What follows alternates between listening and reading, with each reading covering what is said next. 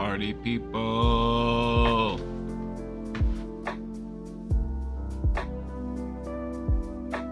Party people! Party people?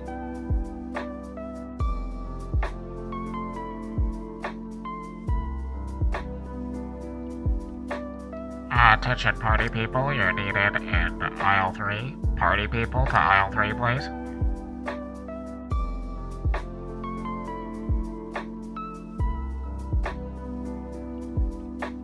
Can I have all party people please come to the front of the store?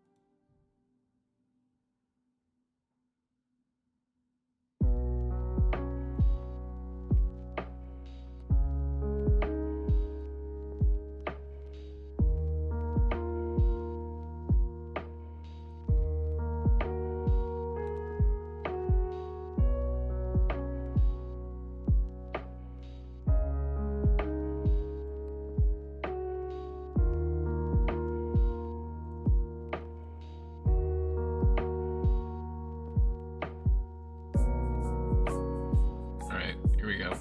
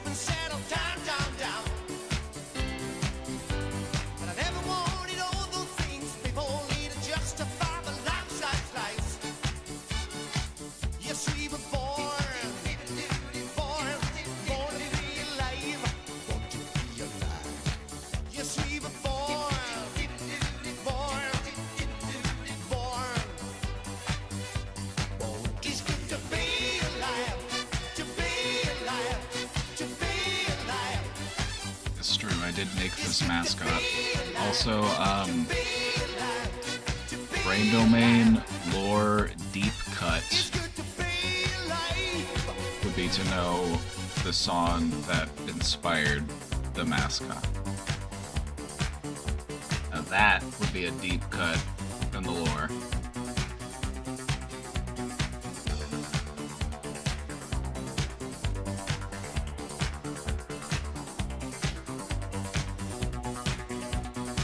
From scratch? No.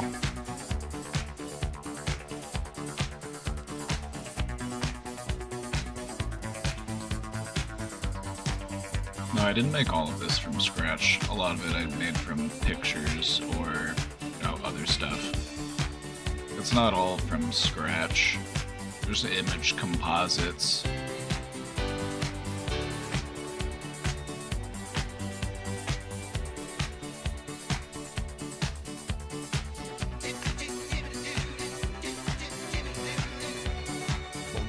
There's a lot of great tools online that can save you some time if you're looking to make graphic stuff or doing like video projects.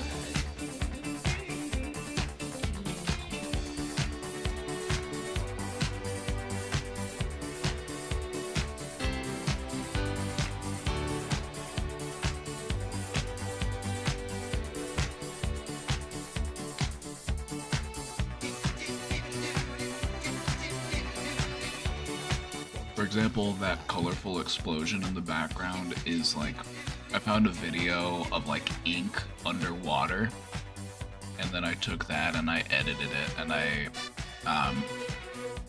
made it look like a nebula.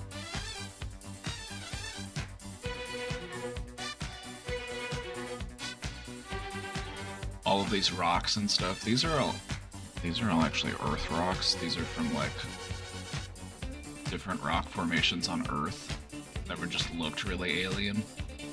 The yellow mushrooms I drew. The other mushrooms are ones that I edited.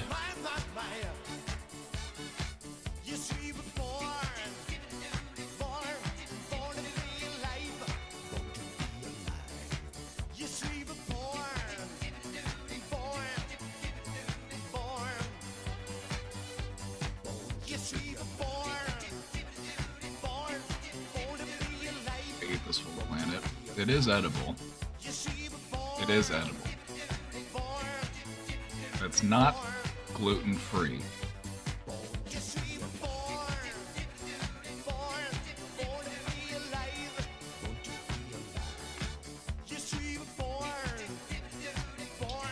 But oddly enough, it is keto.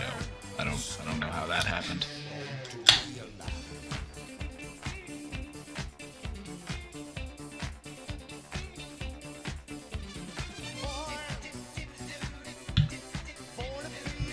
Pee-pee poo-poo time, as they say in the biz.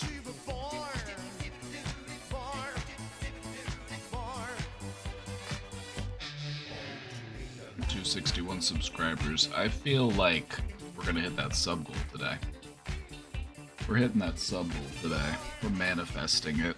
Can I get some manifestors in the chat, please? Can I get some manifestors? Where are my manifestors at? It worked before. Man, whenever we manifested in chat, it worked the last couple times.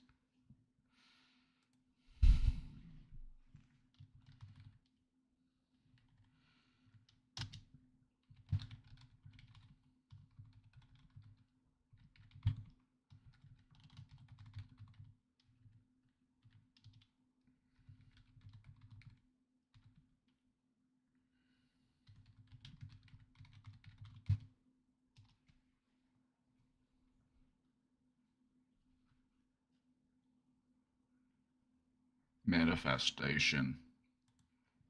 It works. We believe. We believe in it.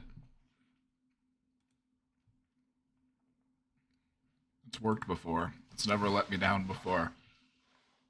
Hey, Suga's back. Suga, welcome back. How's it going?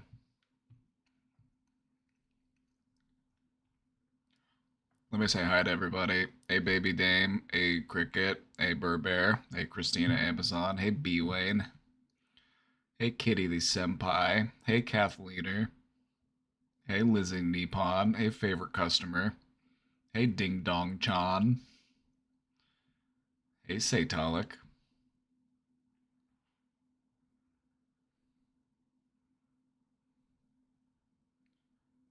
I think they got everybody. Did I miss anyone?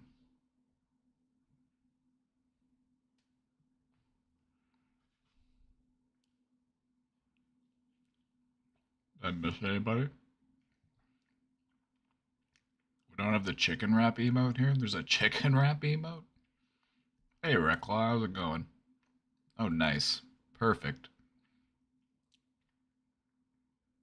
I do love a chicken wrap.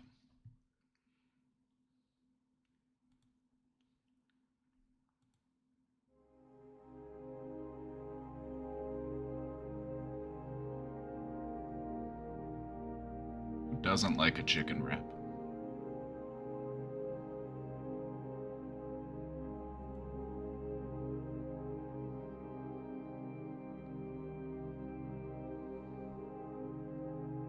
Hey, cutie cheeks, how's it going? Oh, I want one. Right? Like, doesn't a chicken wrap just kind of sound good?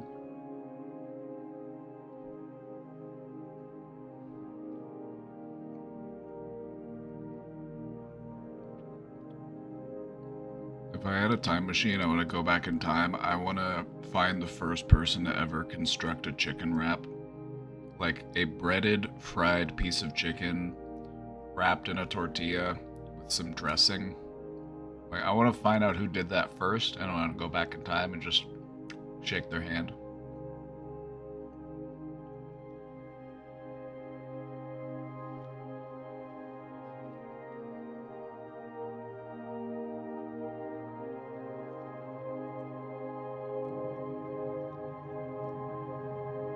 Subs Juice Color, thank you for giving that sub to Reclaw. Thank you. Thank you. I had soup and a sandwich here with me today. I had a tuna sandwich. I'm trying to get more protein, so I've been eating tuna. And then I got a bowl of the soup that I made earlier this week. I did some meal prepping and I made like a chicken vegetable soup.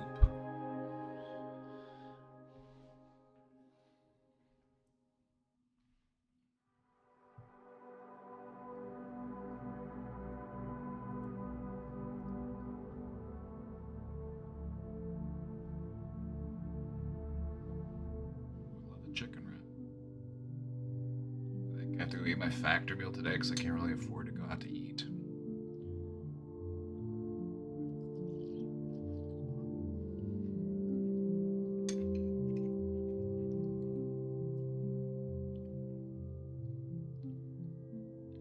You know what's also a good idea? Meal prepping soup. I made a big pot of this soup.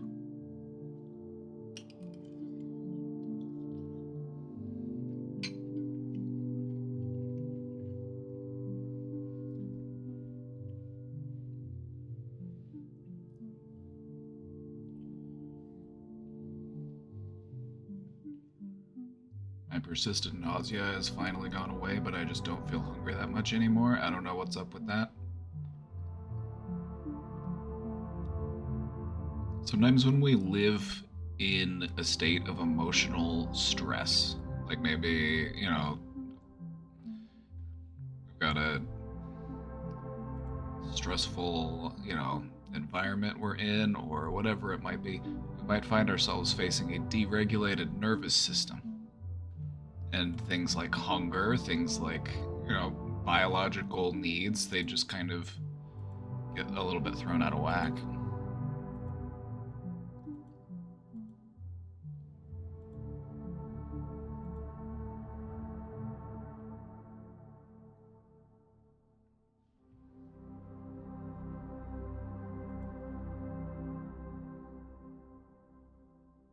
What I try to do is just make sure I have healthy meals throughout the day, even if I'm not feeling especially hungry, because I know that I need it.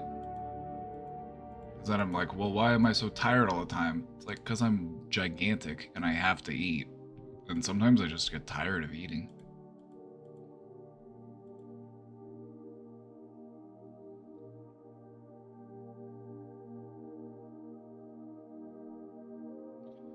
Cyclical vomiting syndrome, and that happens after I've been sick all week. God damn.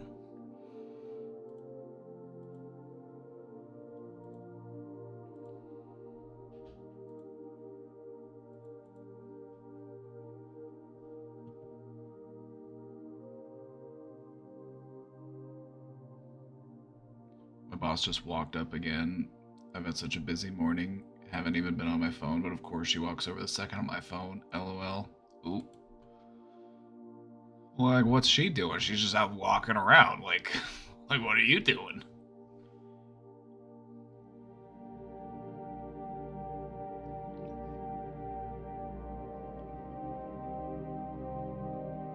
Like, I can guarantee you walk into your boss's office, they're just gonna be watching Hulu on their phone. They're gonna be watching Love is Blind or some shit. They're gonna be up on Netflix.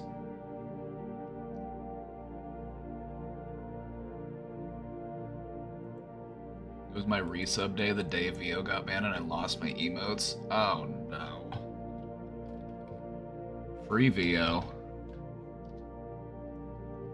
Free VO. If you aren't familiar, VO was unjustly banned there was controversy surrounding a Twitch-approved panel that was held at TwitchCon, and then they banned everyone who was on the panel, even the people who were guests on the panel. You know, Vio had nothing to do with designing the panel. She was just a guest. She didn't do anything wrong, but she was banned just because she was there. She's been streaming for over 10 years, has never been banned once, but was banned for 30 days just for being there, for an event that she was invited to. That was Twitch approved. That doesn't make any sense. It's so unfair.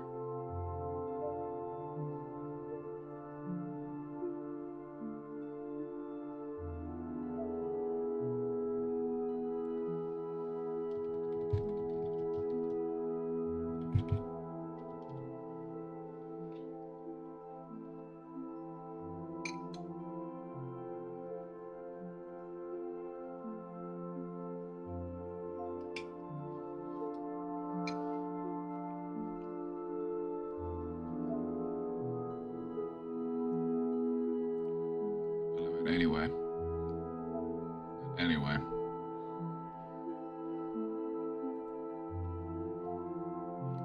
They were all banned because of Islamophobia, I will say it. It does feel that way, doesn't it? It sure does feel that way.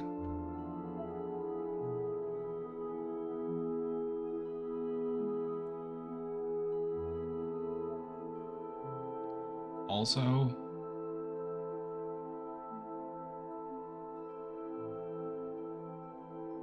Asmongold only got a 14-day ban, and I would say what he did was way worse.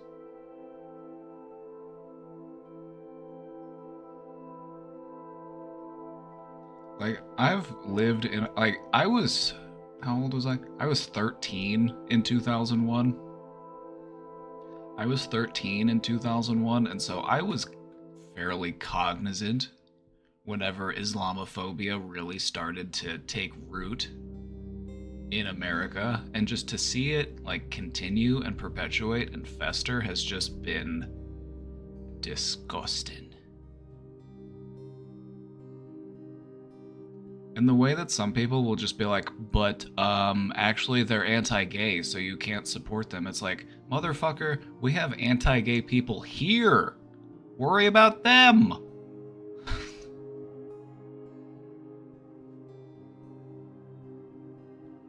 Like, oh, I'm sorry that countries that are victims of imperialism and genocide, and they aren't the most culturally progressive. Oh, I'm sorry. I'm sorry that they haven't been able to do that. You know, but wait, it's like, oh, wasn't the United States directly involved in a lot of these things? Huh, what did the United States do in Iran again? What was that? Didn't they help to, you know, put a fundamentalist religious figure into power in Iran back in the, yeah, didn't that happen?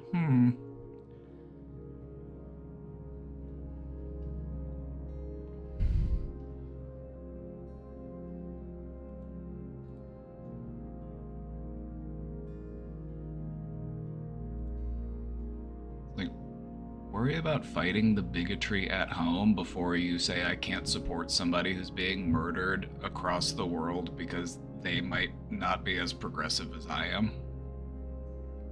I just hope people start coming to that conclusion. Also, there's literally video evidence of people who are LGBT going and providing aid and assistance in Gaza, and they don't care. They don't care. They're just happy that people are there trying to help.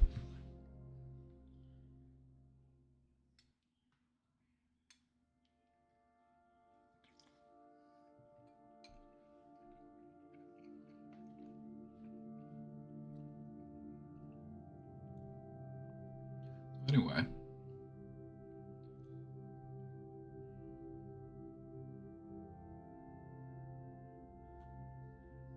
Anyway.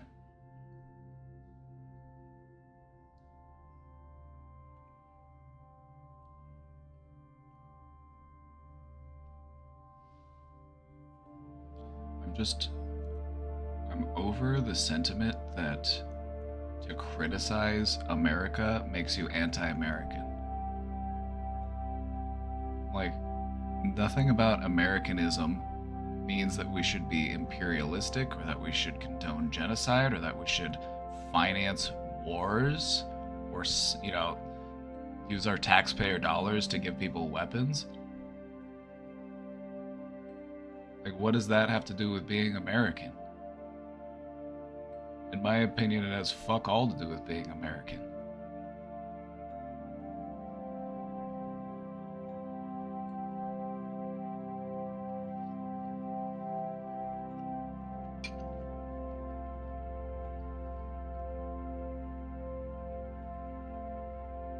If your worldview doesn't lead with empathy and compassion, I don't have time. I just don't have time.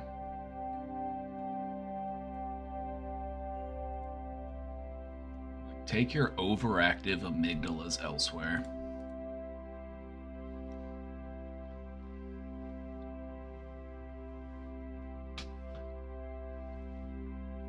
Anyway, kind of on one this morning. I should just take a sip of my tea.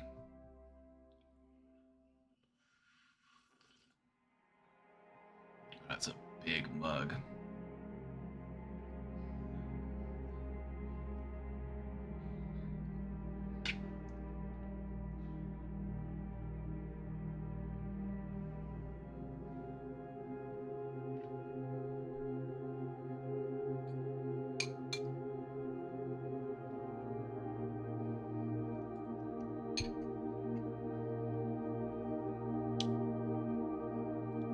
You may have an overactive amygdala, but it's definitely not engorged like the average Republican brain. Republicans literally have engorged amygdalas. Their amygdalas are larger than average.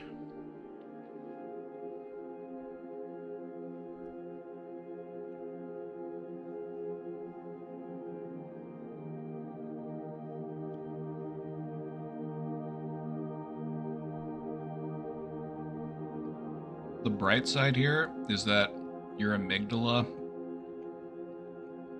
doesn't always have to be big. It can actually get smaller. That's the power of neuroplasticity.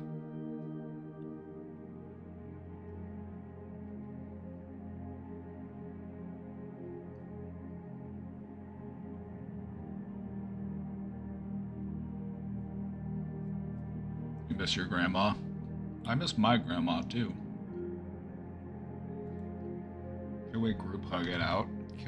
For everybody missing their grandma right now?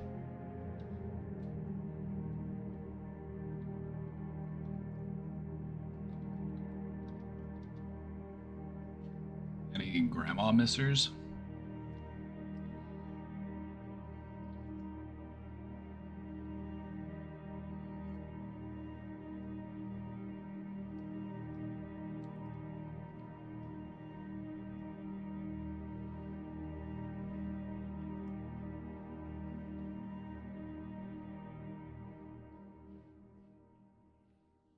Miss your grandparents? Well, that isn't. I mean, you can still participate in the group hug if you want to. It's like it wasn't just for grandma missers.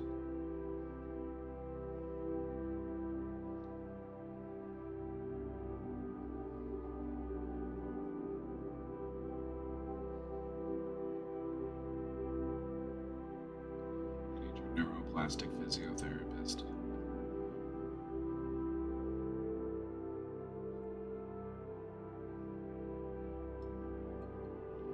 Theo is a gem.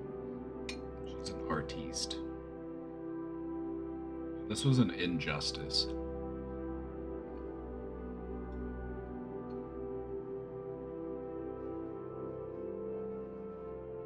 I would hope that the platform that I dedicate so much of my time and effort to would do the right thing and reverse her ban. Because it was completely unwarranted. She did absolutely nothing wrong.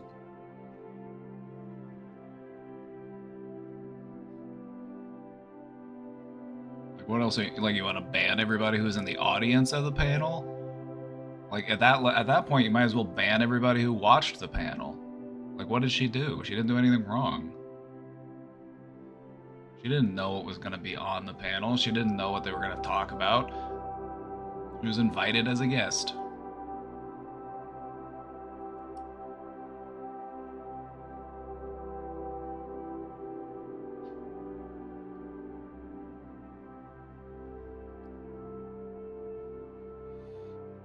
The wheel. Here's the wheel. Wheel, it's good to see you. How are you doing, Wheel? You know, Wheel, you're always coming out here asking us how we feel. How do you feel, Wheel?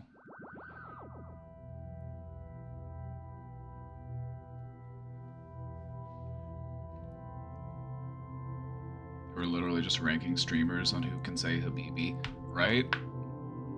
And then they made a hummus joke, but then people turned it and twisted it into something that it wasn't.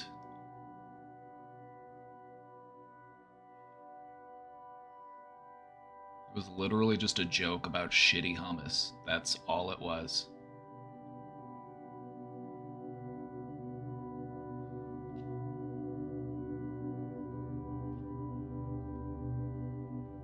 You sent Vio a tip. That's very nice of you. Considering that she's cut off from all of her sources of income at this point in time, people supporting her is so kind.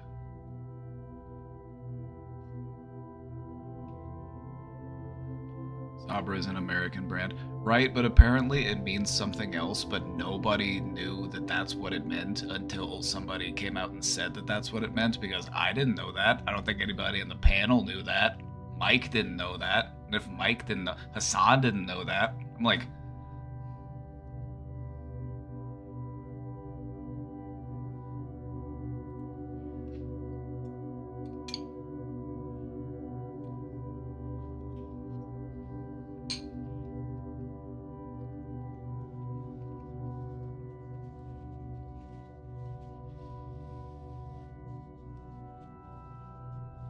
yeah, it's like a lot of the people who are actually angry probably don't really give a shit about anti-Semitism. If I'm being honest, they probably don't really give a shit. They're so focused and dialed in on Islamophobia that they are willing to be like champions of anti-Semitism.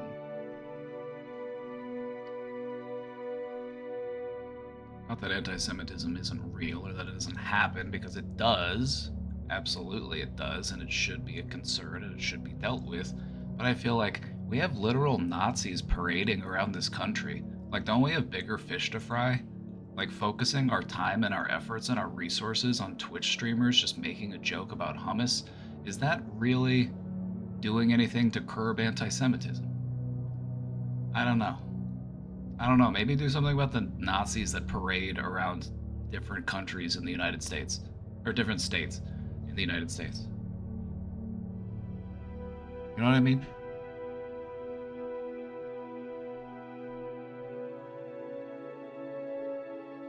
But anyway.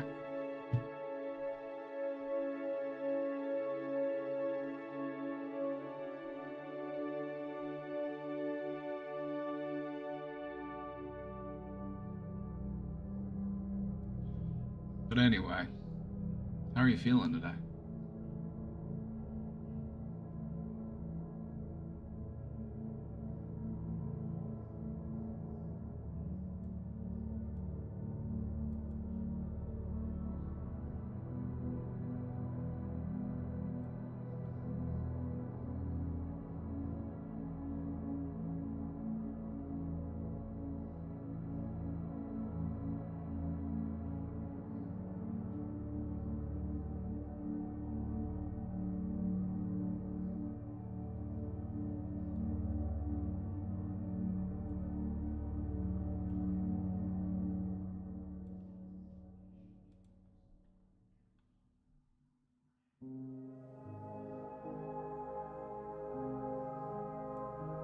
How are we feeling today, everybody? We're gonna get to business. Law should totally be an entry.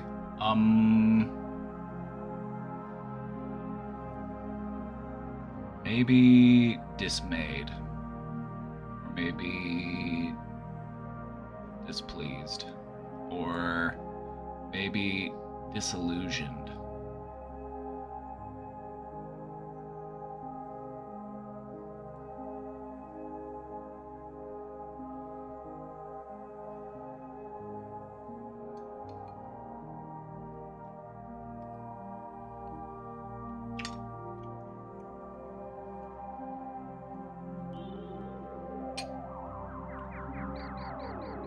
Speaking of tips, thanks for reminding me. Freaking thank you for the $30. Wow, that was very kind of you. Thank you so much.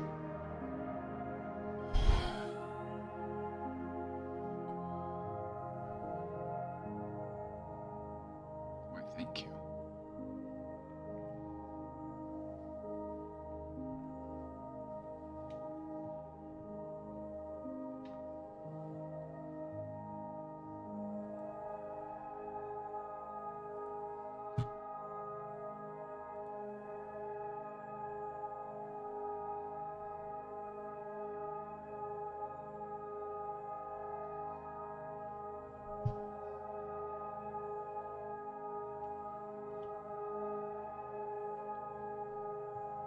You're gonna thank me when you open up the question box. Alrighty. Here I am. Hey, Junkie. Alright, Junkie's here. We're ready to go. Now that Junkie's here, we're ready to get started.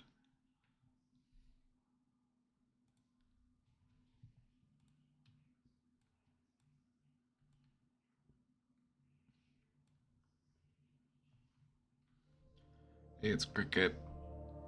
Last night I filmed a short reaction video to a segment of yesterday's stream and I got very emotional. I appreciate it if you would listen to what I had to say in this video.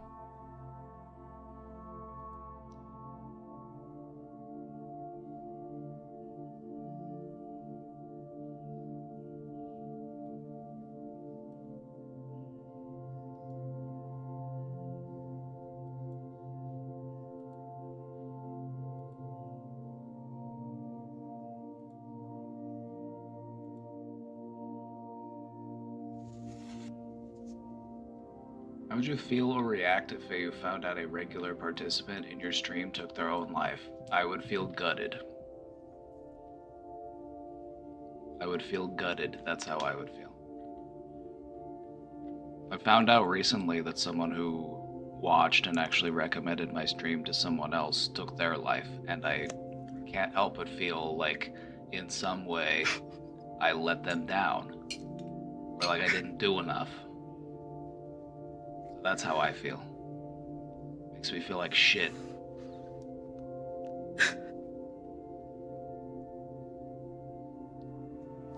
It's just me being parasocial, I guess. But not really. I mean, I care about the people who come here because I care about helping people. And I want to help people. And when people come here seeking help, but, you know, that still just isn't enough, I just, like,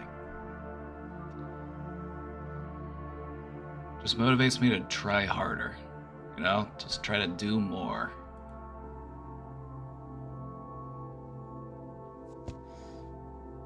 I'd feel really fucking bad. That's how I would feel.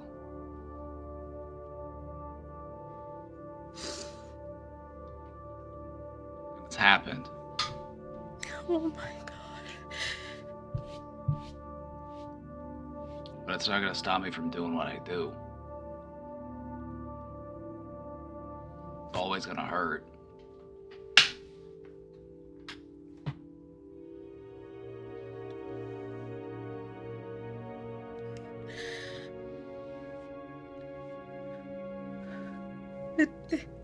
It does make me emotional.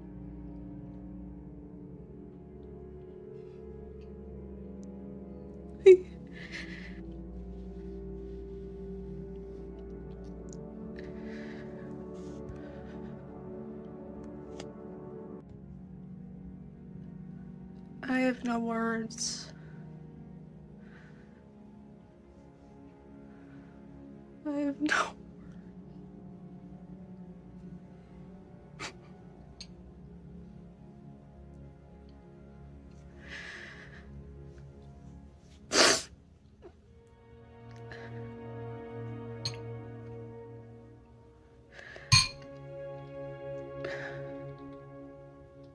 know this is really hard, but I just want to say thank you.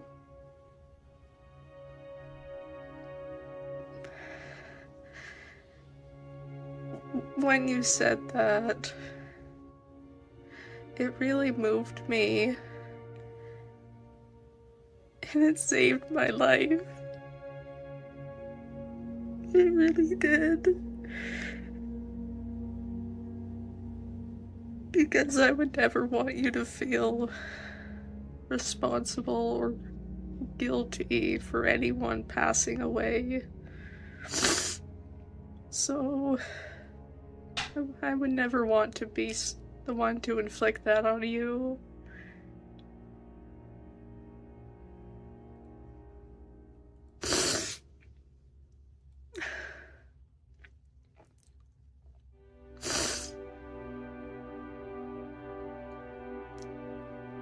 But,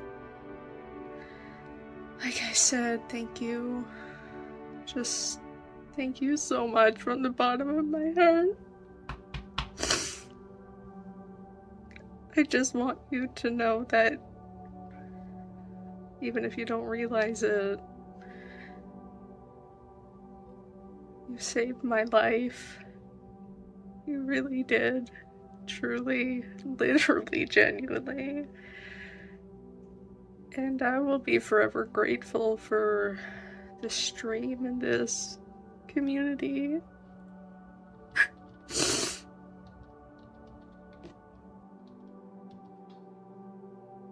It was so kind of you to make. That was very kind of you to, respond to that and to... I just want to remind you, though, that I may help light the path, but you take all the steps. And so, I don't deserve all of the credit. I don't deserve... maybe half. I'll take half. Is that fair? I'll take half the credit. It's a team effort, alright? Maybe even less than half. I'll say 30-40%.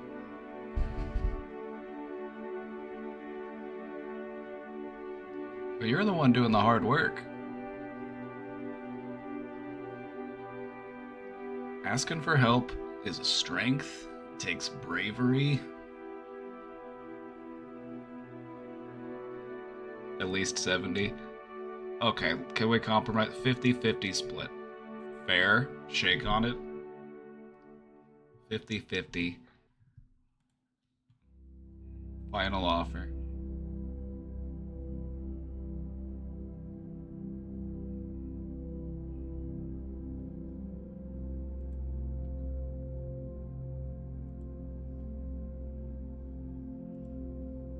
I just want you to recognize your own power, your own potential. You know what I mean? And not all of the credit should go to me, because I'm just some guy who just says things. I'm just trying to be helpful. But the people who come here and the people who want to work on themselves and better their lives, it's like they're the ones doing the actual work. And one of the things I constantly remind people, like when I did therapy or when I was a case manager or whatever it was, you're doing the hard work.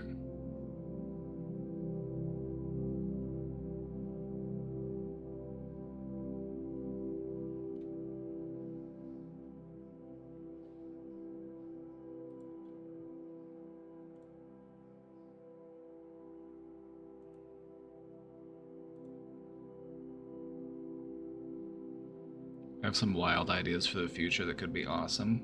Oh.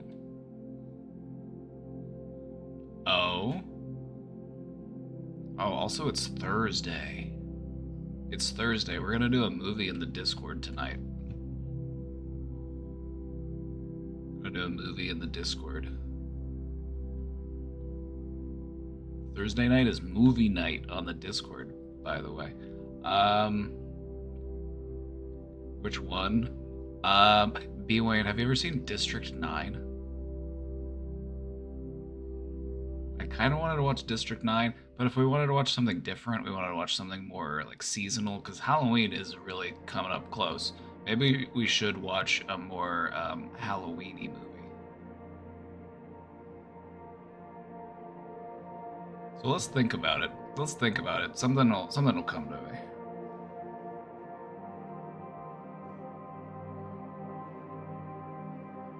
District 9. I mean, District 9 is just such a good movie. It's a good movie. Last week we watched Cube. We watched Cube last week. You're down. We might do District 9. Isn't that where Katniss is from?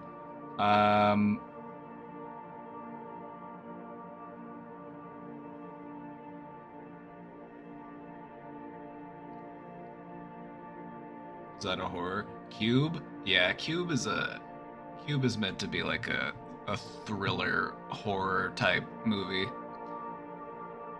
District 9, not so much a horror movie.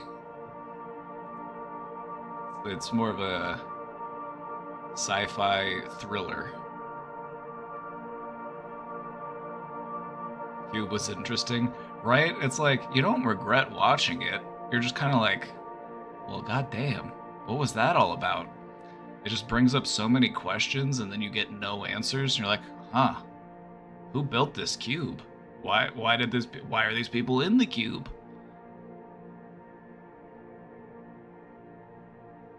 Like, I remember the first time I watched it, I was like, I didn't regret watching it. I thought it was an interesting movie, interesting premise. But even in the movie, they're just like, who built this cube? And they're like talking about like who could be behind all this, and they're just like, I don't know, man.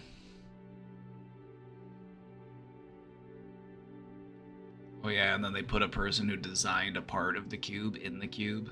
He was like, I didn't realize what I was building at the time, but I guess this is what it was. I had a math problem thrown on my desk. I had helped design some sort of...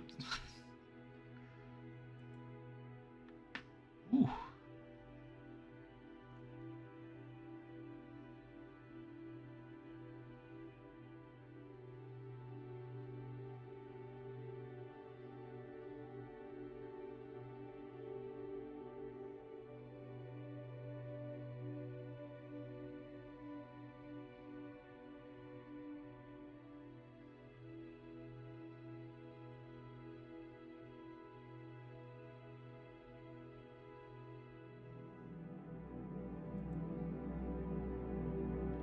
Huge idea. Well, here's the thing, cutie cheeks. I like big ideas. That's forward thinking. That's forward thinking. That's why I hope someday I'm able to make streamer money from streaming. You know what I mean? Like streamer money, where I could just like hire people. That's what I want. I want to get to the point where I can hire people. Like, hey, cutie cheeks, you want to quit your job? You want to work for me? Wouldn't that be sick?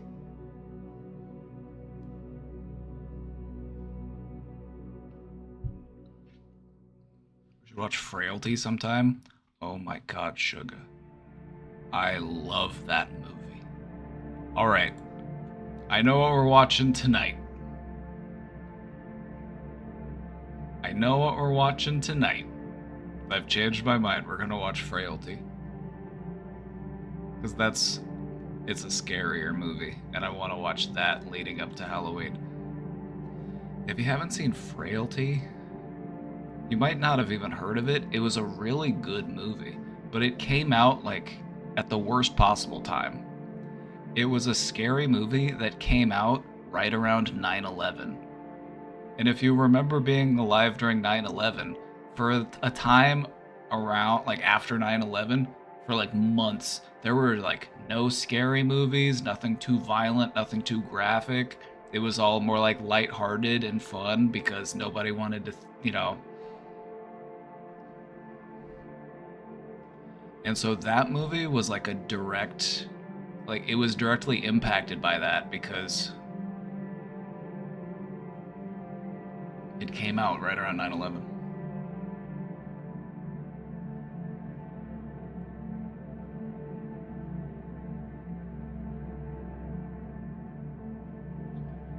So I think that's what I want to play in the movie night tonight. Frailty.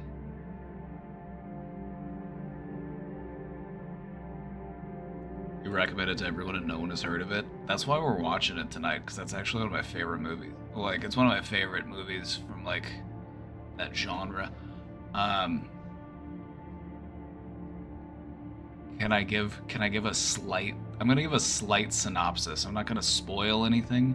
I just want to give a slight synopsis of the movie.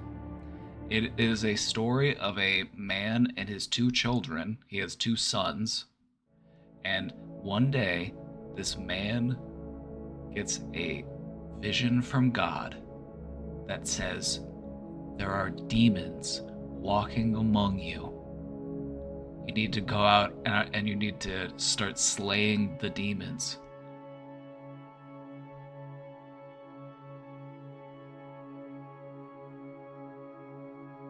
But yeah, I'm not going to spoil anything, but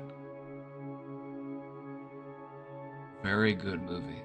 It'll keep you guessing.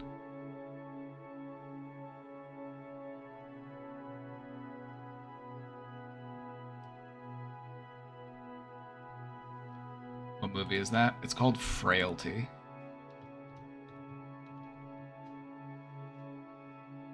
It's got Bill Paxton. And I think Joaquin Phoenix is in it as well.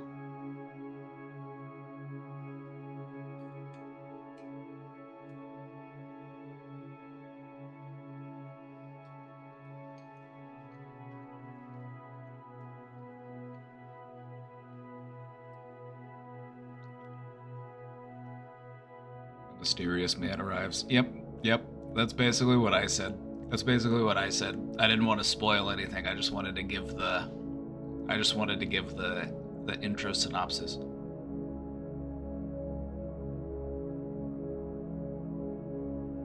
Bill Paxton is so good in the movie too. If you like Bill Paxton, this is probably one of my favorite Bill Paxton movies.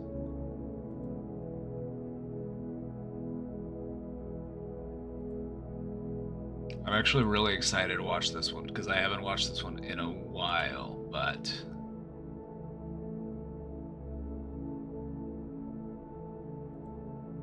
thank you, B. Wayne, you sweetheart.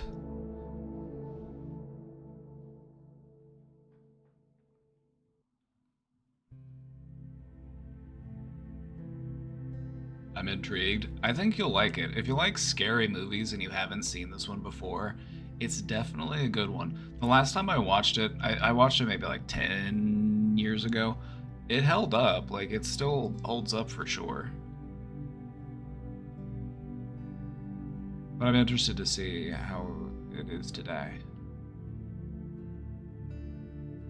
But yeah, it's a great movie, but no one's heard of it because it got released right around 9/11, and like scary or violent movies just did not do well at all if they came out around 9/11. Which makes sense because it's like people didn't want to go to the movies to like escape from reality and then be reminded of like violence. You know what I mean? What time? What time?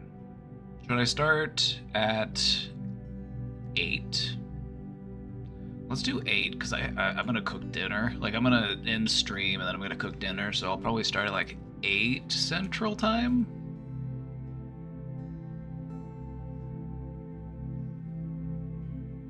Like 8 p.m. Central.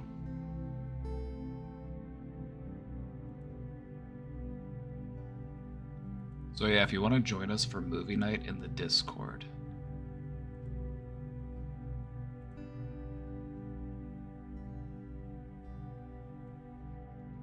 And if you've never done a movie in Discord before, let me tell you how it works.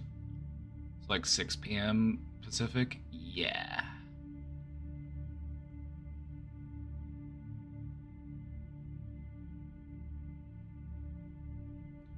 might start a few minutes after that to like give people some time to trickle in, but I'll like get everything set up and ready to go, and then we'll probably start like 5-10 minutes after that. So if you've never joined a movie night in the Discord before, this is how it works. This is the movie night channel. It's right here in the community rooms section. And then for movie night, the way that this works is whenever you join, you don't have to worry about muting your mic. You don't have to worry about like making a noise whenever you join the call or anything. It's just, you just click on it and then it'll have like the stream thing and you just click a button. Like it's not here now, but it will be there whenever I set it up. It'll just say like, click here to watch the stream, and then you just pull that up and then you're good to go.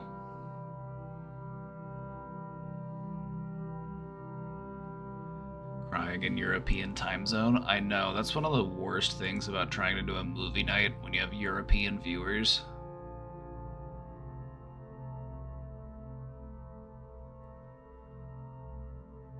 When we did a movie night last week, Smokahottis was there, and Smokahottis is in Germany, and I was like, "Are you gonna be all right? We're not gonna start the movie until like 3 a.m. your time." And they were like, "That's fine." They're like, "Das ist gut."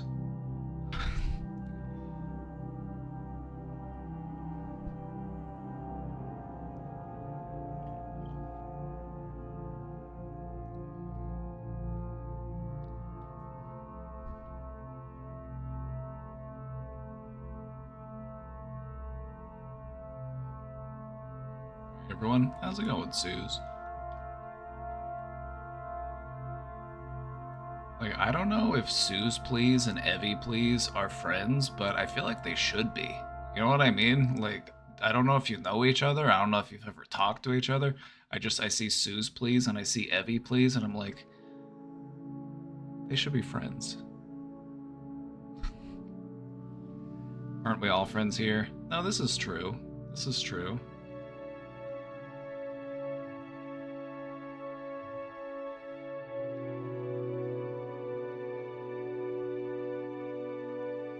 I know I stopped calling you daddy for a bit there, but I might just have to start doing that again. I tried to restrain myself, but yesterday's trauma dumping episode about my daddy issues got me feeling some type of way.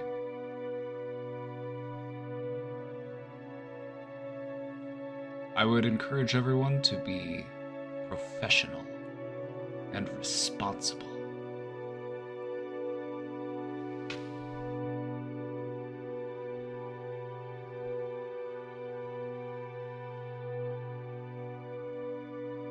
I pull up your submission with the other YouTube link. I can come back to the trauma dump then. I'll come back to the trauma dump then. Can the brain actually rot?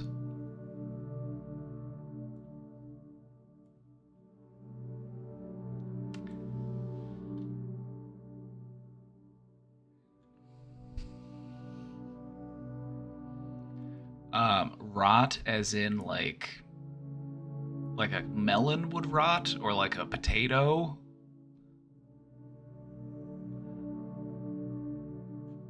Not in that way, I don't think. I don't think that it could actually like putrefy. But I do think that a brain can have these like lesions on it, where it's basically just like a bruise or even like a dead zone on your brain. It could just have like a wounded part, but it doesn't really rot. It doesn't really rot. Can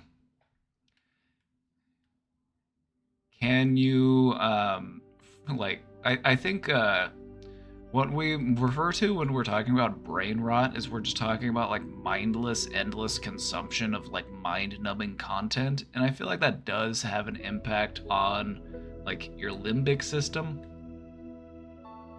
It does have an effect on like your dopamine pathways. And so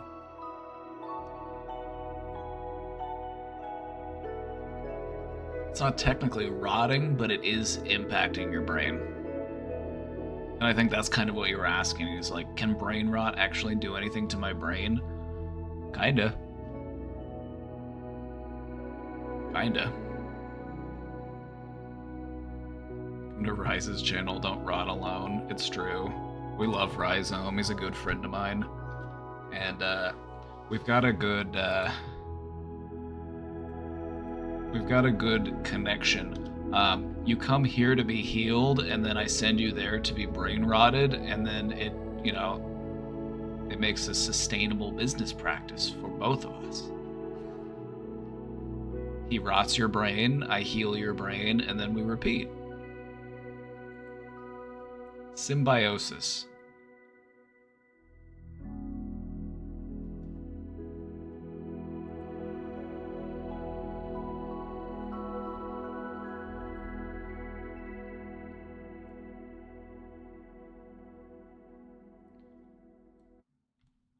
I'm gonna answer questions until I get up to that YouTube link, so that I'm not jumping around too much.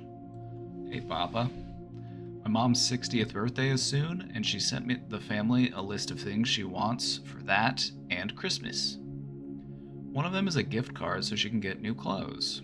Some of the other items are smaller or more family beneficial instead of for just her, if that makes sense. Yeah, I would say it does. I feel like she really deserves it, and I want to spoil her a bit. The thing I'm worried about is getting more from my mom than from that list than my dad and him having an issue with that.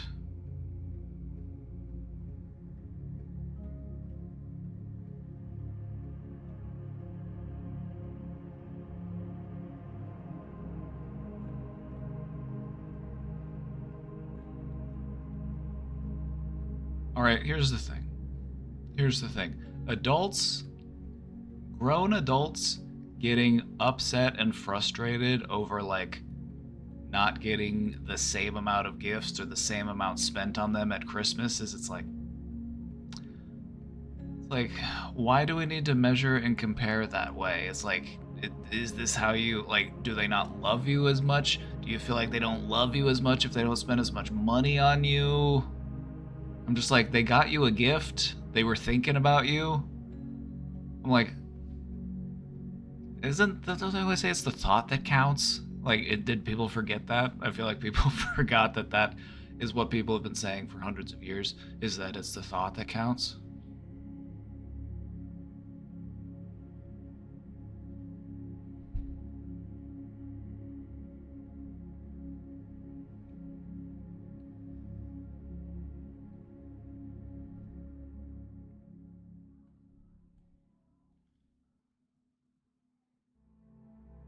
You know, before I read into it too much, I would say if you are worried about this causing conflict within your family, maybe prior to the holiday season, just take your mom out shopping. Tell your mom you want to go out shopping. Tell your mom, hey, I want to go out and do some Christmas shopping. And then, you know, have her pick out some clothes she likes and be like, Mom, I wanted to get you these, but I didn't want Dad and whoever else to know, so think about this as an early Christmas present. Just take her out shopping ahead of time and get her some clothes that she's hoping for. Instead of giving her a gift card, you know, just go out shopping with her. And just do it under the guise of, oh, we're going Christmas shopping.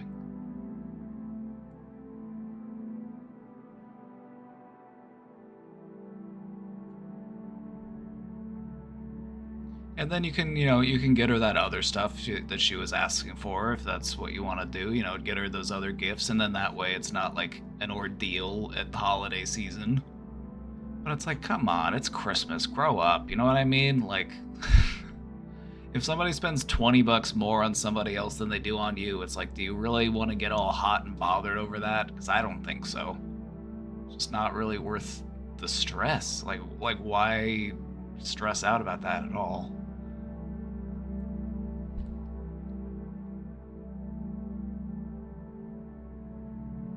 I do believe he's organizing a party like my parents do whenever someone hits a new decade, so maybe I could say, since he's taking charge with that I can take charge with gifts.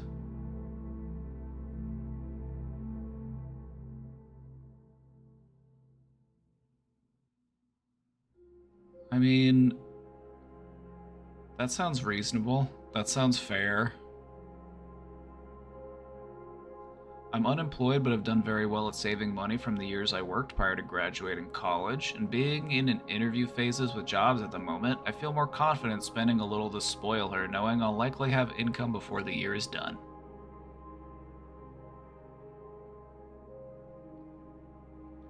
When I looked at the clothes from the store she wants a gift card to, the average is about $60-70 an item, so I'd want to get her a decent amount on the gift card.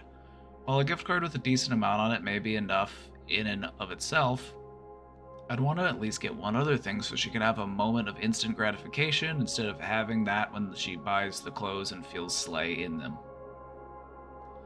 All in all, I'll be spending a good amount, and I don't know how to have a discussion with my dad about it without feeling like I'm stepping on his toes. Not sure, but appreciate you.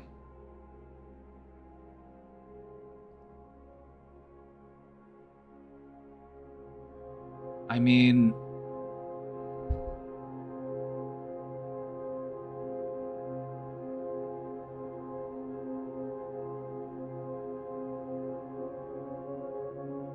what did I just walk into? The Brain Domain. Hey Peepo Weird, how's it going?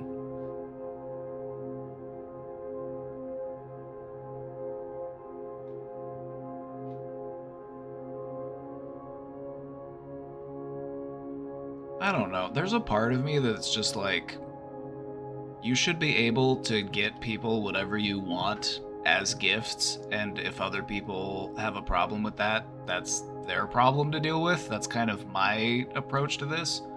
Is it's like, are they gonna get upset? Are they gonna get insecure? Like, if they do, I'm like, that's kind of their problem. That's kind of where I'm sitting on this one.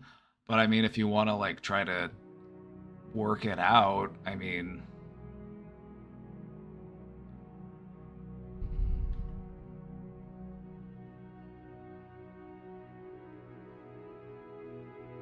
I don't know. Part of me just feels like just get what you want to get and then just not treat it like a big deal, because it really isn't a big deal. You know, and if people want to have some type of feelings about it, like, just let them. Like, it doesn't have to be like, all right, let's sit down and talk about this. Why are you feeling this type of way? Because I bought mom Christmas presents. Like, does that even need to be a topic of conversation? Does that even need to be a dialogue we have? Like, can't we just, like, appreciate that our hardworking mother, who deserves this treatment, got something good? Can we just celebrate that together? Like, why do we even need to sit down and be like, all right, men, let's talk about your feelings?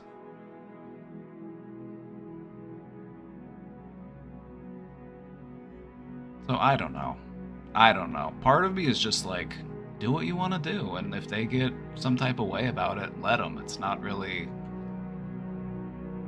I don't know. Is that wrong of me to say?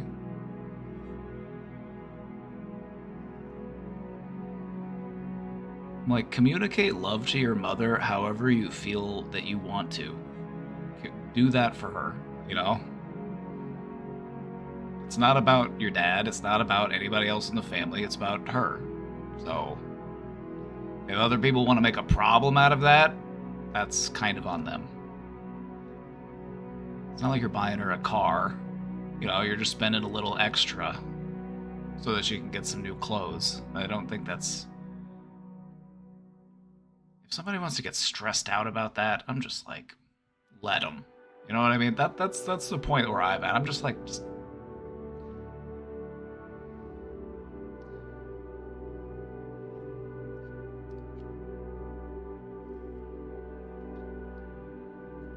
Can you go back to my other submission? I was about to. I just wanted to finish that one first. Also, for the apology.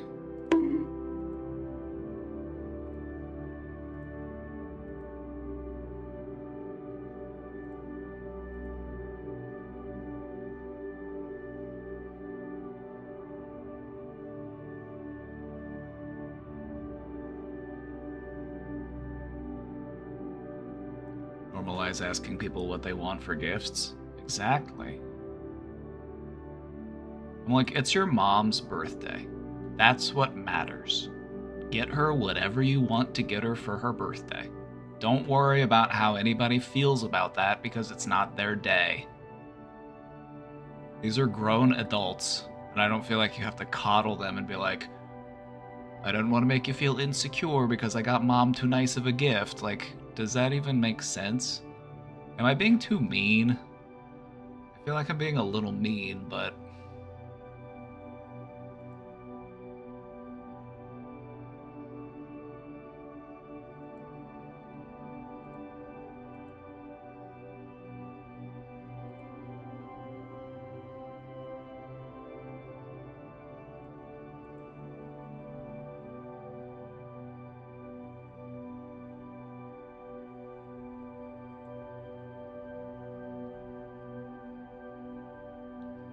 Alright, we got the Cricket Trauma Dump. Another episode of Trauma Dumping on a Twitch Therapist. What is this, episode 3? I think this is episode 3. Part 3 in an ongoing series.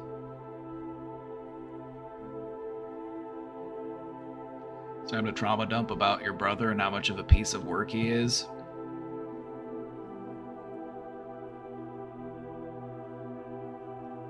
Not mean at all, it's about that person's day, the other gift givers can cope. Okay, I'm glad that I'm not alone on this one, because I'm just like, do I really need to sit down and have a conversation with a grown-ass man about his feelings when I'm trying to buy his wife a gift for her birthday? Like, come on, really?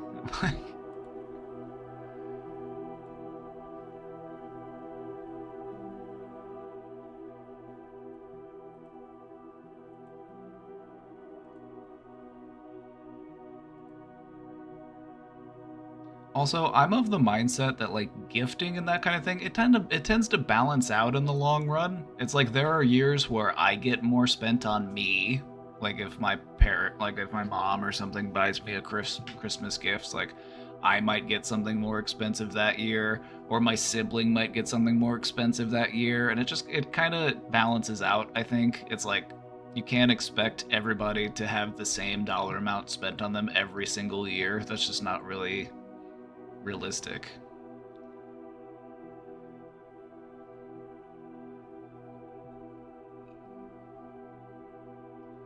I never know what to buy anyone. It's like everyone has everything they need, basically. Get them a candle. Get them a candle! Or get them some self-care stuff, you know, like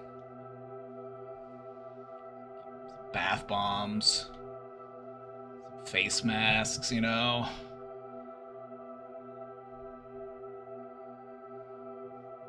Nothing quite like the gift of self-care.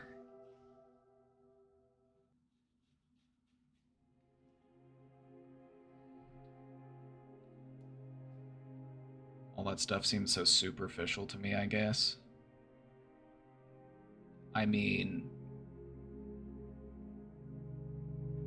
I think you're looking at it as if, what would I do if I got these gifts? But you have to remember that the person receiving the gift views it from their perspective. So what do you think it would do for them? How would it make them feel?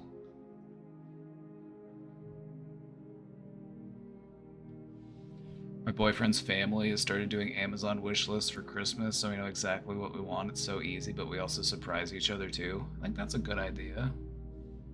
You know, it's like having that... Remember the toy catalog? When you were a kid and you'd get the toy catalog and you'd just go through and circle everything? God, that was the days. Those were the times.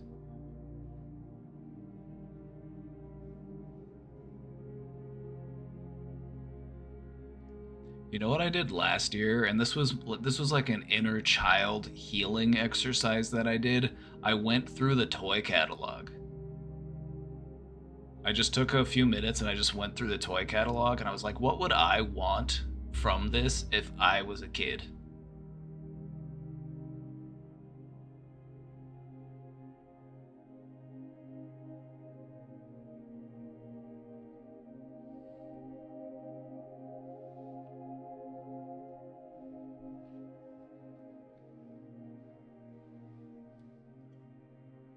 Like Amazon sent one out, I think, and I went through the Amazon toy catalog, and I was like, ooh, pirate ship. Just a nice way to connect with little me.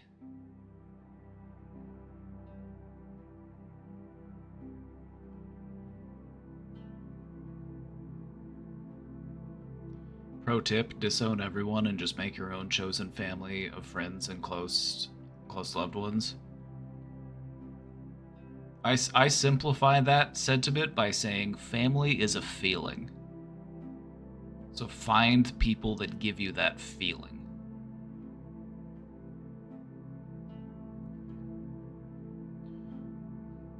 All right, I know there's more people in here who have brothers who are pieces of work. Anybody dealing with brothers who are pieces of work?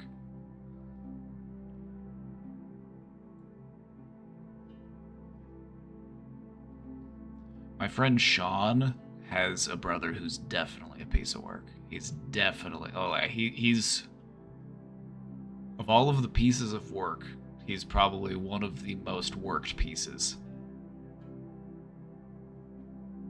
Sean told you about him, and I will leave it like if you're curious to learn more, like Sean is a pretty open book and he will tell you all about it, and I'm not just gonna air his tea, but like Sean's brother is just wild. He's wild.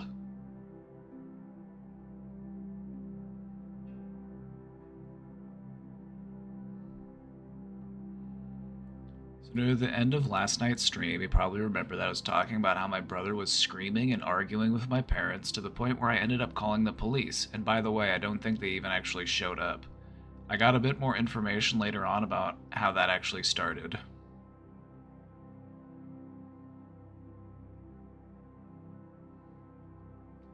Basically, I have an older non-binary sibling who lives here with us alongside with their partner. The bedroom they share is directly next to mine, so it's pretty easy to hear everything going on. Yesterday evening, my brother got home from work, and according to what he said, he had bought 2 brand new graphics cards for my sibling's new computer. Apparently, he bought them the computer too, and he started walking up the hallway to go into their room and give them the new stuff. But when their partner saw him, they gently closed the bedroom door because they happened to be getting dressed at that moment. That sounds fair.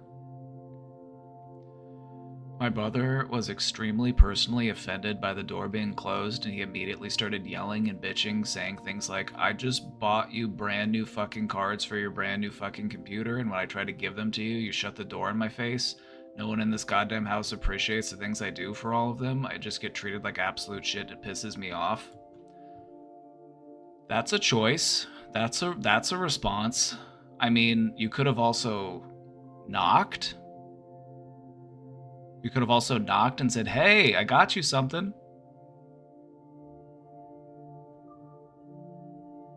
We don't have to automatically just assume the worst, but then sometimes that does happen. This sounds like a trauma response. It sounds like a trauma response to me.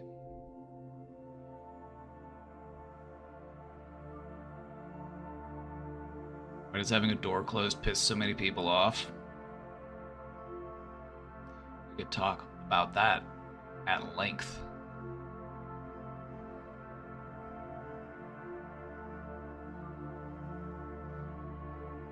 Such a boomer mentality. It's like an insecure patriarch mentality. It's like, I need to see what's going on in there. If the door's closed, you must be hiding something from me. I'm the man of the house, and I need to know what's going on under my roof.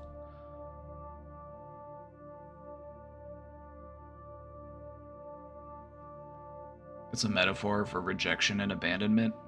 Well stated. I feel like in this moment, he was being reminded of the times in which he was rejected and abandoned. Even though it was something that was, non-offensive, there wasn't anything to be, offended by. It reminded him of his own hurt feelings, and that's why he responded so.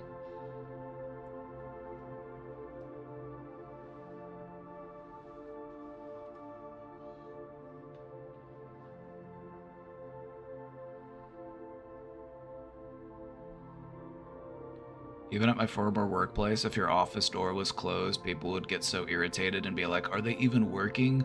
I'm like, are you working? You're spending time at work worrying about if I'm working. Maybe you should worry more about if you're working. Because it doesn't sound like you're working right now.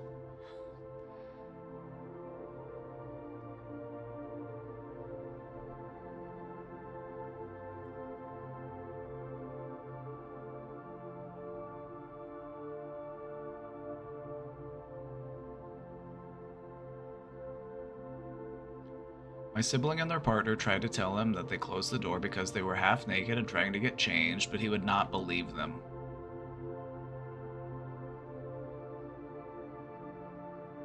Maybe he's been lied to a lot in the past. You know, I'm trying to give your brother the benefit of the doubt because your brother has undoubtedly had to endure some trauma in his upbringing, and we're just trying to be empathetic and understanding. And I'm not saying that this excuses the way he acted or it excuses his behaviors. I'm just trying to shed some light on why a person would respond this way to this happening.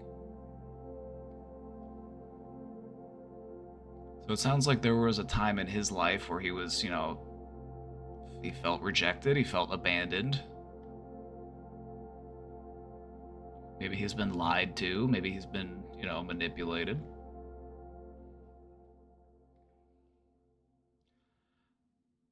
He continued to yell and argue with my mom after she intervened. As the argument escalated, my mom told him she was done with his unpredictability and explosive tendencies and said he needed to leave the house, effective immediately. That's fair. That's fair. If you have somebody like just raising hell, ask them to leave.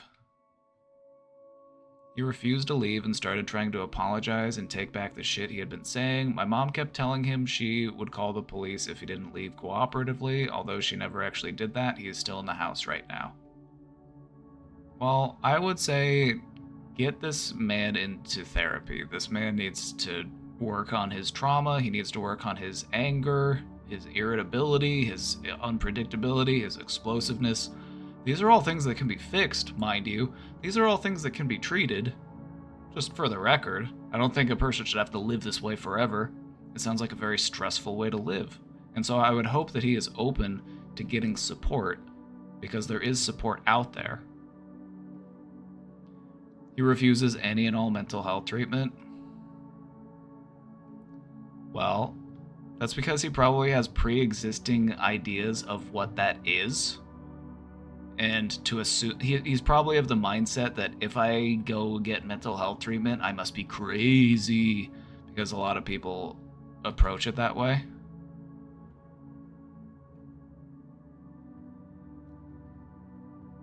So the way that I would approach it would be a little bit differently. I would be like, wouldn't it be nice if, you didn't feel so angry all the time? Or wouldn't it be nice if you were able to trust people more? Or you didn't respond this way when you were stressed? You have to sell the idea of mental health to a person. You have to do this quite regularly, especially when you work in the field. Sometimes you feel like a salesman. Like I'm trying to sell you on the idea of working on yourself. And you do this by saying things like, wouldn't it be nice if, if you felt less stressed? You just have to ask them questions like, wouldn't it be nice if, you try to promote the benefits to them.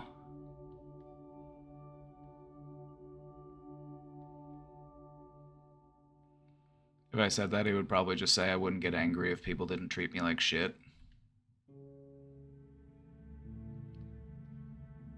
To that, I would say, well, we can't control other people, now can we? We can only control ourselves.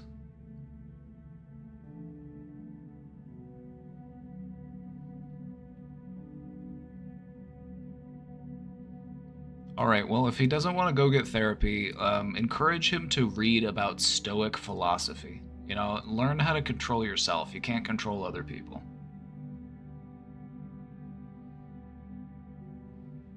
You think it's all everyone else's problem? Convenient, huh? Isn't that convenient? I'm not the problem, it's everybody else's problem?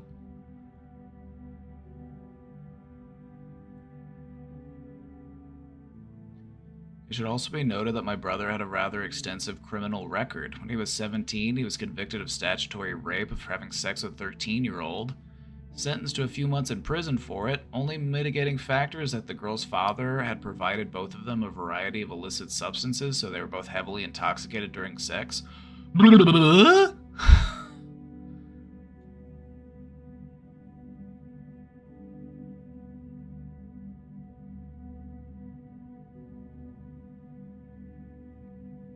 Oh.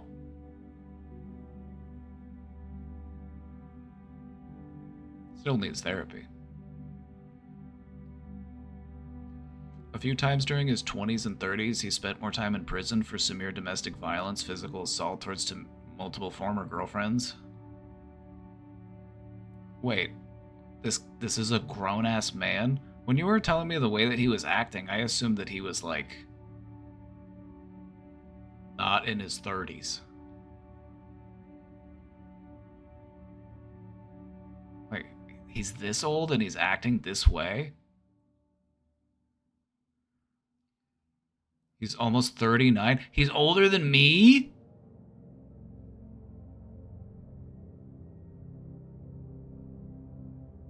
He's behaving like a teenager.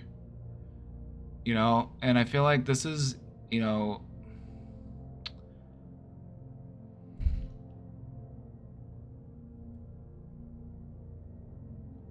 at this point, it's like, protect yourself. You know, protect yourself, protect your family. I'm like, you don't need to have this influence around. It's like, you want to see him do well, you want to see him get healthy, but you can't allow yourself to become a victim of his behavior.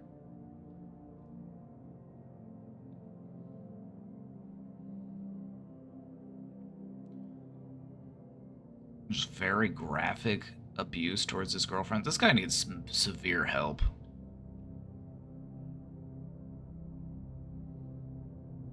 You would beat them black and blue and strangle them to the point of unconsciousness. I have absolutely no patience for men who lay their hands on women. I have absolutely no patience for that.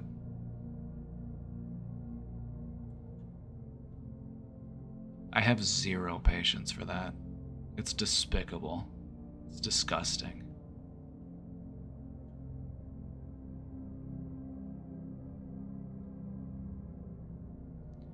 He's definitely experiencing episodes of psychosis, especially mania and delusions, and has never been even remotely inclined to seek any form of treatment for his mental health. I used to trust him a lot and be quite fond of him, but now I just don't really care to be around him. He makes me rather uncomfortable, and sometimes he's downright terrifying. I forgot to mention he's also a deadbeat dad to multiple kids.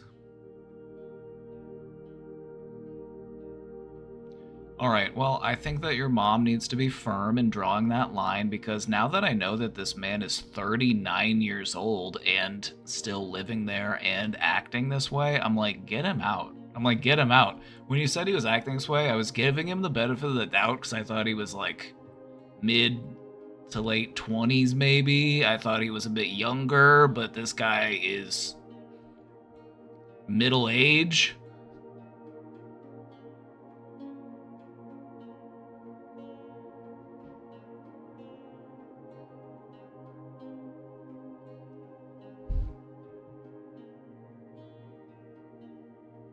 I would just talk to your mom about it and just talk about what we need to do to be safe and what we need to do to, you know, keep the family safe. And, you know, this behavior is not okay. It's dangerous. And you got to protect yourself. It's highly concerning.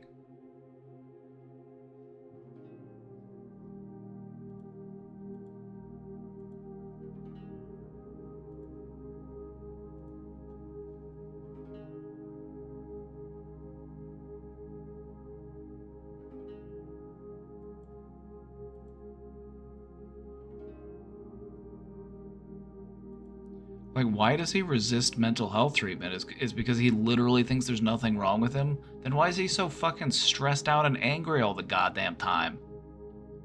Like, I don't understand it. How do you, like, live your life just so volatile? Just so, like, at the drop of a fucking hat, you just will fucking throw hands. But you think that you're not the problem. I just don't understand people. I've only dedicated like my entire professional career to understanding people, but sometimes I'm just like, what the fuck? I don't understand people.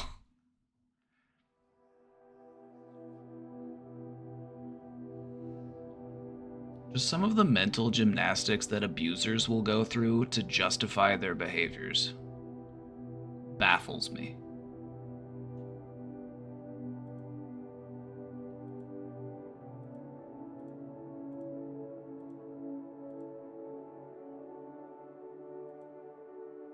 So please, just do what's best for you and do what's best for your family and try to stay safe, alright?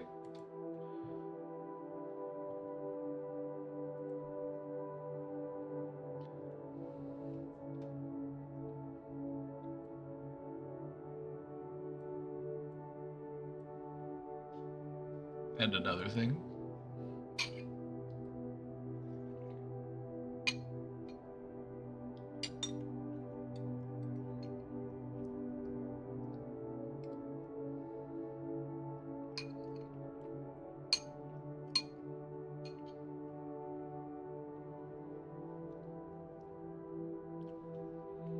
He publicly falsely accused my sister's partner of molesting their daughter. Why is he still there?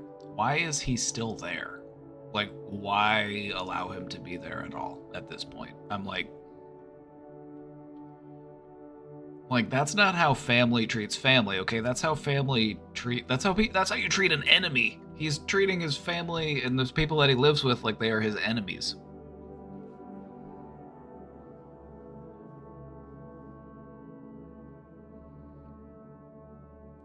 Yeah, for all we know, he was self-reporting. For all we know, he was projecting. Not accusing anybody of anything, but for all we know, could be. An epic surprise for me. Watch this video to find out more. Let's see what it is. An epic surprise, you say? It's cricket, bitch.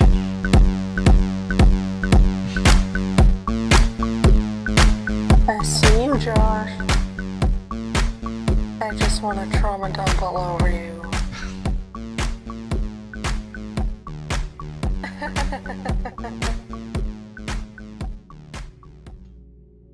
Hey everyone, it's Cricket again. I just got back home from the post office. It was a pretty crazy morning. Had to go to the bank and then I went to the store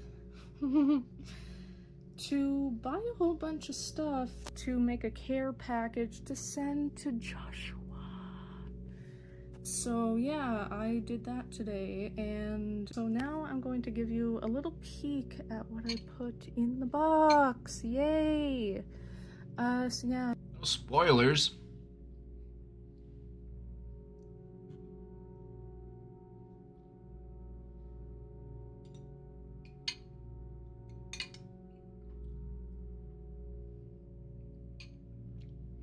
I'm gonna send you poop in the mail. Oh no, come on, not poop. I'm gonna be open boxes, be like, oh, it's poop again.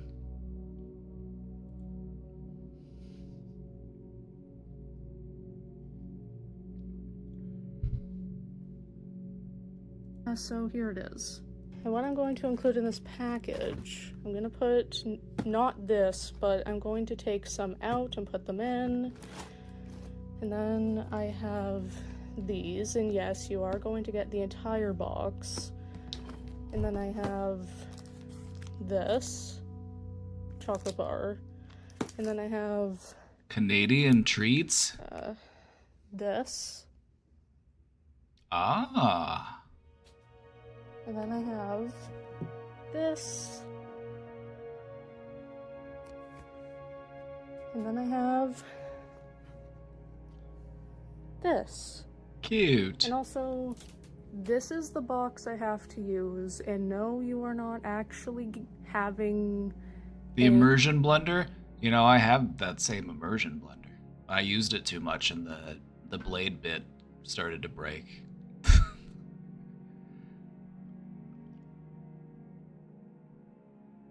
hand blender. This is just the box I have to use. I cannot find any other ones, okay? So don't judge me for that. Need an immersion blender? Immersion blenders are Okay, sick. so I've got the first two things in here. And then we can put this in here. And we've got this.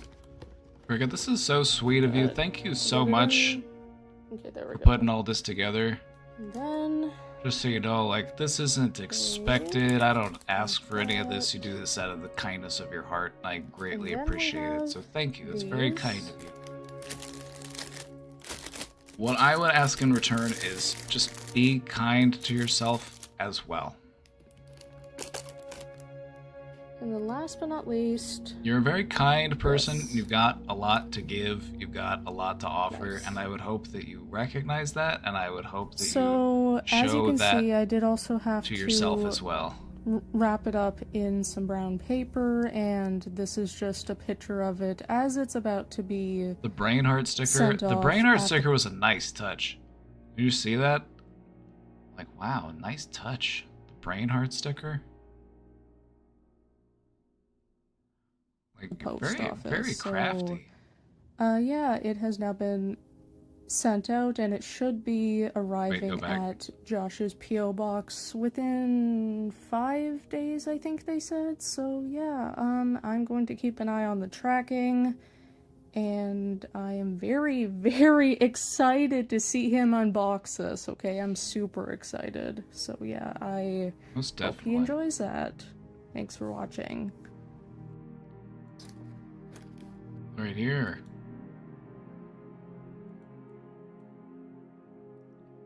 The brain heart sticker. Genius. Genius. Thank you so much. This is so kind of you. This is totally unexpected. Thank you so much. I wouldn't want to put anybody out. I wouldn't want to ask for anything from anybody. You know, this is all, you know, you do this out of the kindness of your heart. So thank you so much. Thank you. I'm at a loss for words. I also ordered a custom BrainDomain mug. I'm getting the mug! Oh, I love a mug.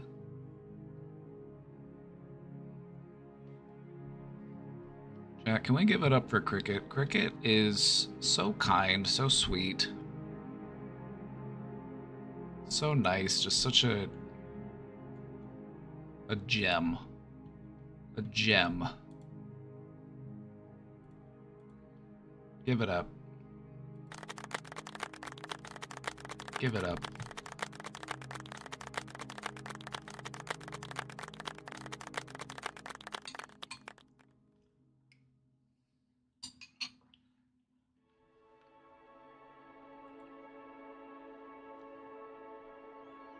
I just like to spoil the guy who helped save my life, okay?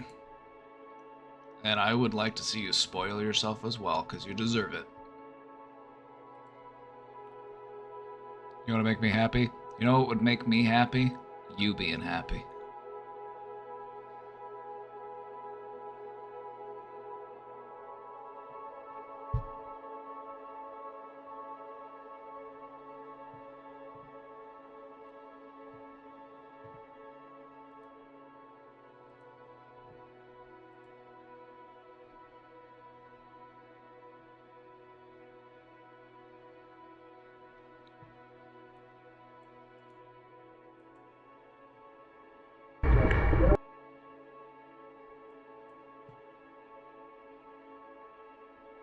Shipping was more expensive than the actual items.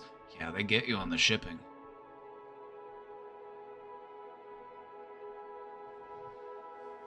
But no, again, like, you didn't have to do any of that. You didn't have to do any of that, you know. That's very kind of you. That's very sweet. I really appreciate it. Thank you so much.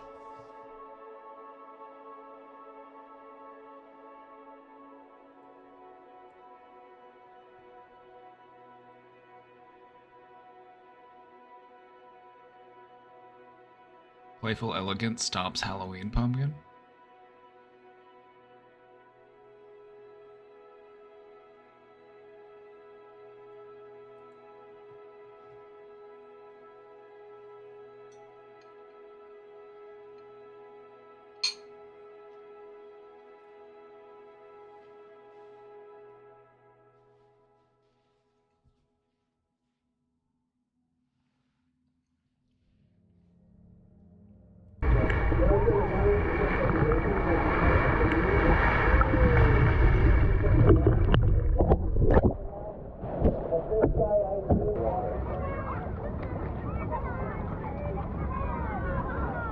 God,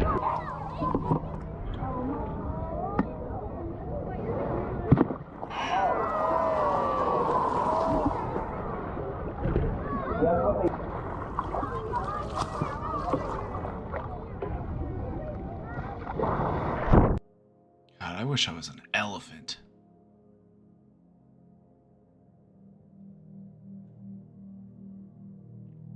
I wish I was an elephant.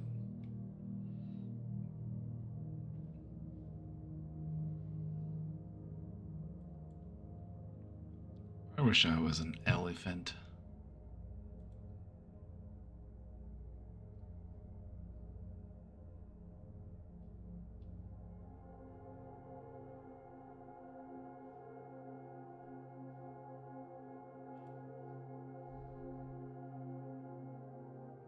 Any Moodang updates?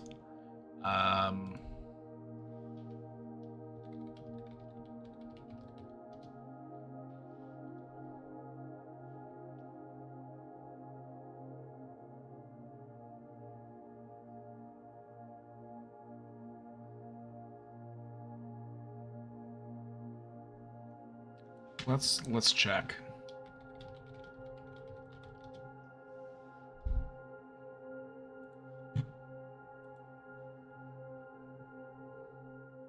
Moodang has their own website now, moodang.tv.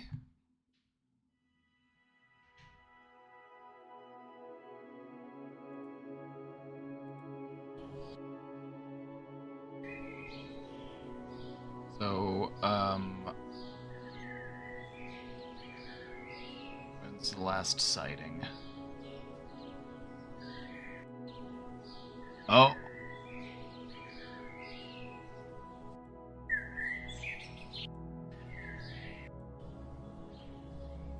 Still a little gremlin.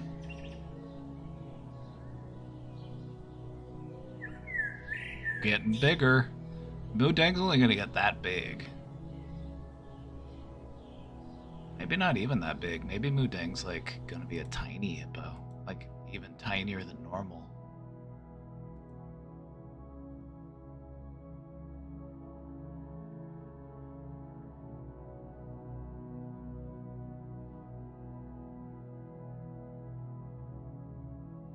I wish I could have a miniature elephant the size of a chihuahua. This is why I support genetic engineering, because I feel like you should be able to have that. I feel like with the technology we have, why shouldn't you be able to have a tiny little elephant you can carry around in your pocket?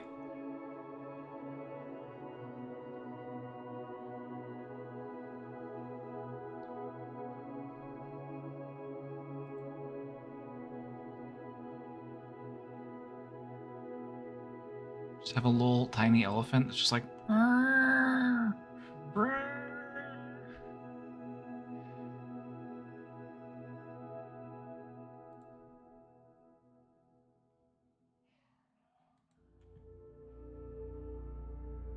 Is that problematic of me to say, that I support genetic engineering so that we could have pocket elephants? I stand by this, okay? I stand by this.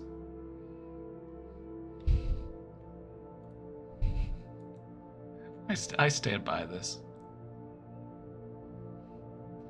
Why advance science so far if you can't, if not to be able to have a pocket elephant? All right, like why even bother? Like why have laboratories? Like why even do science?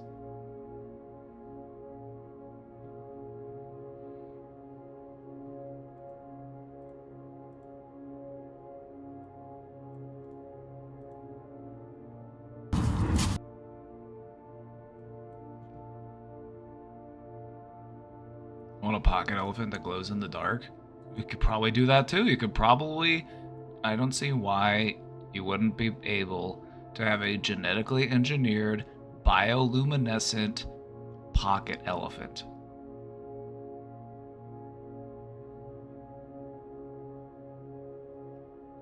Is that problematic of me to say? You know, some people might think that way. Some people might find that a problematic take. But I stand by it. I stand by it.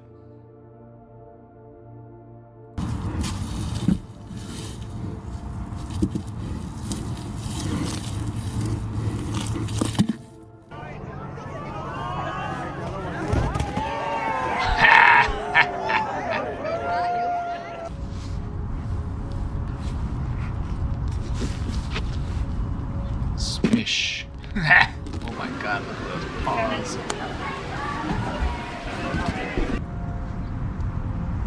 Said, I'm taking both of these, actually. You're gonna have to find your own.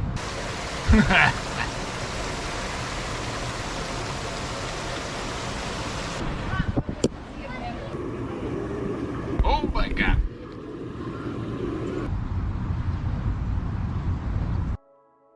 I love orangutans. Orangutans are my favorite great ape. Orangutans are my favorite great ape. Did you know that orangutans are one of the few animals that will raise their child for like years after it is born? From the time a baby orangutan is born, the parent will take care of it for at least 6 years after it is born. It takes around 6 years for it to take it through and show it everything that it needs to learn on how to survive in the wilderness. It'll tell it, it'll teach it everything that it can eat. It'll teach it, like how to like navigate, how to find food, how to, find water. It's so cool. Whales do longer. Oh yeah, whales will actually live in like pods of their families. Like whales will continue to exist as like a family unit. Unless they like break off or like form another pod, but sometimes they'll do that to like, but yeah.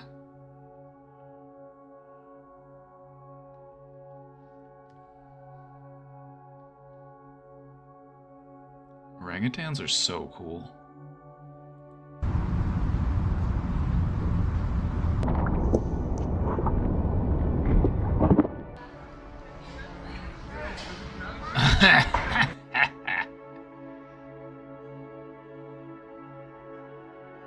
This is my recommended YouTube.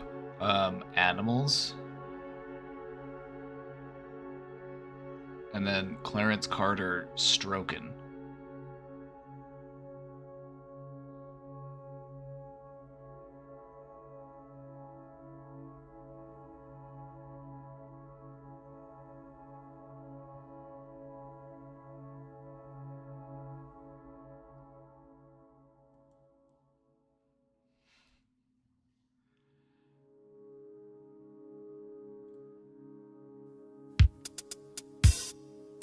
This might get this section of the VOD muted, but it's like. When I start making love, I don't just make love, I be stroking. That's what I be doing. I be stroking. Alright, just enough. Just enough to where I might not get my audio muted. Just a little bit.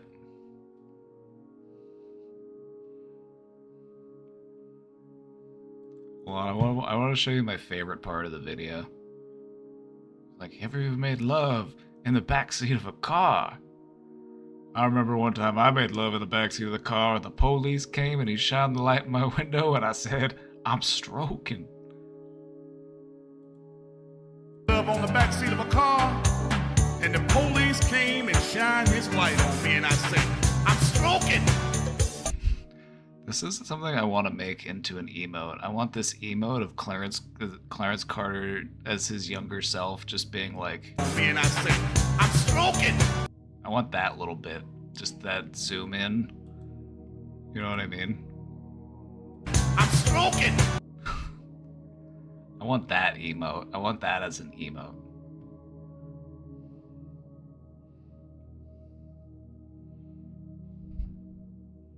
But I'm not going to sit here and make it into an emote. I could, but it would take me probably like 10, 15 minutes. And it'd probably only take me like 5 minutes. You got to download the video, then you got to upload the video to a GIF editing website, and then you got to trim it down to that portion. It probably wouldn't take that long, if I'm being honest. But I don't want to do it right now, because I got stuff to do.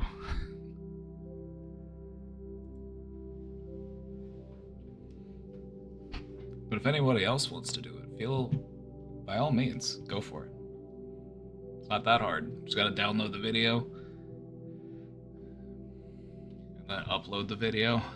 to one of like I like to use EasyGIF because you can upload videos and then you can convert a video into a GIF. Just makes it really easy.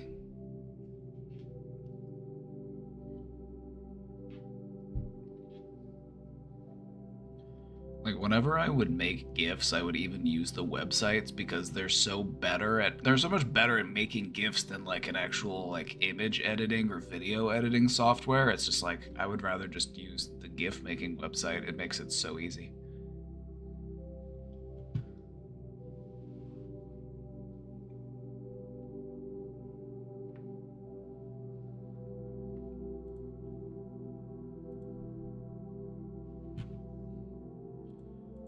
Can you tell Atticus I'm gay?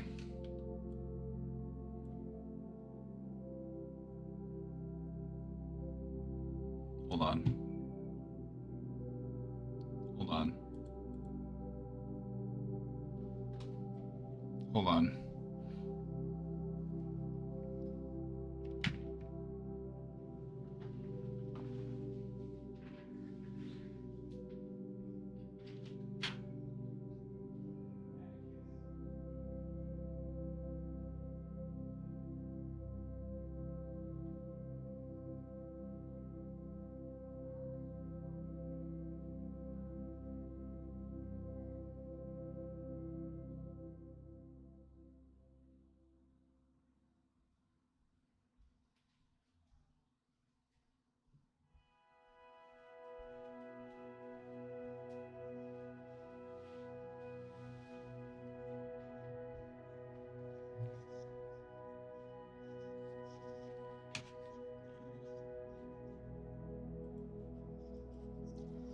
Tell him yourself. Atticus, they wanted to let you know that they're gay.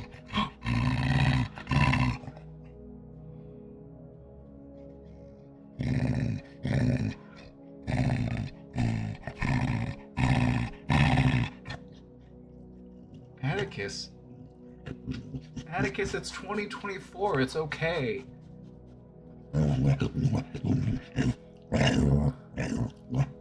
Okay, if that's how you feel. All right.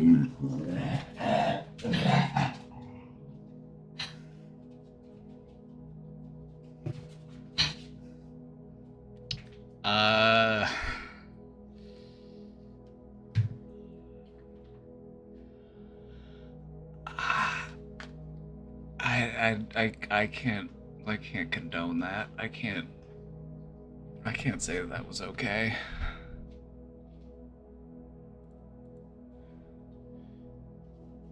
Atticus, you can't. You're gonna get canceled.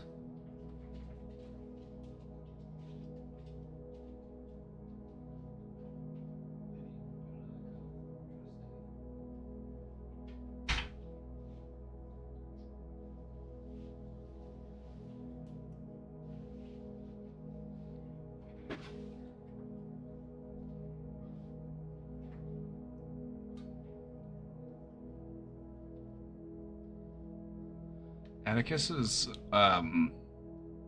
old. He's old fashioned. Like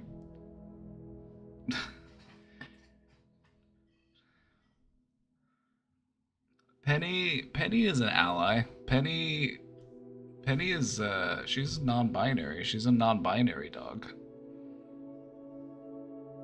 Isn't that right, Peter? Come here, Peter. Come here.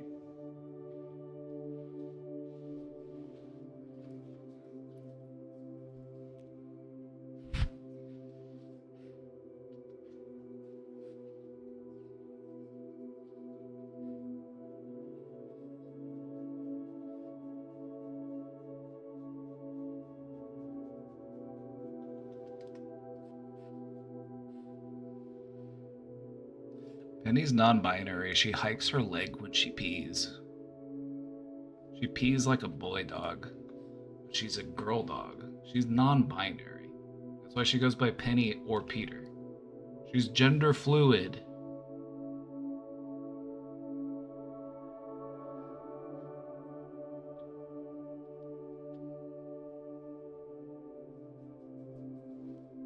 Oh. Oh, she's such a sweetie. And she's a fake bitch. Oh!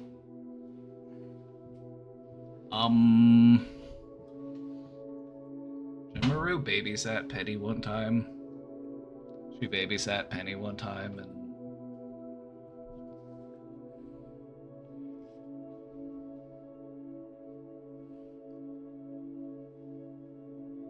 she was a bit fake, I fear.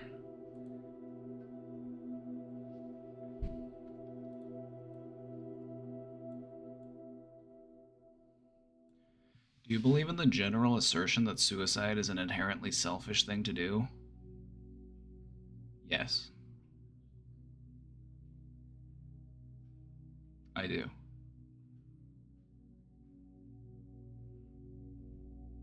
How could it not be?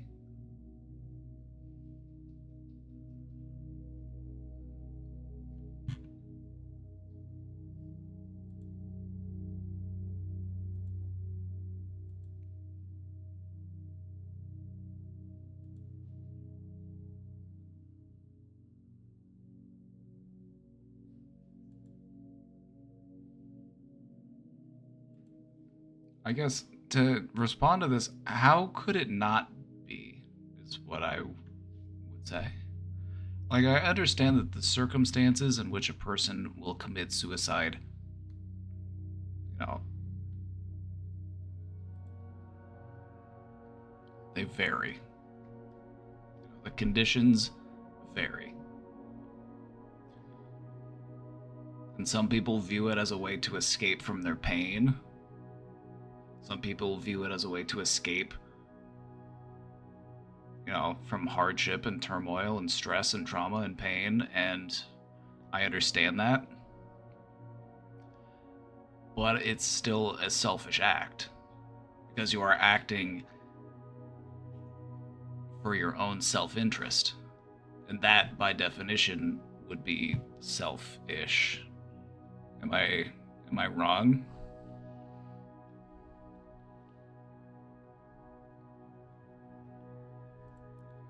Even you have said that sometimes it's okay to be selfish.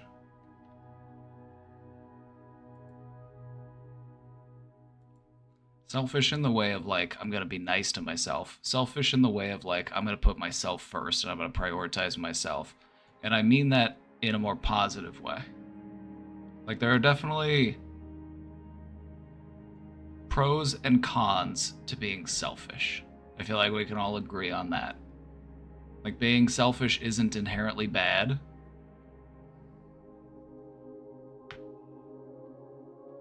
But I can't celebrate self-harm. You know, I can't encourage that or be comfortable with that, or I can't, like...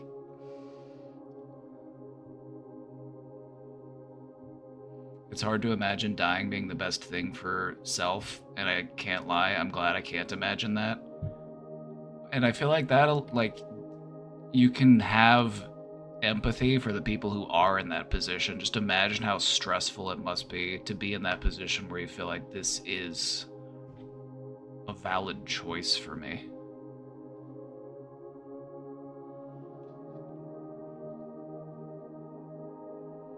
It has long-lasting side effects on friends and family, pretty destructive. Yeah, I would agree.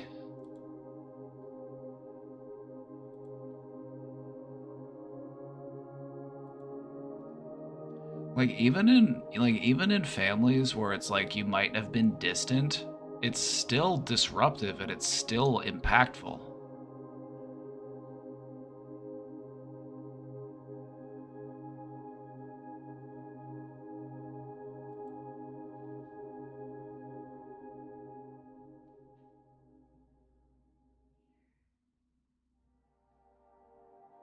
It's just such a sad way for somebody's story to end, and I never want anybody's story to end in this way.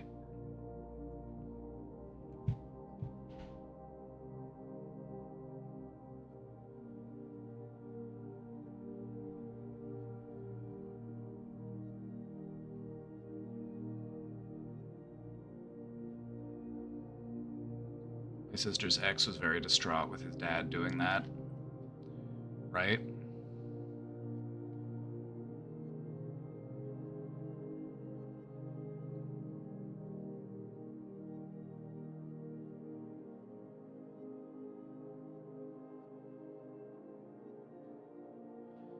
See, but here's the thing. For a lot of people who do take their own lives, like, even though taking your own life is a selfish act, they've gotten to a point where it's like, this is the first time that they are actually being selfish. You know, they're actually, like, focusing on what they feel like they need, even though it's harmful, even though it's damaging, even though it's tragic.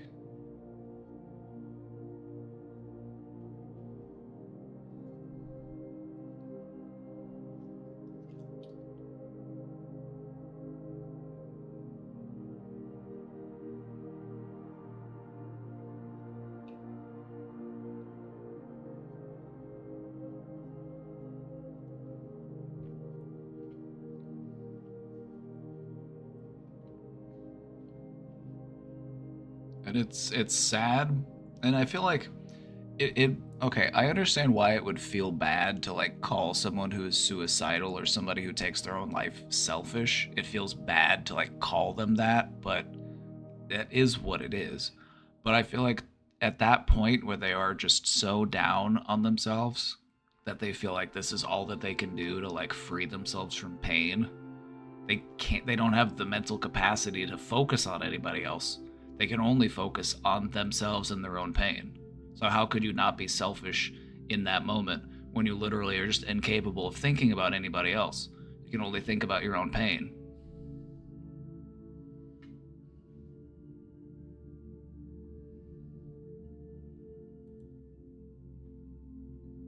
Yeah, like, I'm not trying to blame them, or I'm not trying to shame them or anything like that. I'm just explaining it the way that I understand it. It's not because they want to be selfish, it's because they just can't help but be. There's just, like, when you are that focused on your pain, you just don't have the mental capacity to, like, think about anybody else's pain. Your pain is just so overwhelming that it demands all of your attention. And that puts you into a position where you do something very selfish.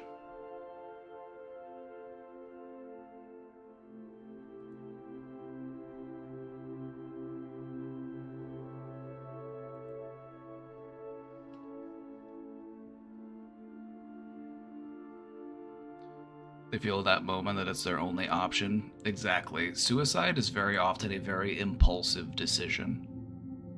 It's often very impulsive, and there have been many stories of people who have tried to commit suicide, whether it be like jumping off of a bridge or, you know, some other type of way, but they've ended up surviving.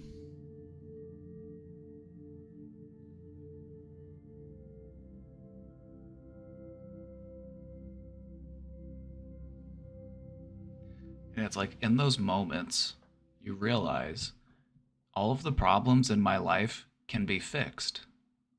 The only problem that I can't fix is the fact that I just jumped off of that bridge.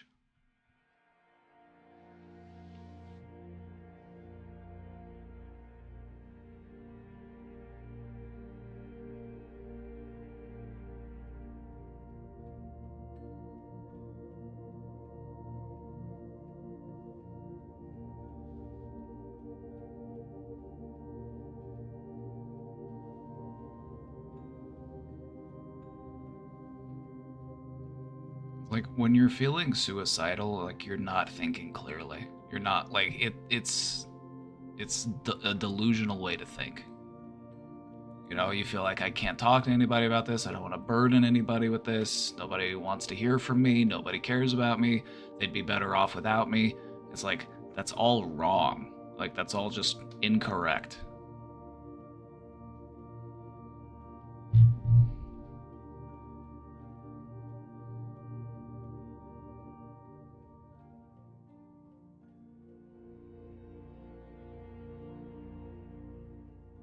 I just wanted nothing more than to be free of suffering. Do you feel like you're headed that way now? Because I feel like you're on that path.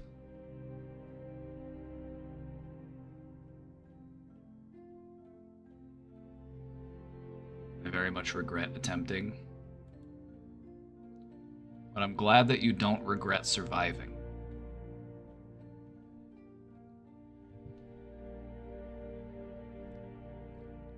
What do you mean? I feel like you're on the path. You're on the path to, you know, feeling more confident, feeling more self-assured, feeling, you know, like you can let some of that weight off of your shoulders, like you were talking about. You're making moves. You're headed in the right direction. That's what I'm trying to say.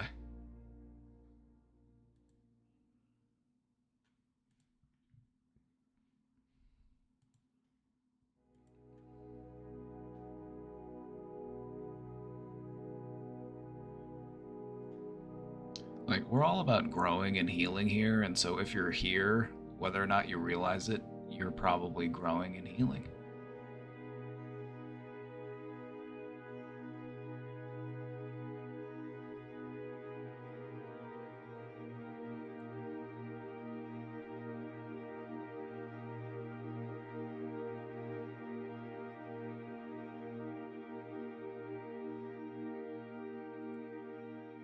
Please be kind to yourself. Attempts can come with shame and guilt, which are useless in getting you to feel better.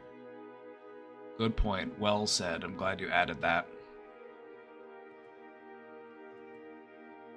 It's also a misconception that you shouldn't talk about things like suicide when people are suicidal, as if just mentioning the word or mentioning the topic will remind them, like, oh yeah, that exists. That's a thing that I can do. There's just so much. There's like, but no, like talking about it actually helps. Talking about it helps people to process those feelings and to get through that dark place that they're in. And so like there's just such a taboo like around even saying the word sometimes, and it's just like, that's one of the reasons why I get so frustrated when I see that people like get banned off of Twitch for talking about it, or they get, you know, they can't use the word without getting their content flagged, or, you know, they have to use words like unaliving or, you know, sewer slide, or like just like comical, cartoonish sounding words for a very serious topic that we should be able to talk about. Because talking about it helps people. Not talking about it hurts people.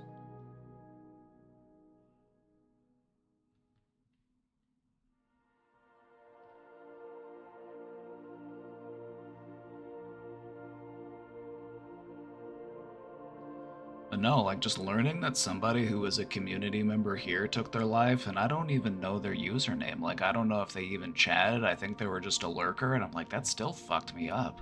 Like, damn.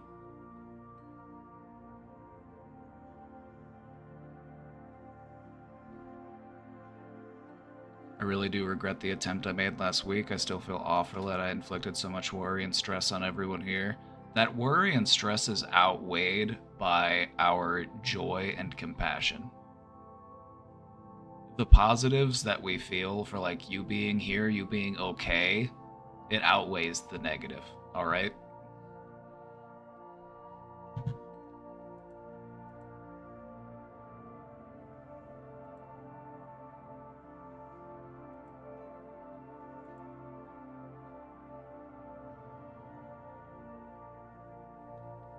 Joy, yeah, we're glad you're here.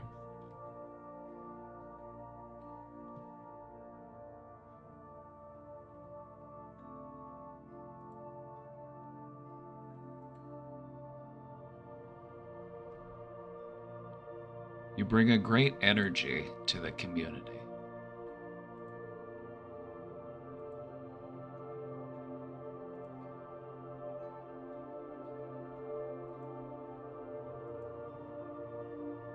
We appreciate your presence.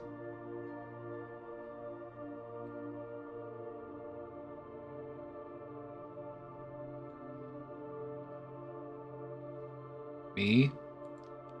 Yep.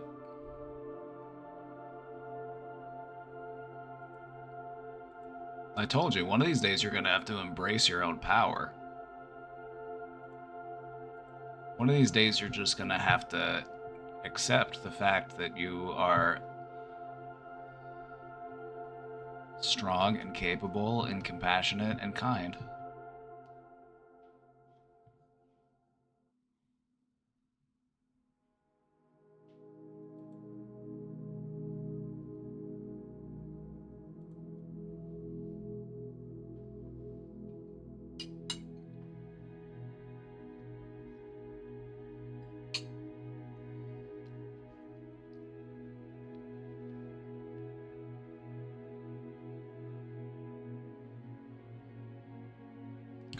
Constant pointless trauma dumping.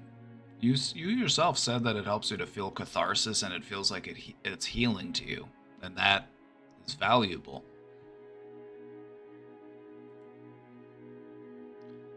Extreme idolization. I think we're trying to practice healthy boundaries, all right? I think that we're working in the right direction.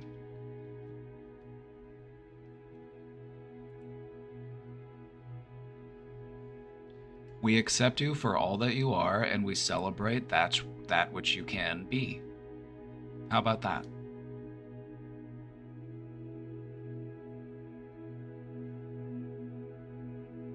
This community got me through the toughest time. I love you guys. I want that one on the fridge.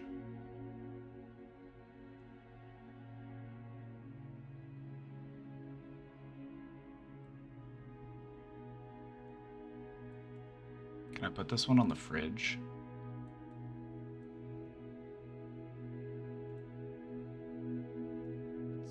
It's too long, but you appreciate the sentiment. I want to put this on the fridge.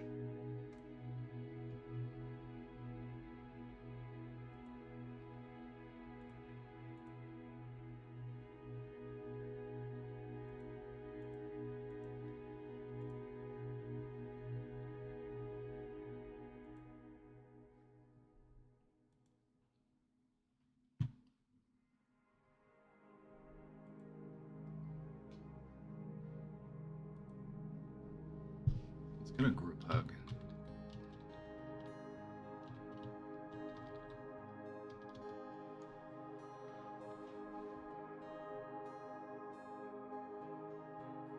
All of this positivity, love, and acceptance, I'm never dodging the cult allegations, I fear. I'm never gonna dodge the cult allegations.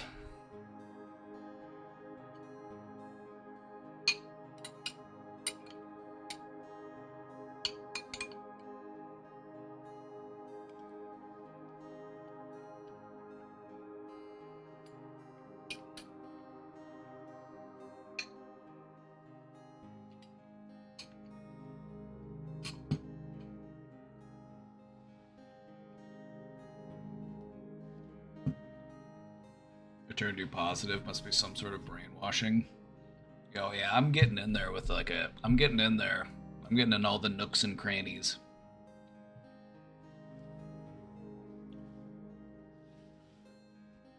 Besides that one time he called me straight. Nobody's perfect.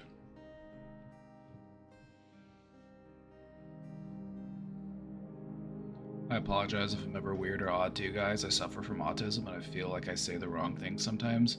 I don't think you ever have, to my knowledge. I think you've been appropriate. Also, I think you're far from the only person in here who identifies as having autism, so nothing to worry about there.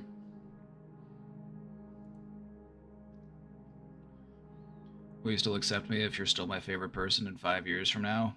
I don't see why not. But I want you to be one of your favorite people too. That's what we're working towards.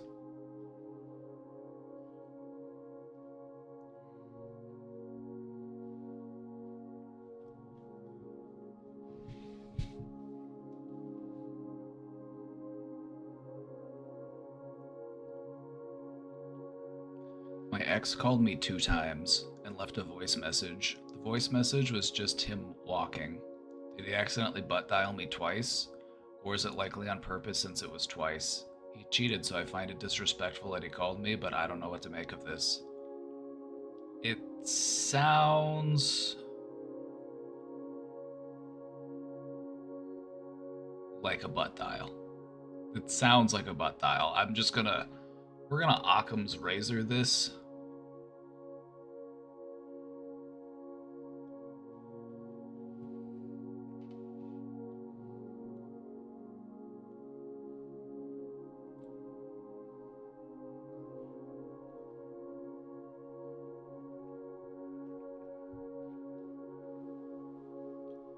Just block him. Just block him at this point.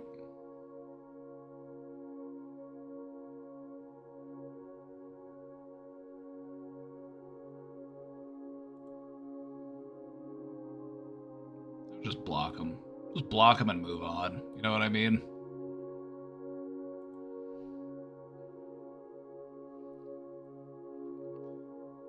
I don't see why not. Cries in uncertainty. Alright, fine. Yes. How about that? That would be more certain. I think we'll be just fine. I'll give you some certainty.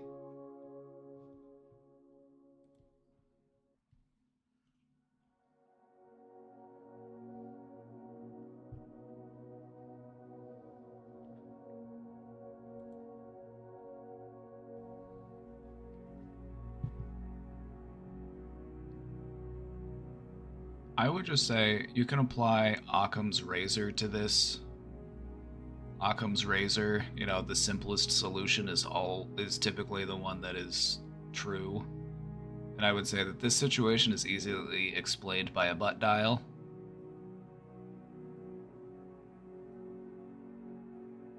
A couple weeks ago, my dad butt dialed me like 5 times in an hour. I called my stepmom and asked her if she could please tell my dad to move his phone. Oh my god, Jaina, that's such a dad thing to do, isn't it?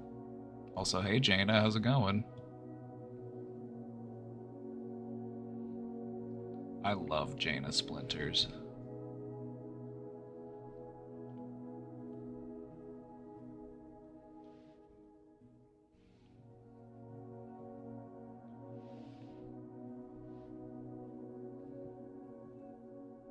You ever just meet somebody and you're like, oh yeah, we vibe. That was hanging out with Jaina. I was like, yeah, we vibe.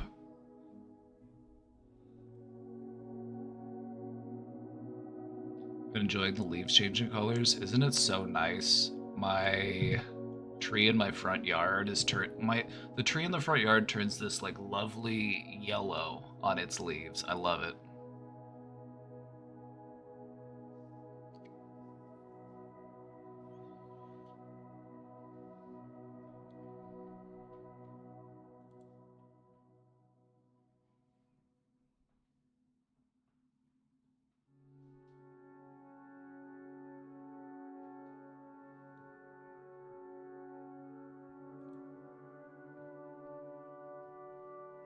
Oh, you got a nice little maple. Nice. I'm in the process of cutting down I have 2 maples. I have 2 maples in the front yard, but they're different types of maples. And one of them got hit by lightning a few years ago, and it's just been slowly dying. And it's just been starting to like lose branches, so I just have been in the process of like cutting it down and trimming it, and it's been sad. This is its last fall. I decided I would give it one last fall before I put it to sleep. The flame brush. Oh, those are always so cool.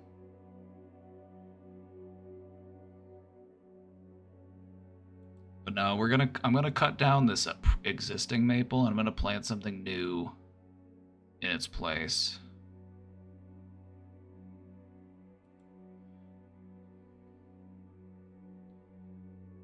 Lightning strike is tough on a tree, right? Like when I was cutting branches off, like you can see like this like burn line that like goes through like the parts of the tree, and you can see like this like it's like wounded.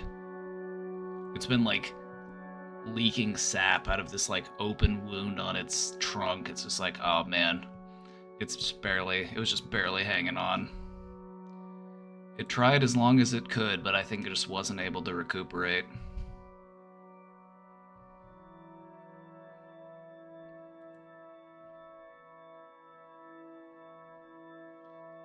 My giant maple on my property is a gorgeous orange, like Beavis.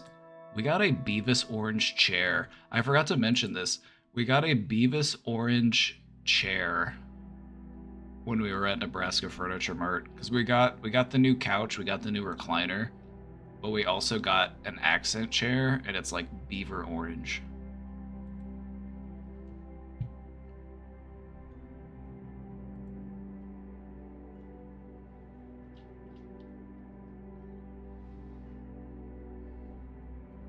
I know. I feel bad for my maple tree. It's a silver maple, I think.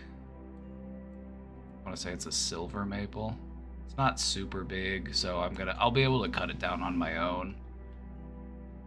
I might have a friend come over and help me haul the wood, but like I've already cut like half of the branches off of it. I had somebody drive by once and they're like, you want me to have somebody come out here for a quote or move that tree? I was like, I'm good. I can handle this one. It's not like a massive oak or anything. It's just I mean, it's still probably like a 30-foot tall tree, but not that big. Not very thick. My submission. We're ready.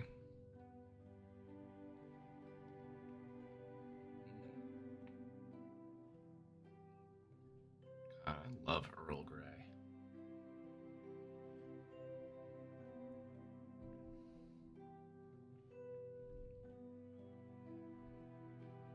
Hi Joshua, it's Wither Bitch. You see the inspiration? Do you see your legacy? Do you see your impact, Cricket? Still I'm president of the Cricket fan club. I just want to write a short submission where I don't have any issues nor any problems. Well, I do still have them, but things have been going so incredibly amazing now. I'm spending so much quality time with my girlfriend to the point I barely have time to watch her streams anymore, which is upsetting, but honestly, I feel as if I don't have a need for it. She has all the support I ever need and houses more love than anyone has ever given me before. Plus, she listens to everything I say and just makes me feel overall alright. She never drains me, saddens me, or anything. Even if we talk about taboo or sensitive topics that would probably make us uncomfortable. This isn't really a goodbye, and this was really sudden to me, but I am really grateful for everything you guys have given to me.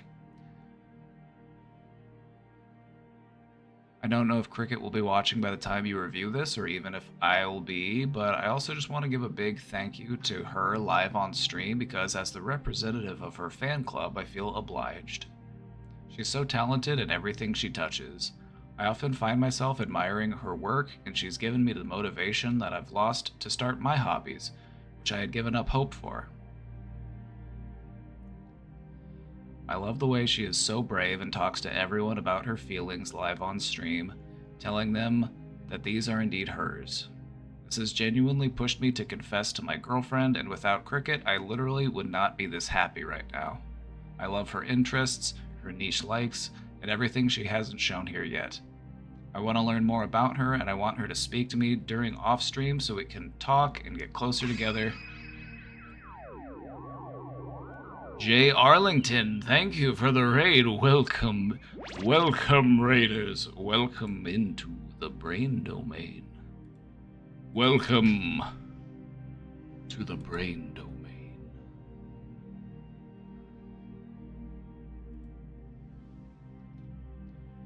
Got a shout out for Jay Arlington. Welcome in, raiders. Welcome to the Brain Domain. I'm Papa B. I'm mental health man.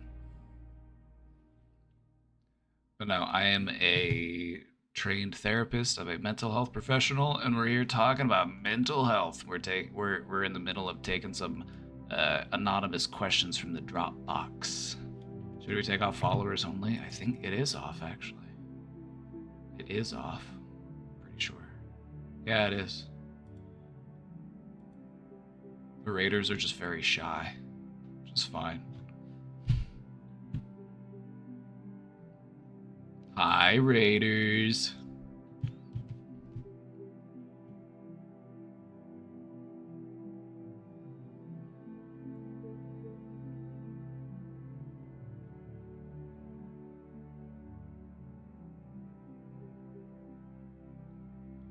We barely talked, but she spent more time in my mind than she has known and helped me more than ever.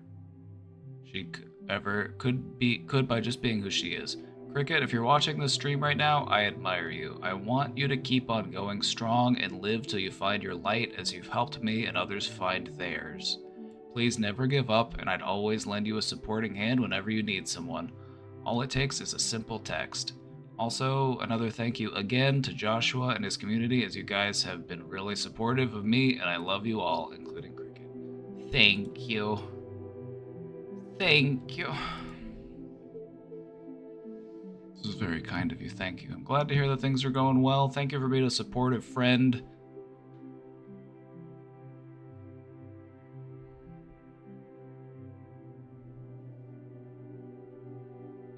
Lots of love here in the community. Love to see it. What a generous message. I know.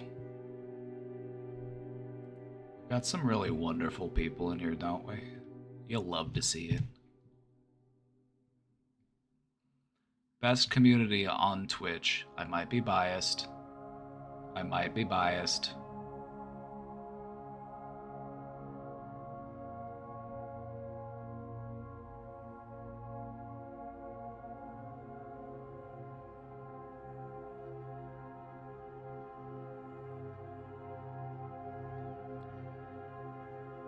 I have this dude I'm currently talking to. He's definitely very into me.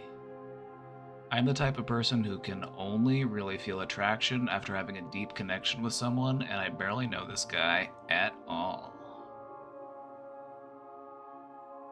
I know that in order for me to possibly develop feelings for this guy, he has to become my friend first, and then even further, my best friend. What can I say? Friendship is very sexy to me. I yearn for a best friend that I can fall in love with. I've heard it's an autism thing to not be attracted to most people until you get to know them well and feel very safe with them and trust they can handle you. That makes sense, but I feel like, that's something a lot of people might be able to relate to outside of an autism diagnosis.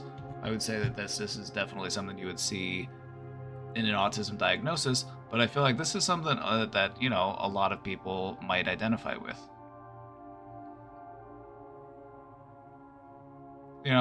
Sometimes people just feel like I'm a lot to handle.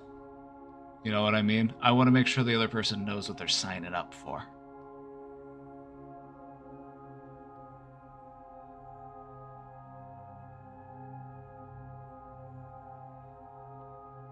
The word for when you can only have sex if you have feelings for someone is demisexual.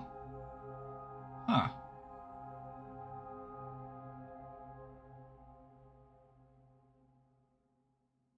I guess that tracks. I'm like, yeah, I've always been that type of person.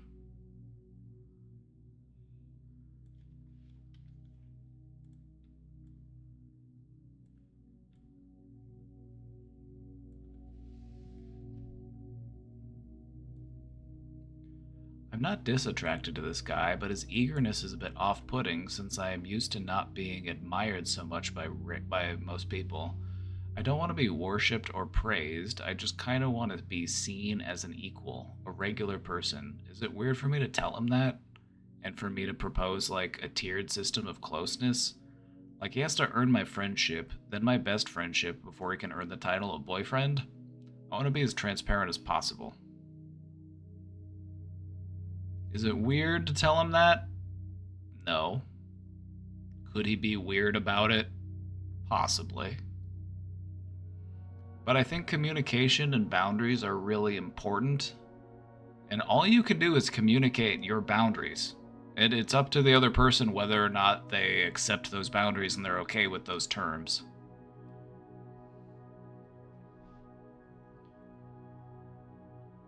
I would just like,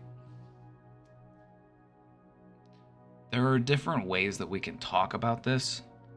We might not be like, we might be able to communicate our boundary without needing to, be so direct and straightforward about it, because sometimes people might see that as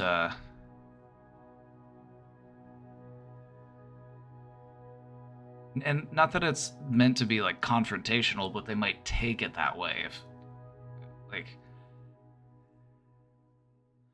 what I'm saying, what I guess what I would say is, you could come out and say, hey, this is how it's going to be. It's going to be a 3-tiered system. You're going to start off as my friend, and then if you make it enough, you earn enough friend points, then we're going to get promoted to best friend. And then once you've unlocked enough best friend credits, that's when we'll look into a promotion into a relationship. That's one way to do it. There's also some more like subtle ways to do that, to communicate that, just like reminding them like, hey, I like to take things slow. I like to get to know somebody first. And just reminding them of that. Like sometimes we don't have to explicitly spell out our boundaries. Sometimes we do, don't get me wrong. Sometimes we definitely do, especially with people who don't treat our boundaries seriously. But if you're with somebody who does respect your boundaries, then I feel like there isn't that need to over-explain yourself. You know what I mean? So I would just say, approach it in a more like casual, subtle way at first, just like, hey, I like to get to know somebody first. I like to be friends with somebody first. Like, let's just take things slow, let's see how things go. But if there's still like that pressure of like eagerness, there's like, okay, maybe then be a little bit more concise and a little bit more clear and like, okay, all right, here's the thing.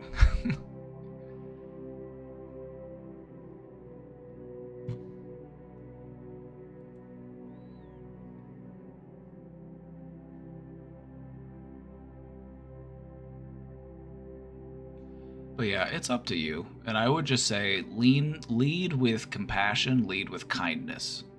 Just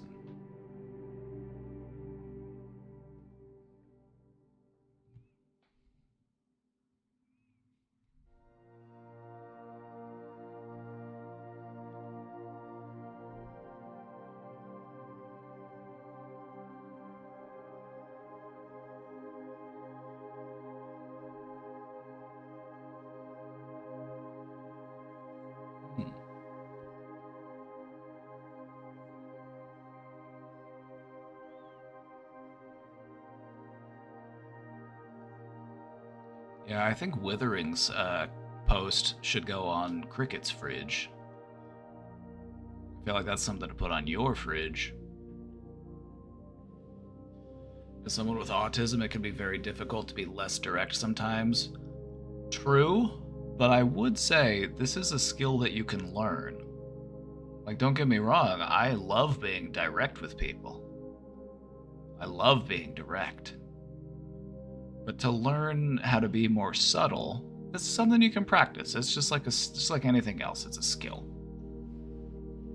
And so I would say, sometimes if we approach people and we're just like too direct, too businesslike, it might be a bit of a turnoff for them. And so sometimes subtlety is important in the early stages of a relationship.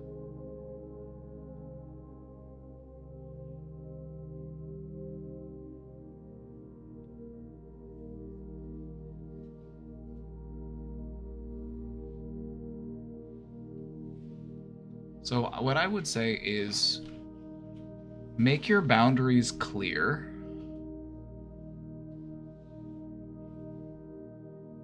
Make your boundaries clear, but don't feel the need to explain them line by line, point by point, unless necessary.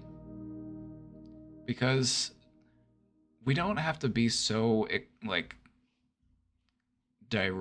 we might not need to be that way with everybody that we set boundaries with. Because when we have healthy, well-balanced relationships, we shouldn't have to over-explain ourselves.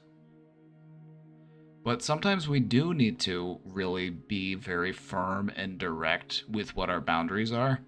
And so they're just depending on the situation.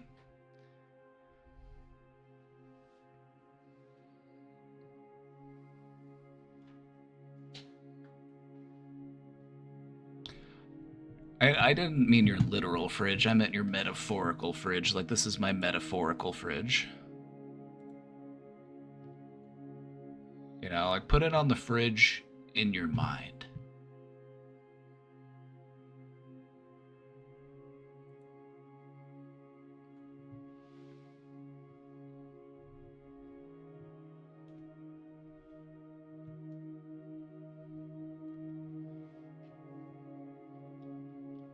It's Cricket Bitch. It's time for another episode of Trauma Dumping on a Twitch Therapist. What am I dumping about this time? A tutor I had in high school. I'm sad. I'm sat.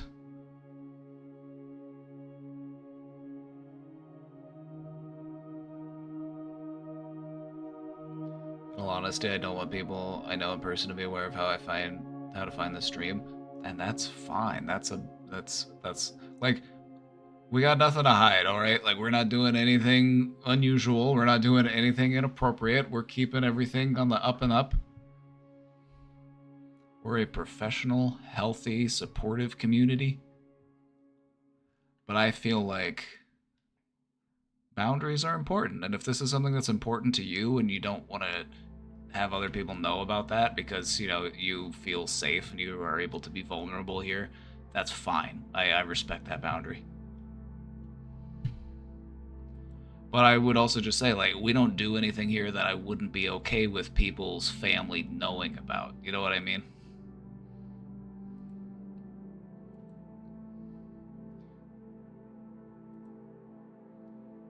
Like, if somebody's, like, family member came in here and they're like, you've been talking to my, you know, you've been talking to somebody in my family, like, what's going on here? Like, I would gladly talk to them.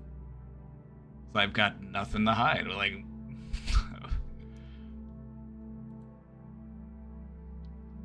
but that being said, if this is your safe space, we respect that. There's no pressure.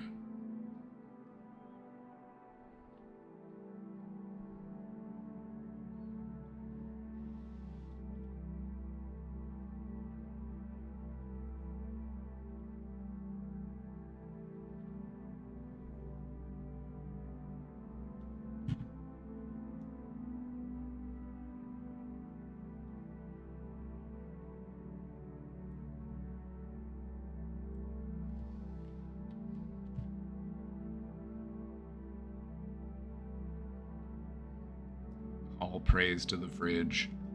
I'm never dodging the cult allegations. I'm never dodging the cult allegations. I fear. The thing that differentiates me between a cult, like an actual cult, though, just to be honest and transparent, is the thing that cults do is they discourage you from talking to your family. They discourage you from, like, talking to people about what goes on. It's like a cult tries to, like, isolate you. And that's not what I'm about. I would say we actually do the opposite. We encourage people to find meaningful social connections outside of this community. And I feel like that is a direct antithesis of what cults operate on.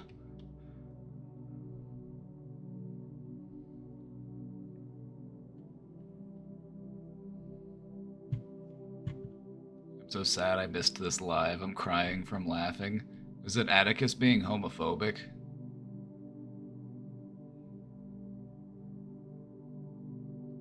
Somebody said they wanted to tell Atticus that they were gay, and I brought him in and we told him, and then he did not respond kindly. He was not a good look. Not a good look. I had a friend who stopped talking to me because of that. They got sucked into a cult.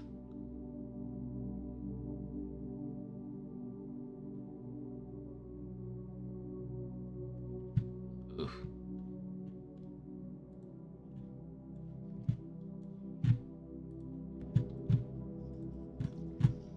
him yourself.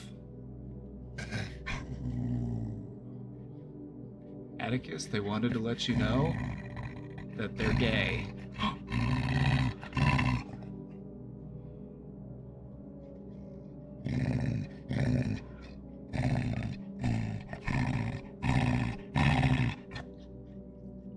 Atticus? Atticus, it's 2024. It's okay.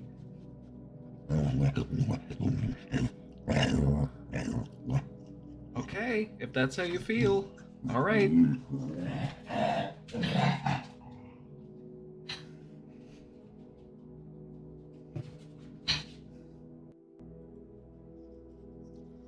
Tell him yourself.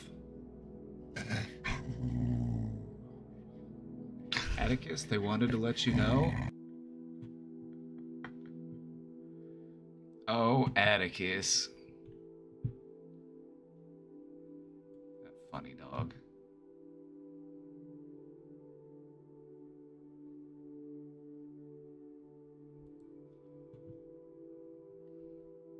Atticus said bye, gay.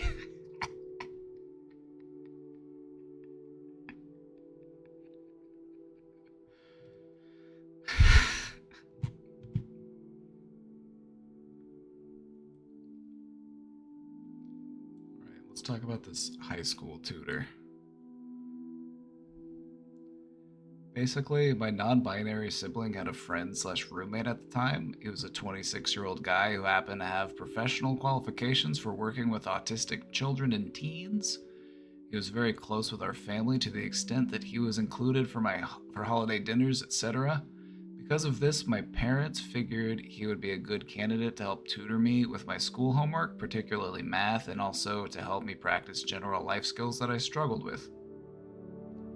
My parents paid him $25 an hour and gave him free dinners to come to my house a few days per week after school and help me with the aforementioned tasks. However, it wasn't long before he turned into more of an emotional support person than a tutor.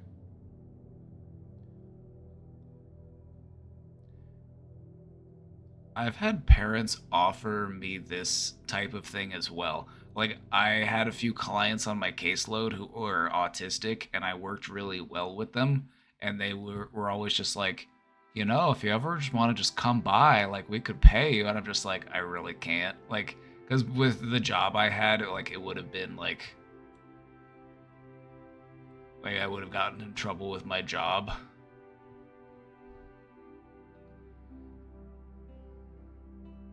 But no, I had this one client. He was autistic, and his parents were like, we want to get him a new computer, but we don't know how to build a computer, so if we order all the parts, will you help him build the computer? And I was like, absolutely.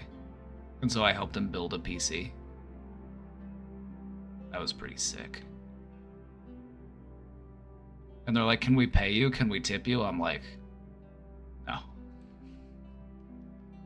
It's all part of the job.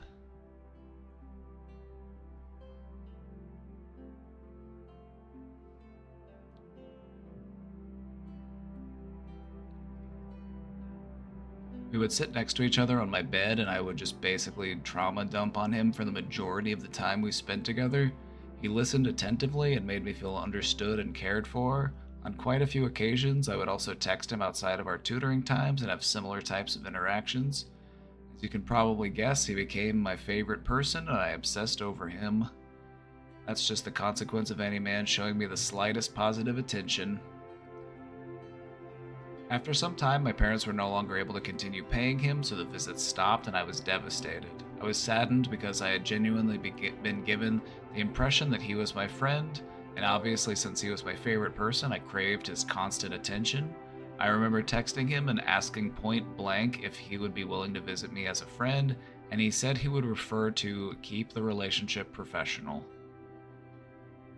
Is it wrong of me to feel like I was misled, or was it my fault for misinterpreting the thought he had behind our interactions? P.S. The guy looked eerily similar to Joshua, and I thought he was an attractive guy. That's probably why I have an even more of a soft spot for Josh.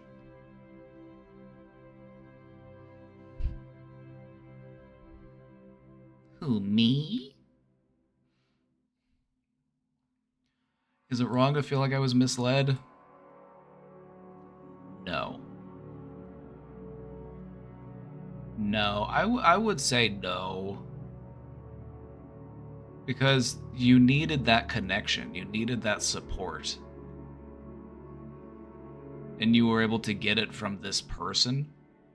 And then that support was kind of pulled out from under you without a plan in place to, like, just feel like it's just a challenging situation. I'm not going to say that anybody did anything right or anything. I'm not going to say anybody did anything right or wrong. You know what I mean? It sounds like they were just trying to do their best to be helpful, and you were really responsive and receptive to that connection and to that help.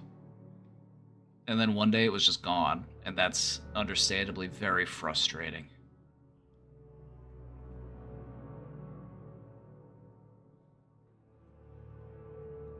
But I feel like this is something that you can learn from, and this is something that you can grow from. We want you to have those types of connections, but we want you to have those types of connections with many different people. Let me tell you my strategy. I have different friends that I will tell about different aspects of my life. There are some friends that I have that I will talk about, you know, just the daily going-ons. You know, there are other friends that I will talk about the more deep stuff. And I feel like that's my way of doing it. I feel like we don't have to have every friend be our best friend. It's okay to just have more casual, surface level friendships and relationships. But then you can also have friends where it's like, these are people I could talk to about anything. But I don't think we need to have every friend be that friend. We don't need every friend to be the I can talk to you about anything type of friend.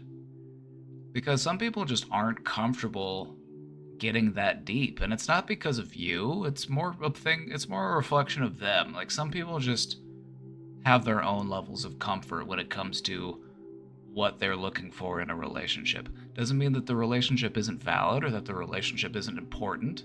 It is what it is.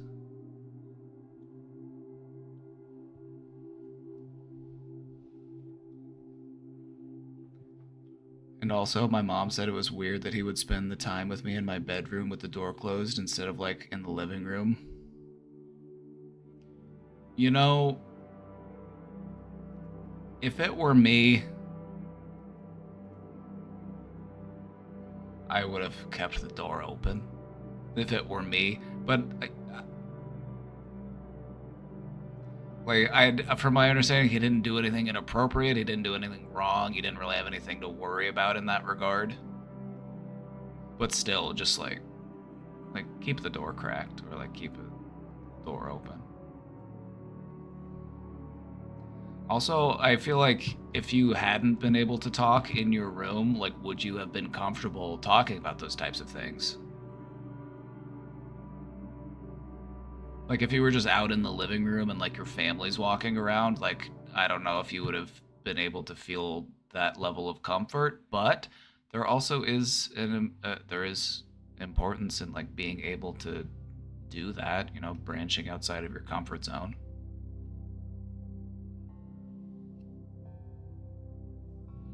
The only reason I kept the door closed was because we were talking about personal stuff and I didn't want my mom to hear.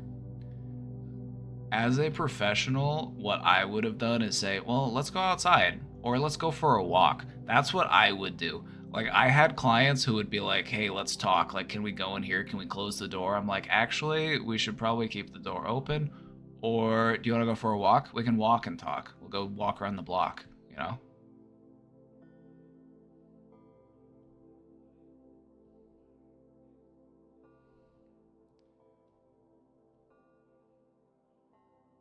And I think that's just good looking out. It's like, even if your intentions are entirely honest and noble and pure, it's still just like,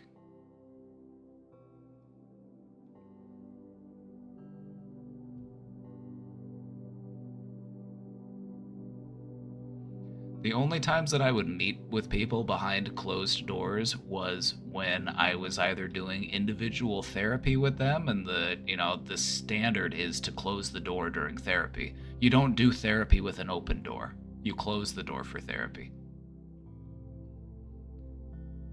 But I'm not sitting next to the client like on a bed.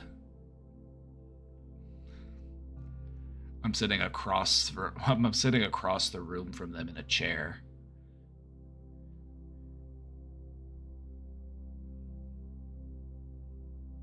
It's just good practice. Yeah. So I would say it's actually not all on you to feel like you were misled. Like you were having private, intimate conversations in your room with the door closed, sitting on your bed. I could see how that would send the wrong signals. That's why I wouldn't do that sort of thing if we were in that position, because it sends the wrong message.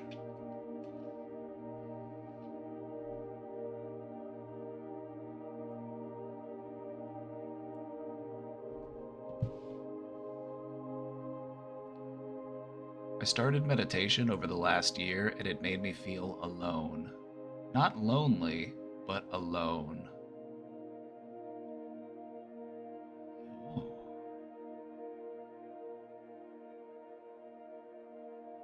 Not lonely, but alone. Everything was just appearing in my view. The sounds of the birds, cars, wind, airplanes, my heart beating, the warmth of my breath, my body jittering. It felt as if everything was combined into one. It does not feel like there is a world out there anymore, but I am the world.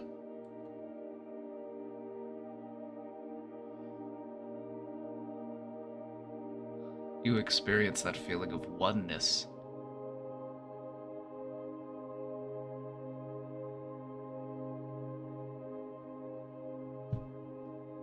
When you view everything as an extension of you. It's actually a nice place to be. And I can understand why you would say that you feel alone, but it doesn't feel lonely. You know what I mean? But rather I feel as if everything is connected.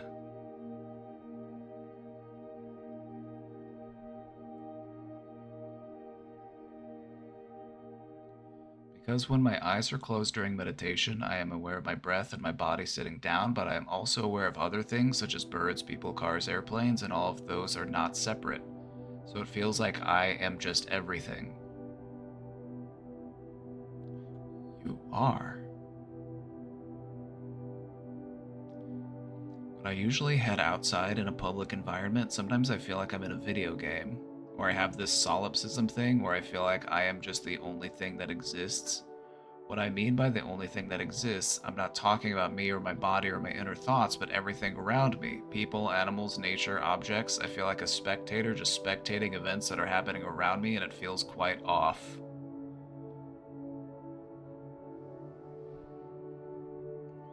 It's a change of perspective. But what I would say is, look to the joy that exists all around you.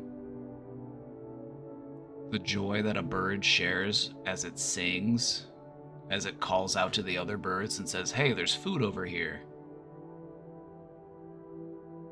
Or the laughter of people as they go on about their day, the smiles on people's faces. The beauty of the flowers.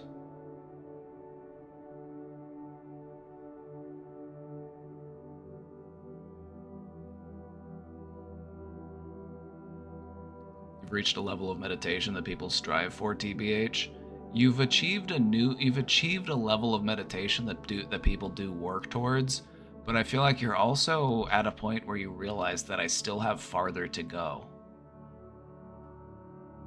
And so now what I would say is continue to attune yourself to feelings of joy and beauty and love, and to just try to witness how that exists in all of these things that are around you. Like, even if you're just looking at a car on the street, you can look at that car and say, a person designed this, and a person designed this for a purpose. They designed it to keep the person within it safe. They designed it to be useful. You know, you can just see all of the joy and the love all around you if you just know where to look.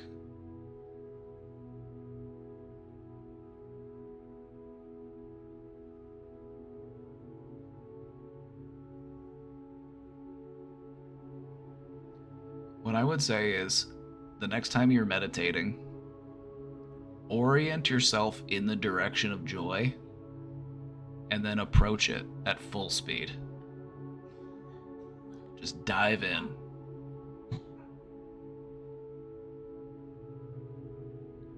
You might find yourself in a moment similar to one that I found myself in, where I was meditating and I was just weeping with joy at the same time. It was like I tapped into something.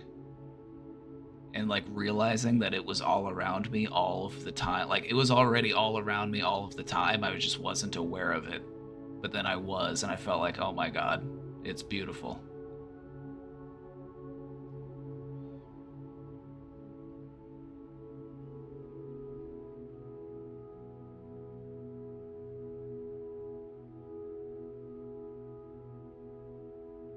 So I would just say, you're headed in the right direction. Just keep going. You've learned how to look at the world with a new set of eyes. So keep looking.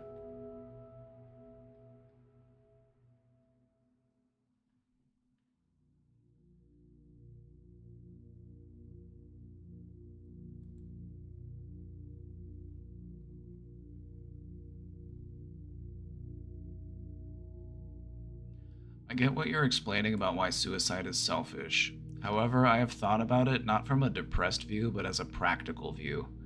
I am alone, no family nor friends for years. I am okay right now, even though I am old and still mobile. However, when it comes a time where I can't be independent and still not have anyone to help or care about, I have thought about it as an option. All right, well, here's my point, and I just want to interject here real quick. Can you do something about those things? You feel like you are alone. Do you just want to be alone? Or do you want friends? Do you want connection? Because there are people out there who would like to be connected to you. You have to go out and find them. But the thing about life is that if you want to be alone, you can make that happen. And a lot of people do. And they cope with that and they live that way. But I feel like it doesn't have to be that way. We don't have to look so far into our future and say, well, I feel alone right now. I'm going to be alone the rest of my days. It doesn't have to be that way.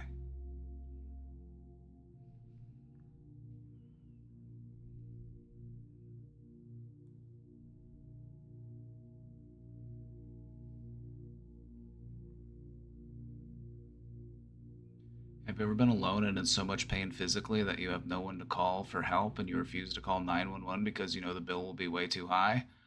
I have, and it has been scary. It sounds like a scary place to be, absolutely. I have been in times where I feel like I'm going to faint and I have to focus so hard on walking towards the bed so that I can at least not hurt myself if I fall and hurt my head. Having these few scenarios, I have thought that it might be better for me to end it that way. It would be more practical. Can you explain to me why this thought process is wrong? So it sounds like you're looking for me to prove you wrong. What about this? What about the things that you have that you could teach to other people? Whether or not you recognize it, you have wisdom that other people could benefit from. You have things that you have learned in your struggles that could help other people who are struggling get through their struggles. Connect yourself from everybody, because there are people out there who would love to hear from you. There are people out there who are eager to learn from you.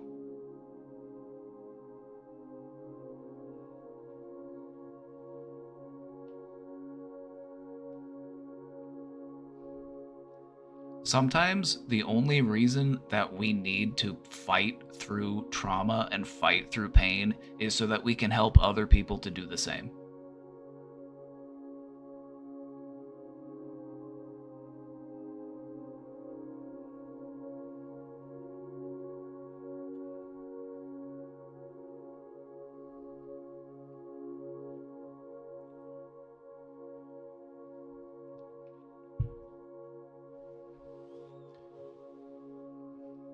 Because these struggles are something that you're not alone in, but you're not the only one that feels alone in them.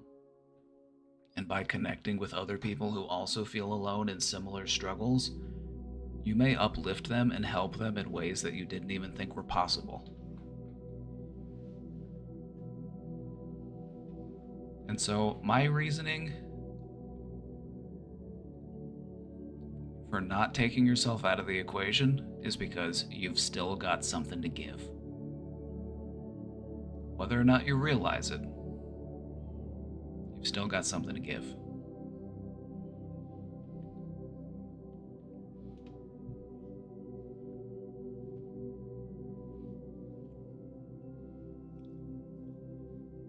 What can I say? I'm an unrelenting optimist.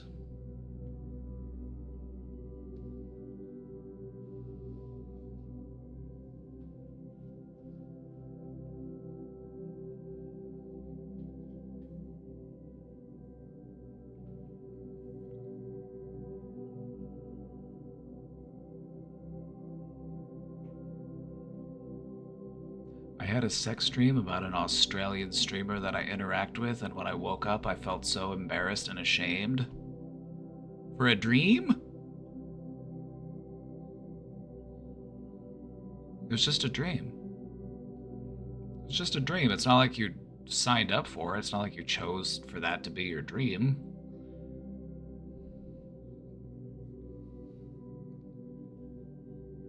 Dreams aren't an accurate depiction of like what's going on in your subconscious. Sometimes dreams are random, sometimes dreams don't make sense, sometimes dreams go off the rails.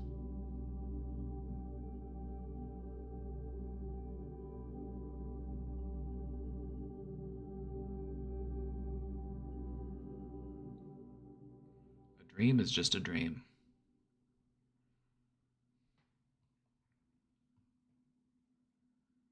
You could say the same for intrusive thoughts. Absolutely. An intrusive thought is not a fact. And an intrusive thought, if it bothers you, then it's not reflective of your beliefs.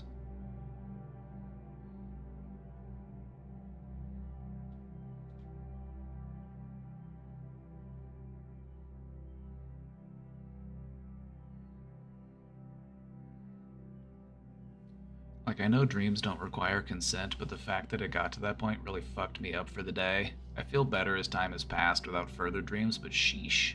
WTF. Other sex dreams I've had involved random celebrities or sex workers / porn, and I didn't really feel the same when I awoke. Can you explain?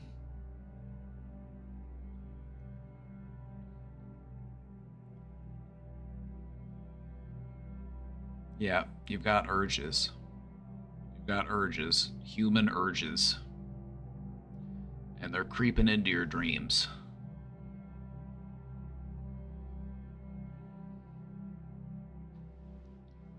Simple as that, I think.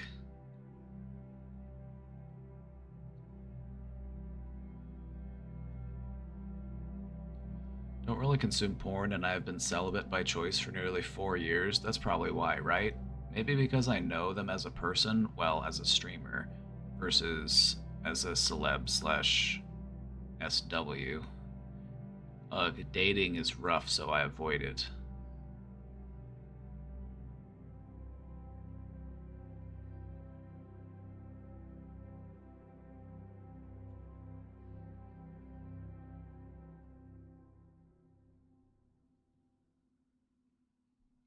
If you're going to be voluntarily celibate, I would hope that you're working towards enlightenment. You know, like a monk. You know, like a monk will work towards enlightenment and engage in voluntary celibacy. I would hope that you are working towards enlightenment if that is if that is the case. But I feel like maybe somewhere deep down it's something that you are thinking about. It's something that you do possibly desire, and I would say that's not unusual, that's not unhealthy. You know, our bodies have urges sometimes.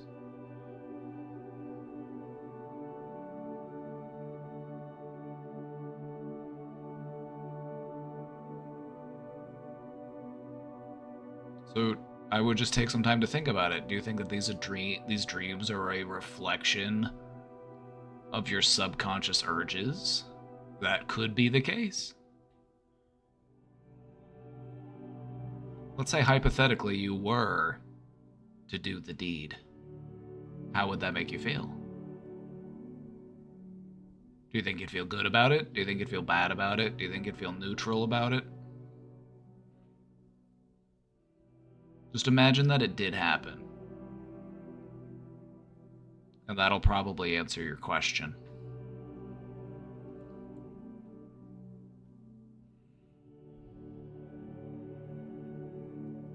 It's cricket, bitch.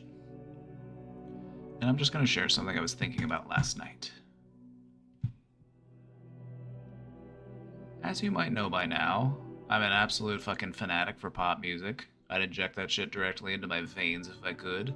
Britney Spears gets me weak in the knees, among other artists too. The way she and Max Martin layered those vocals on Baby One More Time makes my ears orgasm. We call that an eargasm.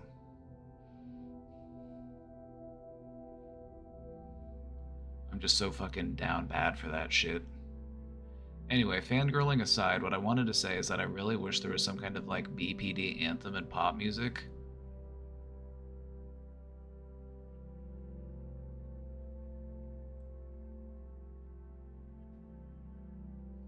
I chose celibacy to work on myself, thank you, Papa. You're welcome, Goldfart. Was that your submission, Goldfart? Well, okay, since I know who it was, and I can ask you a little bit more directly, just think about it. Like, how would you feel if you did? Like, do you think you would like it? Do you think you would be, like, okay with it? Or is it just, like, not interesting to you?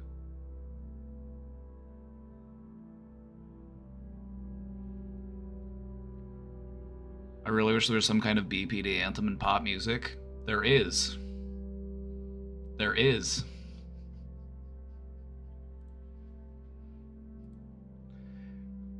And it's called Just Like a Pill by Pink.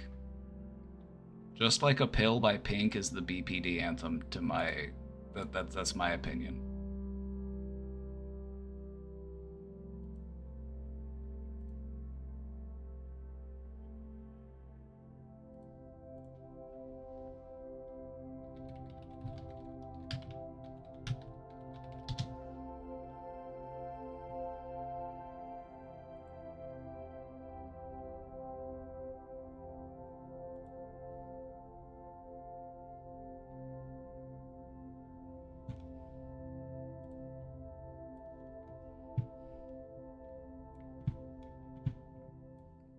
I would say that this,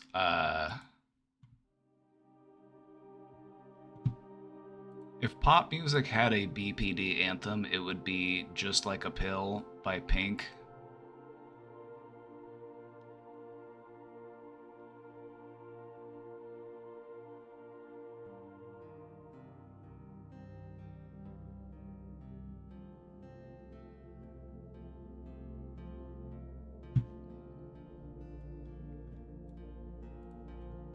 That's my opinion.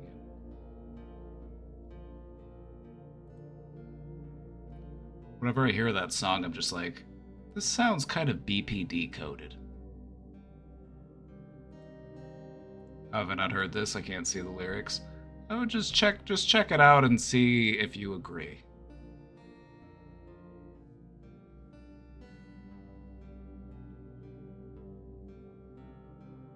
Is Pink a Zionist? Is she? I don't fucking... I can't keep up.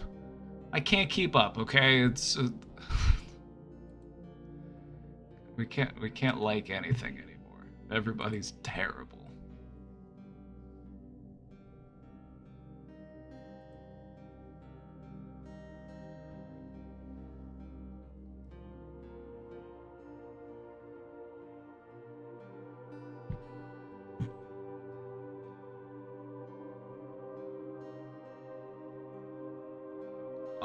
know.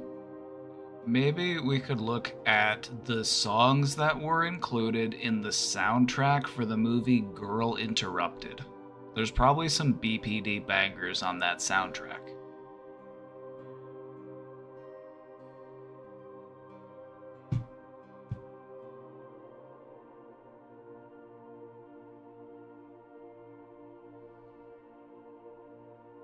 I crave connection versus physical acts. Well, Goldfart, just wait until you combine the two. Just wait until you align your chakras with someone else and you start practicing your tantras and you take it to a whole other level. What the hell is Girl Interrupted? Girl Interrupted is a film. It is a movie film. It's the story of young women in a mental institution, and one of them is diagnosed with BPD. It's got Angelina Jolie and Winona Ryder, I want to say. Is that right?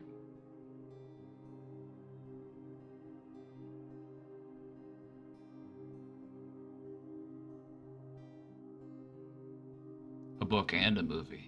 Yeah, it was a book and a movie. I think the book was written, and it's like written as like was it based on a true story, like somebody's experiences being in a mental institution? Correct me if I'm wrong.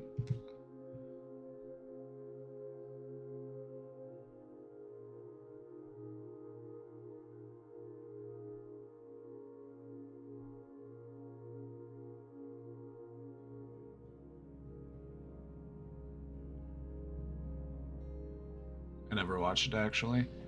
Yeah.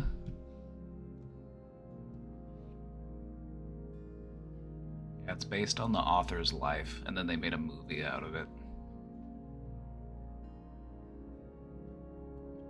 Of course, there's already loads of pop songs about infatuation with a crush or lover, perhaps even obsessive infatuation, but I want to hear a song about having an obsessive infatuation with any man who shows you positive attention because of how traumatized you are.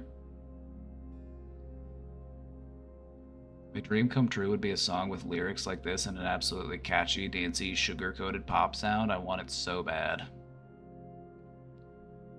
Well, you got a knack for music, you know? Be the change you want to see in the world. Where's Demi Lovato when you need them most?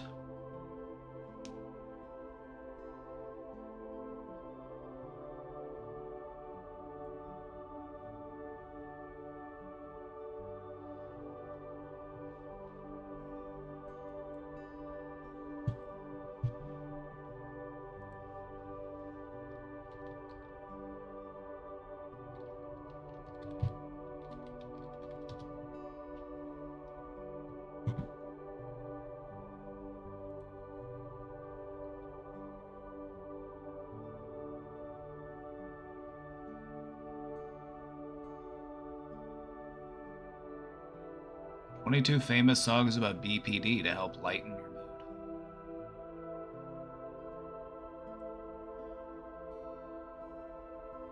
I cannot sing to save my...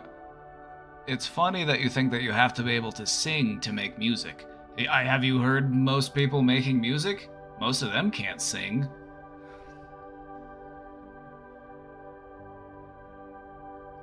Most people just, like, they'll whisper sing these days. Yeah,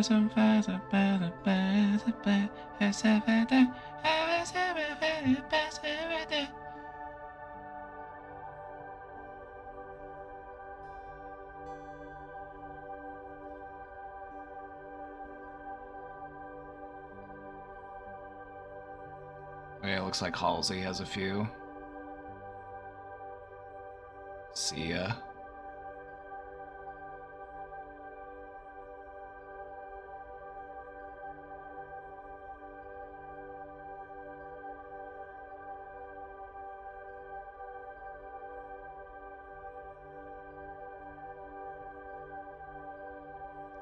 BPD coded songs.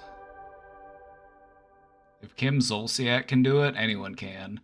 Don't be tardy for the party. Don't be tardy for the party.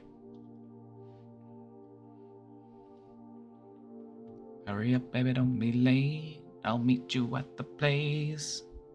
Been waiting for this day so we can celebrate.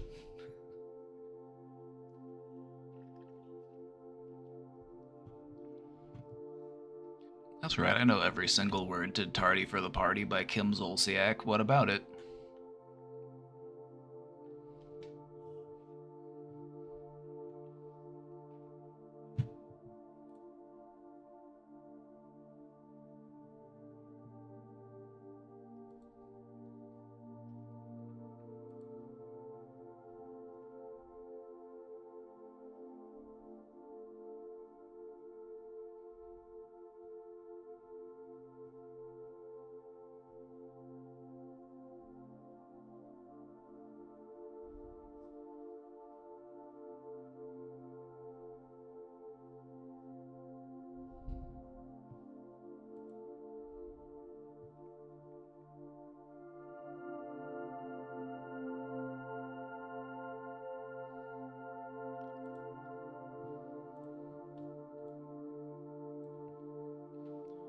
I'm open to connect with people, but I have lost family and friends, and at this time, being alone brings me so much peace. I am mobile and independent. It is not that I am close to the opportunity to have friends. However, the peace I have experienced without connection is greater than connecting with people. My point was, once my mobility gets worse and I'm not able to be independent. I've thought about suicide from a practical standpoint. I wasn't looking for you to convince me otherwise. I was more interested in your point of view as someone who is alone and will eventually not have the mobility to survive alone. I am open to possibilities in the future, but what if things won't happen and things get worse in order for me to survive? Sorry for my lack of explaining things better. I guess my perspective is I'm very firmly anti-giving up. And I feel like when we set ourselves on that course and we just prepare for the worst and we just assume it to be inevitable, those things very often end up coming to fruition.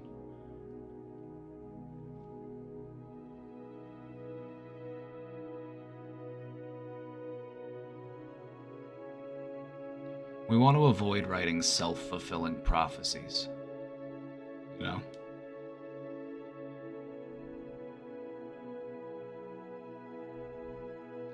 Like, whether things get better or whether things get worse, at least you tried, you know? At least you tried, and I feel like that's what matters. That you didn't give up. You kept fighting, in spite of the odds. That's what I love about people. That's what I love about the human spirit. All the odds may be stacked against you, but you keep fighting anyway.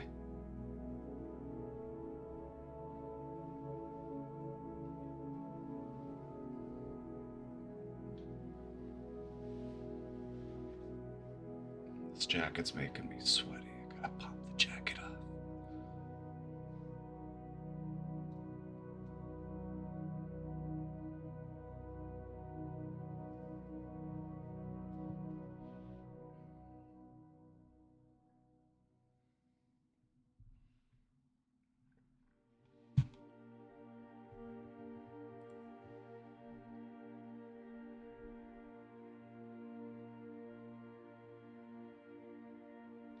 The way I look at it is like there are people out there who want to help. There are people out there who do want to help, and they might not be related to you, they might not, but there are. One of the things that gives me so much hope for humanity is that there are always people who are willing to do the job of, like, helping somebody groom themselves, help somebody clean up after themselves, help people, like, go to the bathroom, help people do all those types of things. And it just really reaffirms how humans look out for each other.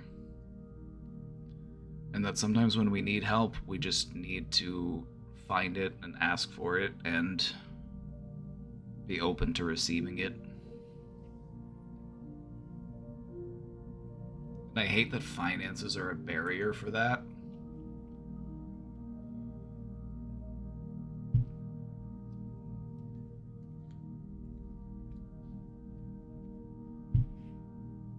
I would say that, you know, if you are in this position, I would say that there should be, you know, you should be eligible for that type of assistance and that type of support without being, you know, financially burdened by that.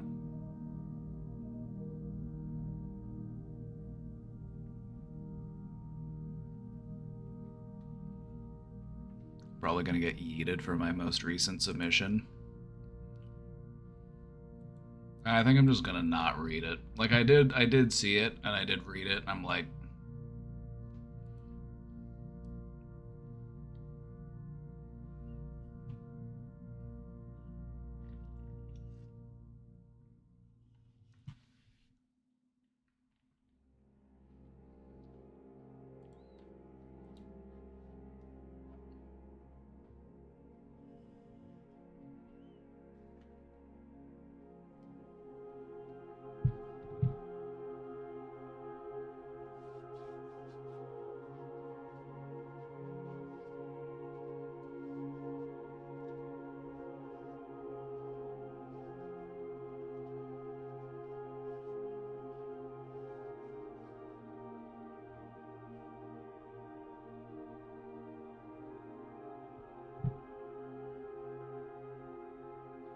meditated on my feelings about moving out into this new place. It was actually very helpful. First time I feel like I got the meditation practice down.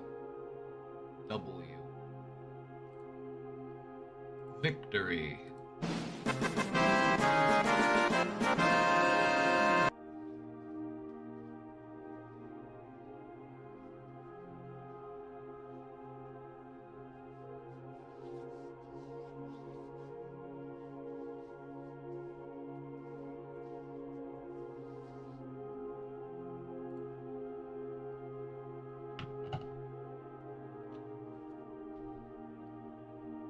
Cricket, do you want me to read it? Do you want me to read it? I will read it if you want me to read it.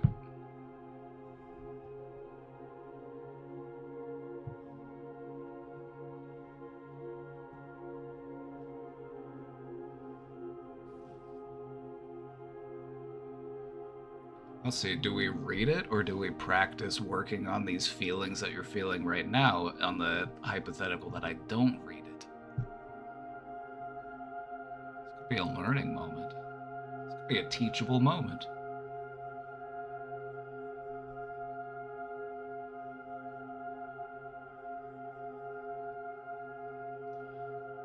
I feel like sometimes we find ourselves in a position where we feel like we need to be accepted entirely in order to be accepted at all.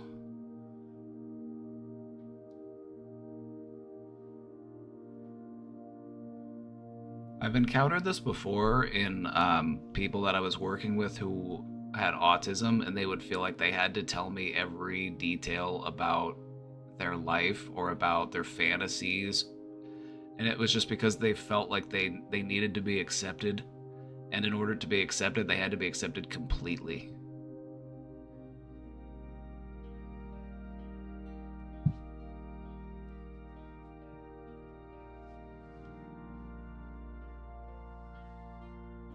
But I also feel like people don't have to over-explain themselves. You know?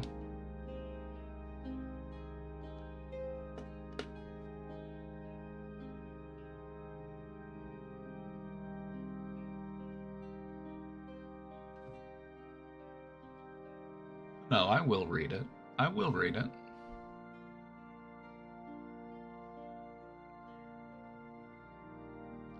Don't worry, we'll read it.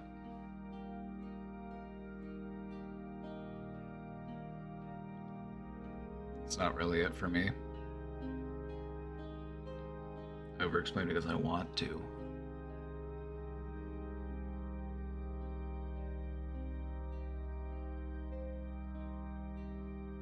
Why do you want to? What about it? What about it attracts you to doing that?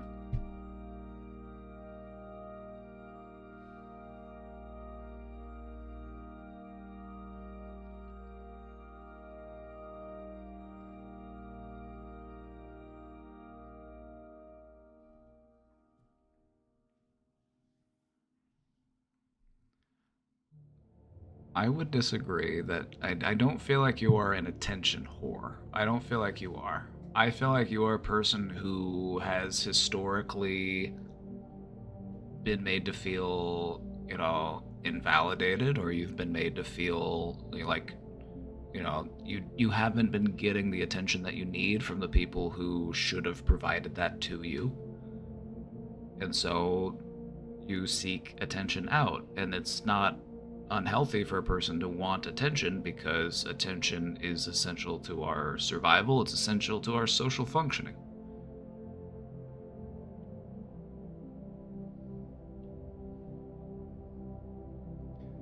So I would just encourage you to distance yourself from harmful labels directed towards yourself for being a human with human needs, okay? I'm going to encourage you to lead with compassion.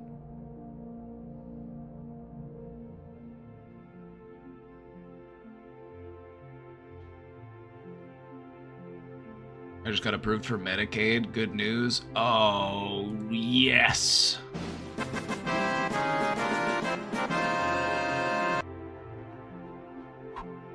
Let's go. Let's go. That's awesome. You'll probably be able to get so much stuff done that you've been like waiting to get done, right? Like you've probably just been in the waiting game for so long, and it's like, oh, finally I can actually get in to be seen and, taken care of.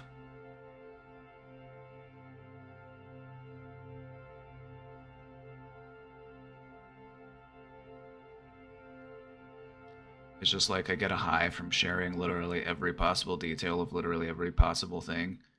How would you compare that feeling to the feeling that you got from that kind message that you got earlier on? Remember that message that you saw, that message that was directed towards you and that was just singing your praises, talking about how much they appreciate you? How would you compare those feelings?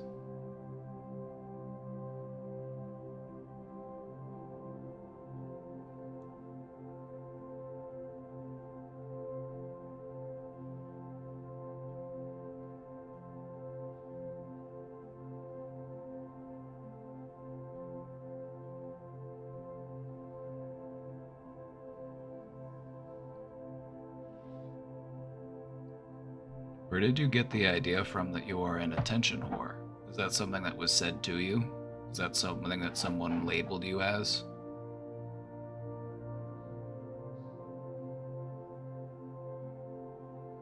I don't agree with that diagnostic. I don't agree with that label.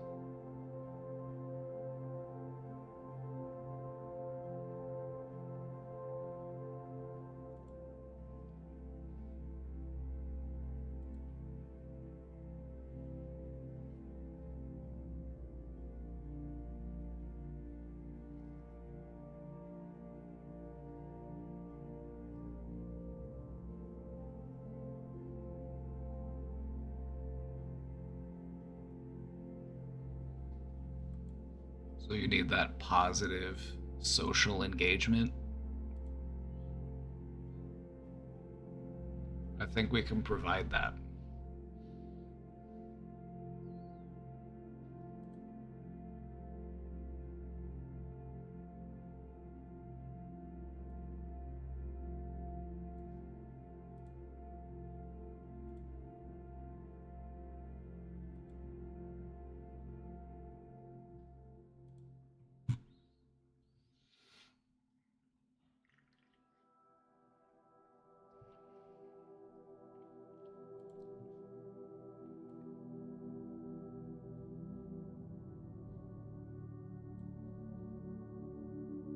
Sorry?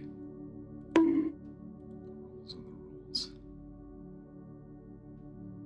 Can't this man learn how to knock?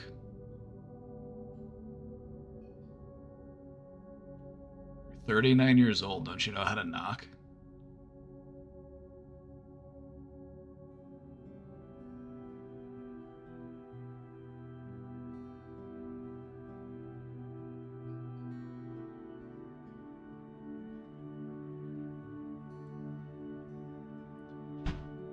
You didn't hear what I said.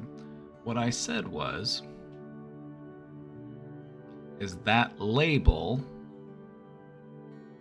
of being an attention whore, is that something that was said to you at one point in your life as somebody called you that? Is that where you got the idea from? Because that's not what I would use to describe you.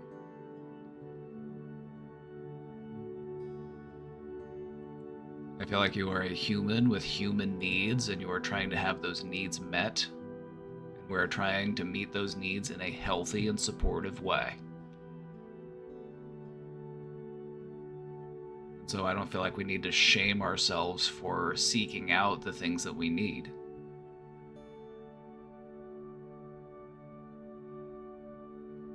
I've been called that exact term repeatedly. You don't have to identify as it.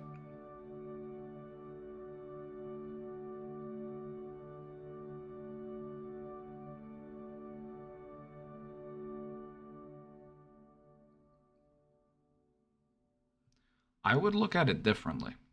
I wouldn't describe you as an attention whore. I think that's incorrect. I think that's inaccurate, and I also think that's unfair. What I would say is that you are starved. You are hungry for positive socialization, healthy communication. You are hungry. And you're eating.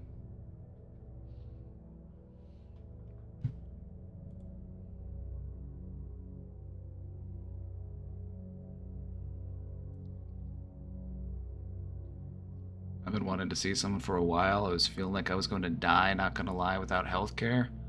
Once I was dropped from my parents' healthcare at 26, I felt like I could die at any moment from some sort of fucked up thing that I thought of, what if X, what if Y, what if Z, right? Really happy for you, Sock, now that you're able to, you got approved for Medicaid and you can get in there and get seen to and get taken care of. Really happy to hear about that. That was one of the things that I used to have to do as a case manager, is help people get onto Medicaid, help people get onto disability, and it was always just such a win, such a celebration whenever it happened.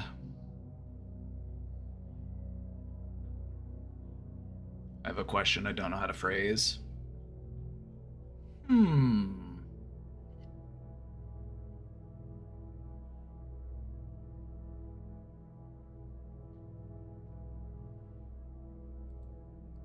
How about this?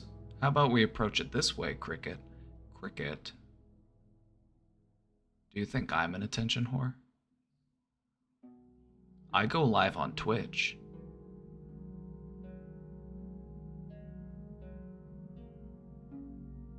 Do you think I'm an attention whore?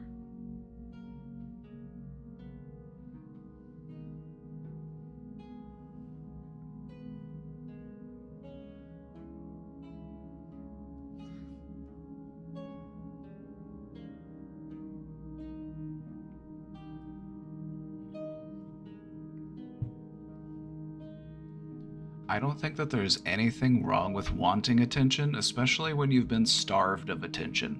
When you've been made to feel invalid or your needs weren't taken seriously, it leaves you hungry for attention. And then you seek out that attention because it's what you need. Because any of us would need it if our needs weren't being met. We would need that connection with people. We would need to be heard and seen and validated.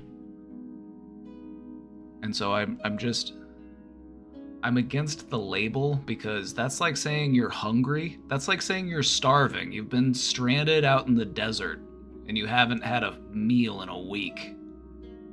You've just been eating scorpions and biting cactus.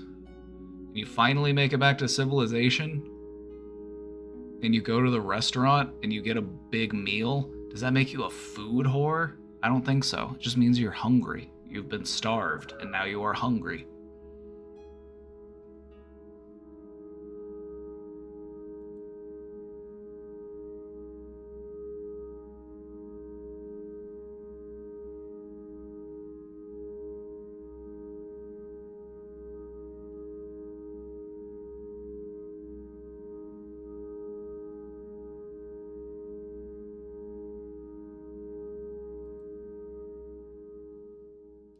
Hey bro, long time commenter, first time viewer here. I was wondering how you would deal with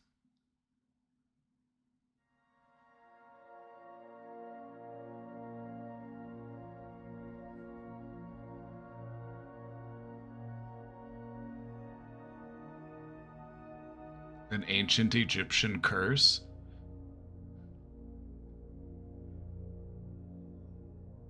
Thank you for the 20 bits. How would I deal with this? Protective spells. Where's my coven at? Where are my witches at? We need protective spells, and we need them yesterday.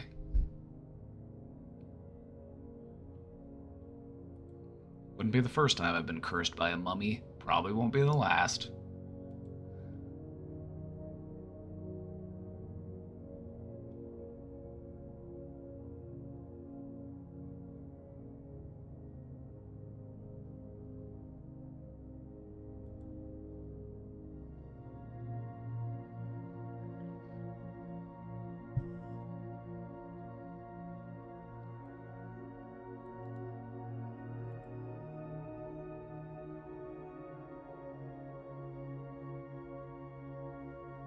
Translate.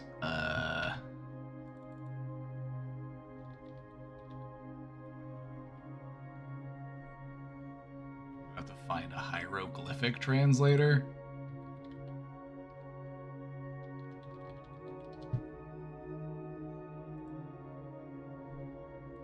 You're gonna make me find a hieroglyphics translator.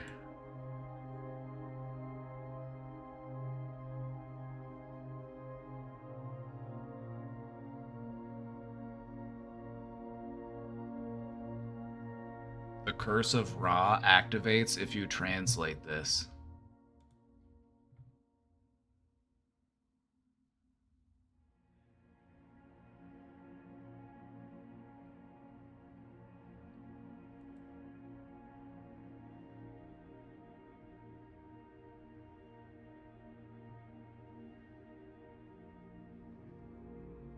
I accidentally activated your trap card. What does it say? It literally says the Curse of Ra activates if you translate this. That's what it says.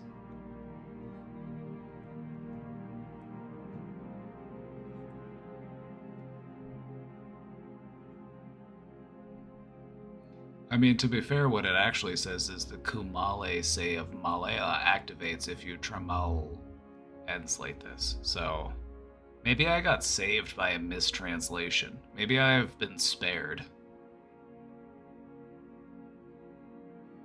I might have dodged a bullet.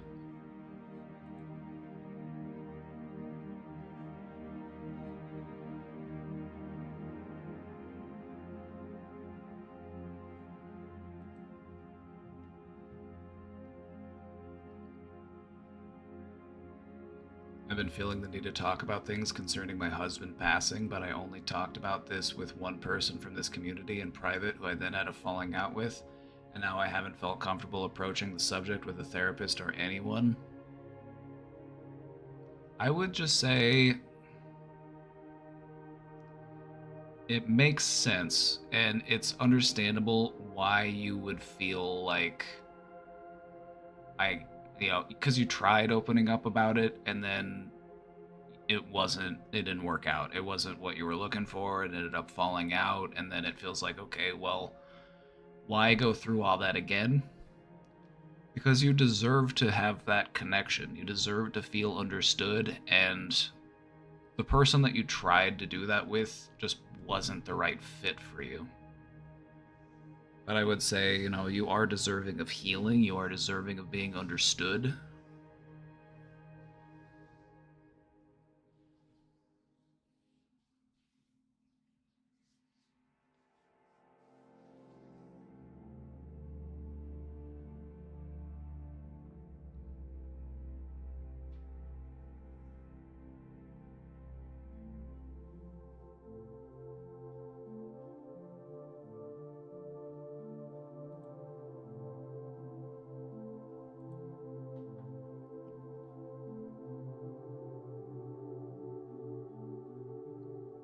just have this block in my mind. It was a traumatic enough conversation, right? And I would look at it this way, is like maybe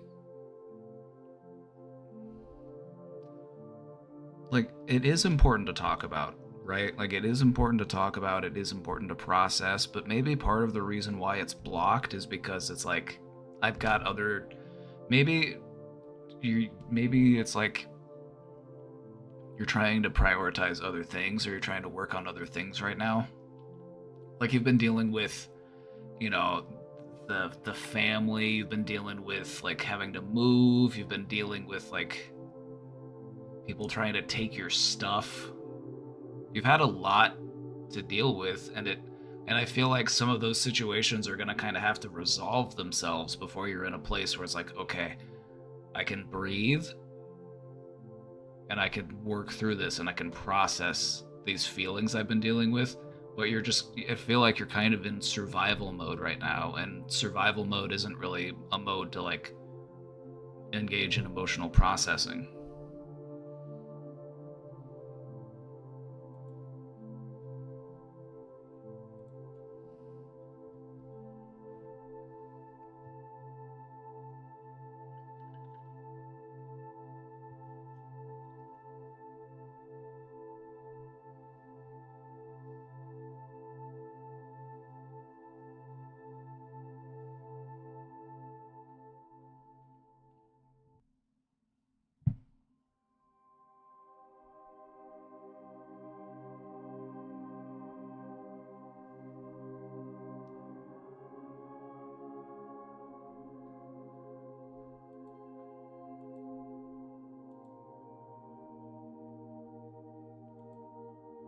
Makes you feel panic.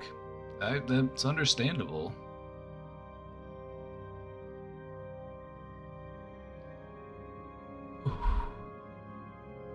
It's a lot. It's a lot for any one person to carry. So I feel like if they're, just reaching out for support, finding someone to talk to, even if it's just,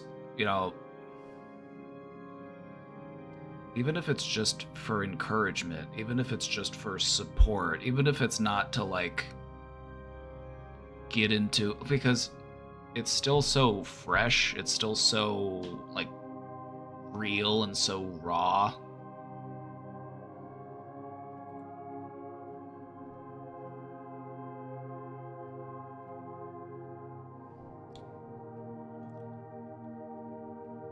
And so I would say, emotional support and, having people that you can have like encouragement from, and that's important. But as far as like the in-depth emotional processing of like, sometimes it helps to be a little bit beyond the situation. It helps for there to be a little bit of time to properly get perspective on things. Sometimes when it's still so close, it makes it hard to see the bigger picture.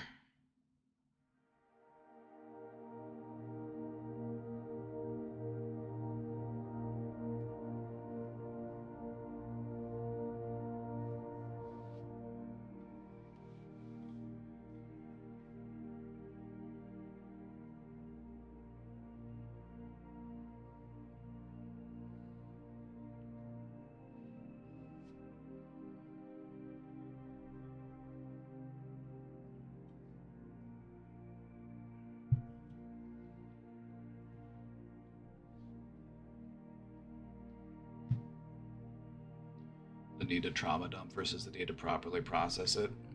I think you hit the nail on the head with that one.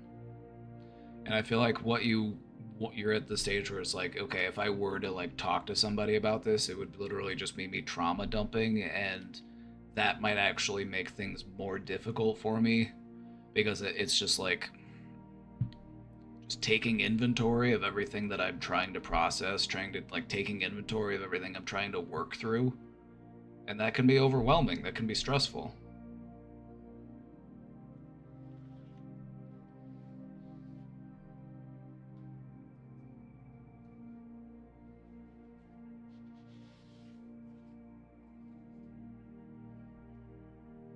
Not me spiraling out of control. Would it help if we read your submission?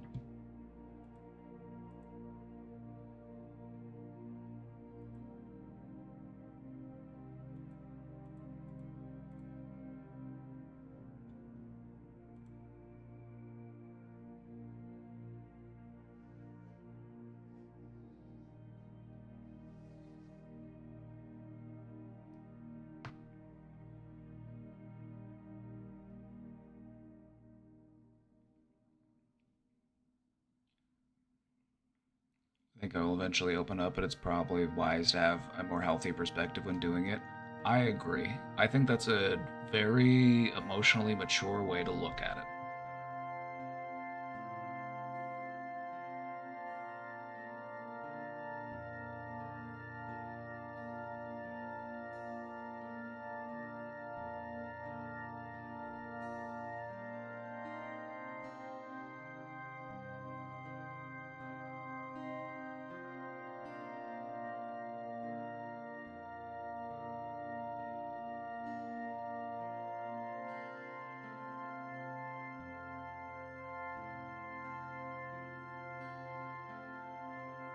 A lot of people have told me to try journaling, but I don't find it helpful at all.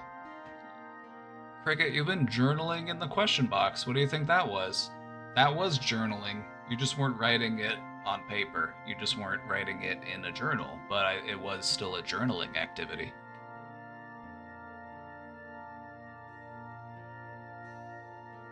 Gonna do some deep breathing while taking a massive shit. Good combo.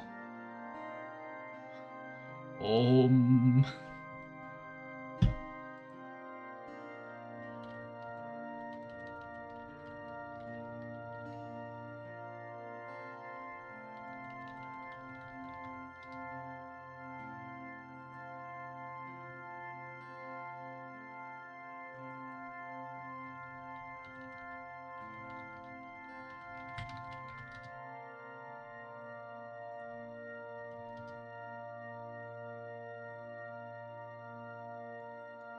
Just imagining you, like, in lotus pose on the toilet.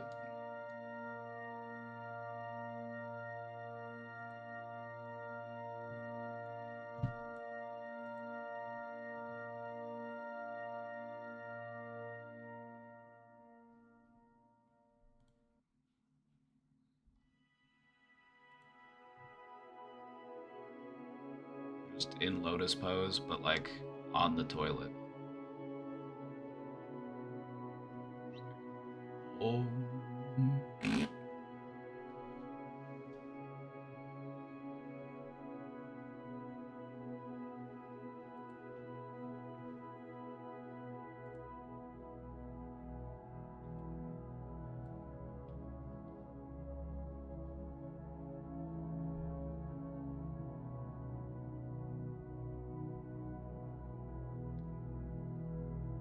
It's cricket, bitch, and I hate my Depot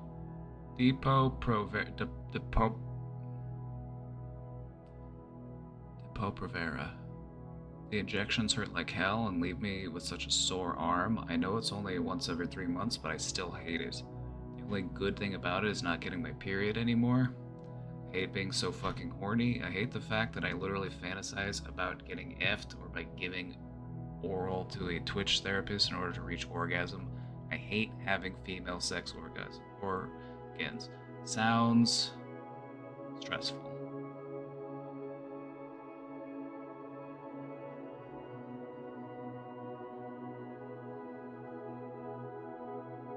Shout out to women. Shout out to women everywhere for having to put up with medical professionals not knowing much about women's health.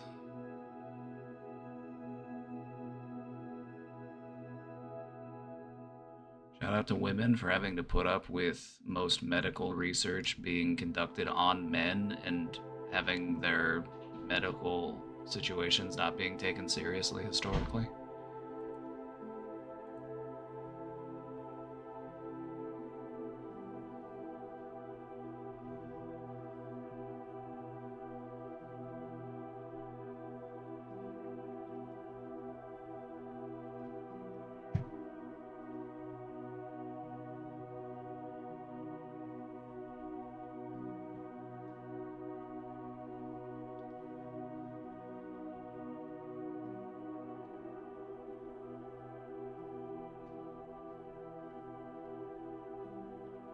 Thankfully, you've got plenty of supportive women here in this community who are able to offer support and guidance and encouragement.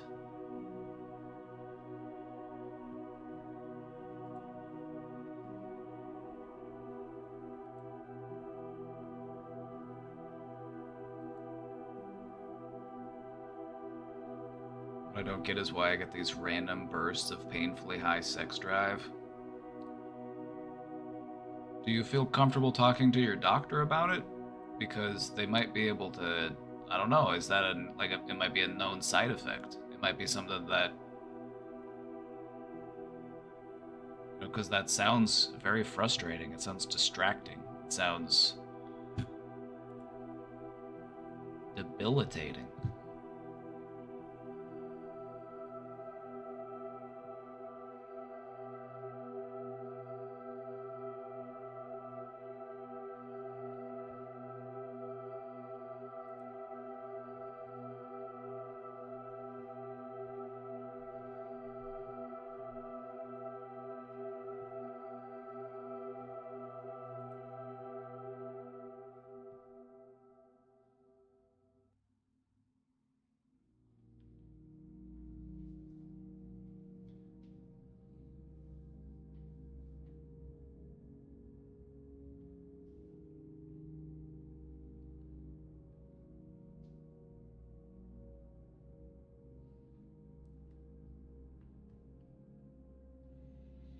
Your doctor is a man.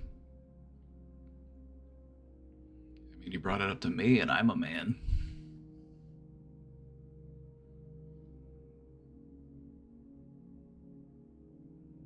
I would ask your doctor if they're, just say I'd like to talk to a woman about some woman things.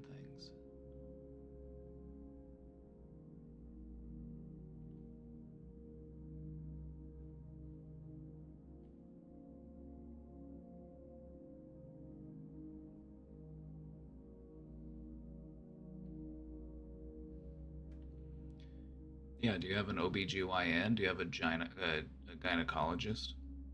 Like you can have a general doctor, but then you could also say like, "Hey doctor, I'm looking to talk to like a more specialized, I want to, can I get a referral to an OBGYN for like my,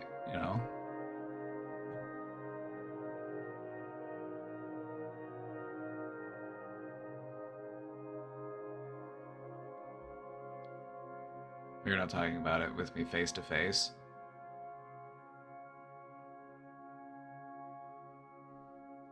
Well, you've already proven that you're very brave, so I would just ask you to be brave.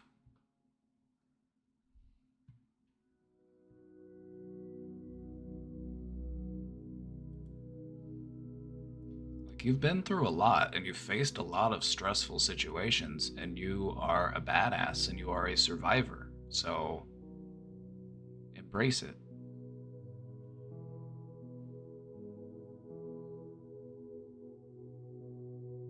Gotta give credit where credit is due.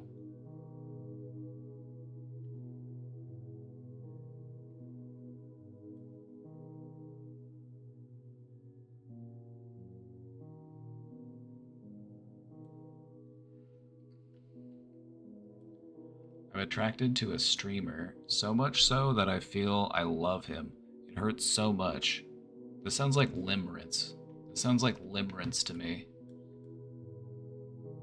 This isn't genuine, actual love. This is a manifestation of, it's more akin to lust. It's limerence.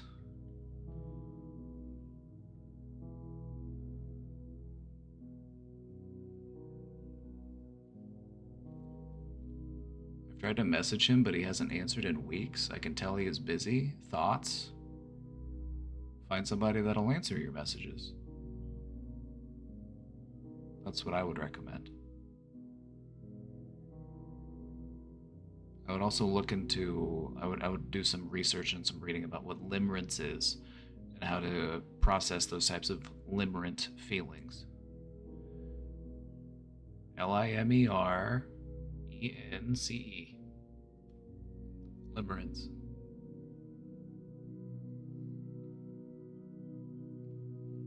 Even if I was comfortable asking to see an OBGYN or gynecologist, there would probably be a huge wait list. Well, wouldn't it give you some reassurance to at least have something scheduled, even if it's not for a while? Wouldn't that feel better than just feeling stuck in this situation now? Even if you have to wait a while.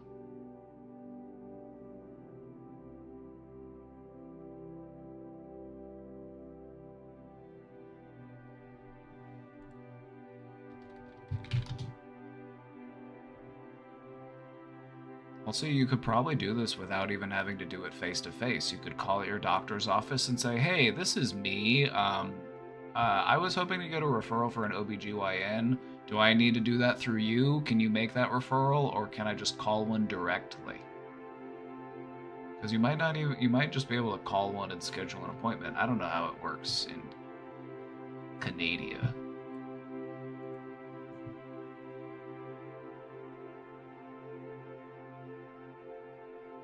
If I asked to see a reproductive specialist, the male doctor would probably want to know why I want the referral. That's actually none of his fucking business, believe it or not. The thing about getting a referral to a specialist is you don't have to tell your doctor why you want that referral.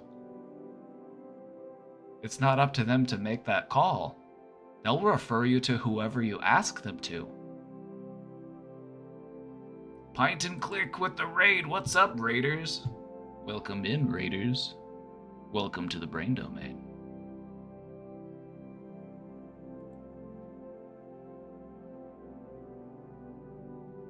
Welcome in. Hope you had a good stream.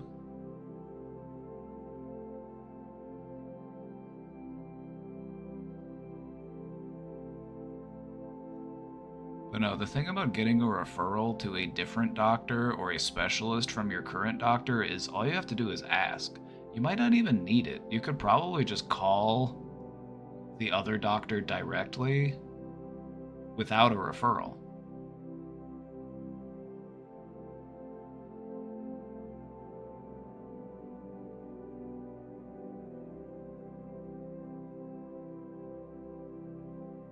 As for asking over the phone, my mom is the one who pretty much always calls the doctor's office for me. Would you be comfortable talking to her about it? I mean, she's a woman. She probably understands the importance of women's health, and she probably would be in support of you seeing an OBGYN, someone who specializes in women's health.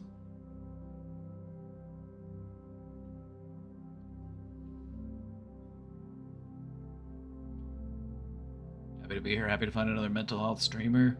Solidarity. Limerence, that it's a cool word. It is a cool word. It's a cool word to describe something that kind of is stressful.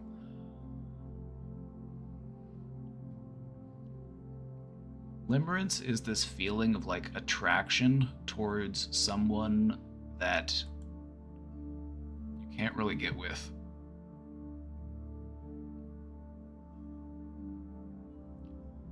It's a state of involuntary obsession with another person. The experience of limerence is different from love or lust in that it is based on the uncertainty that the person you desire, called the limerent object, also desires you. Since limerence is the desire to be desired, it is a cognitive as well as physical and emotional experience. The focus of limerence is whether or not the person or not the object of desire reciprocates the feelings, rather than actually falling in love with the person, is almost always one-sided. Talking to my mom about my excessive hornies and wanting to see a specialist about it? Hell no. You don't have to... I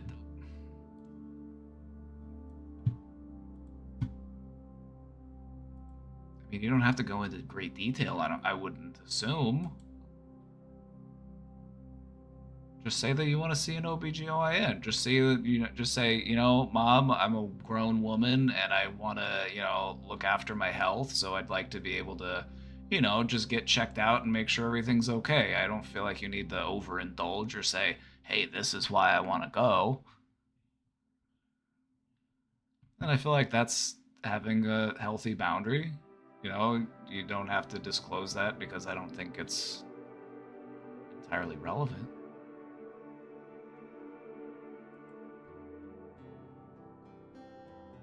Yeah, just say you want to just get checked out. Just say that you've been doing research and you're work, you know,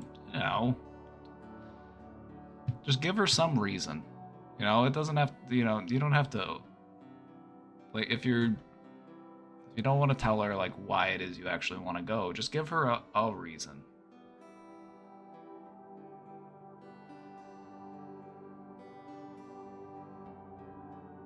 How old is the girl that wants to get checked out? 21.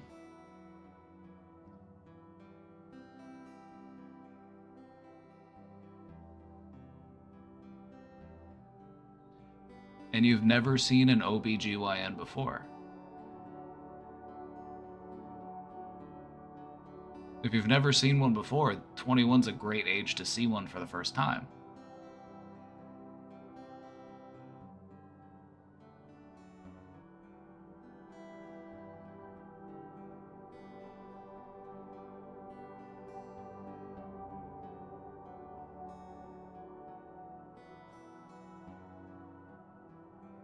Just approach it from a perspective of like, I'm just trying to be cautious. I'm just looking out for my health. I just want to, you know, be proactive. I haven't seen one before because I've never been pregnant. And I feel like that's a misconception. You don't have to be pregnant to see an OBGYN. There's so much more that an OBGYN can do that it has nothing to do with pregnancy or getting pregnant.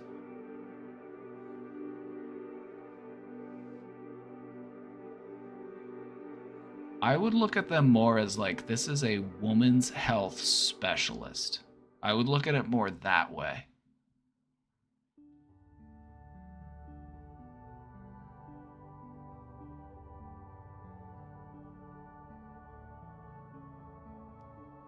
Maybe you could approach it from the perspective of, you know, hey, my doctor's a guy. I just want to talk to a woman about, you know, woman stuff. Nothing in particular. Just, you know, woman stuff. You know what I mean? Like, it's understandable, it's reasonable.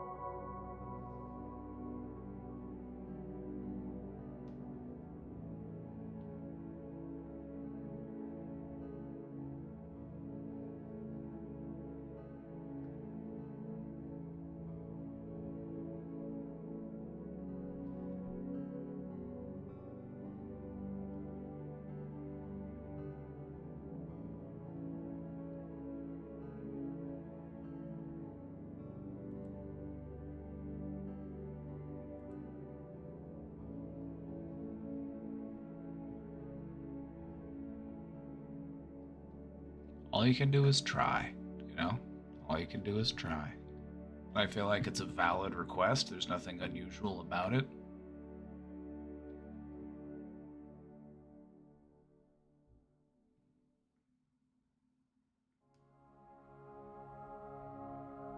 You know, tell them that you want to talk about your just tell them you want to talk about side effects from your birth control, or tell them, like, you know, you don't have to get into the nitty-gritty details with your mom. Your mom's not the doctor.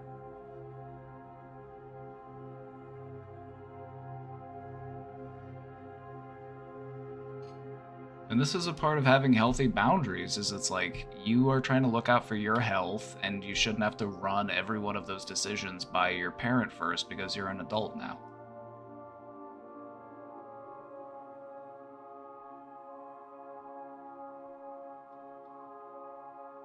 Why tell him anything? Why not just go? Because she lives with her, and she's also gonna probably be the one, like, giving her a ride to the appointment and stuff.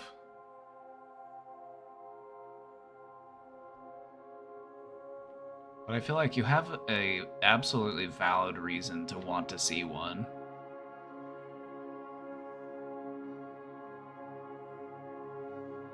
Side effects of birth control. Can you describe those side effects? Then you could answer that by saying, I'd rather talk about that with my doctor if that's okay.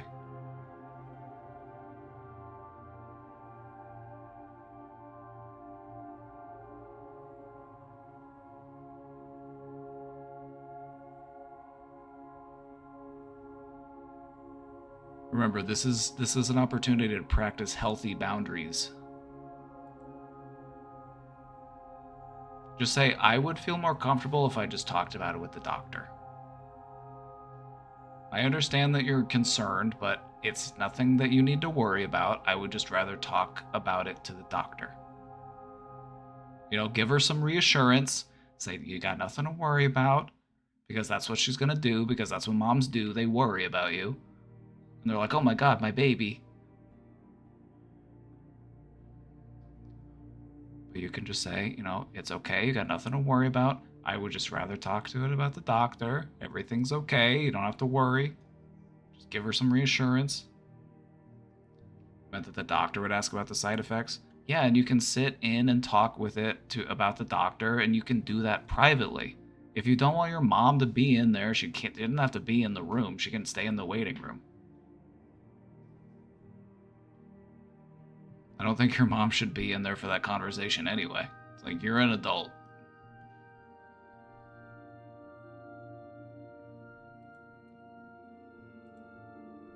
Oh, the doctor. Well, then talk about it with the doctor, just like you talked about it here. Like you mentioned it here.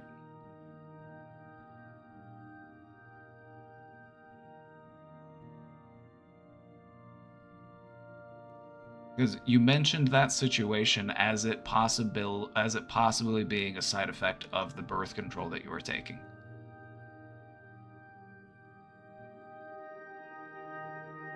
I'm not talking about elaborating to your male doctor. I am talking about elaborating with the OBGYN when you see them. You don't have to elaborate with your male doctor. You don't. That's not something you have to do.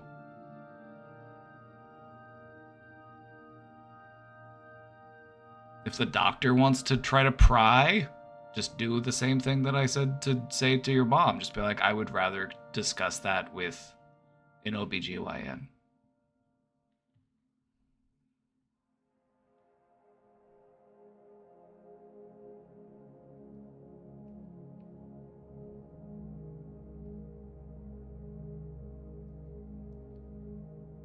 Just try to be calm and cool and assertive and just let them know, hey, this is what I want to do. And you don't have to over-explain yourself to anybody until you are seated with the doctor that you are ready to talk about these things with. Somebody you feel comfortable talking about it with. That is what healthy boundaries are.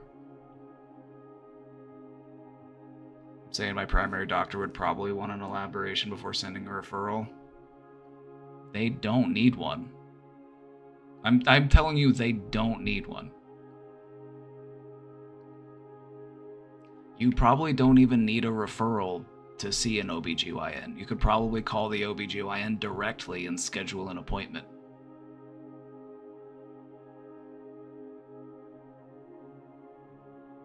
Now, I don't know how it works in Canada. It might work differently, but you can set up an appointment with any doctor that you want. There's no rules that prevent you from doing that.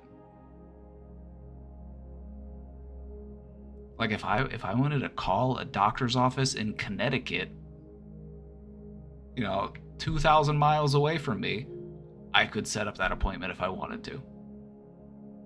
Just hypothetically speaking.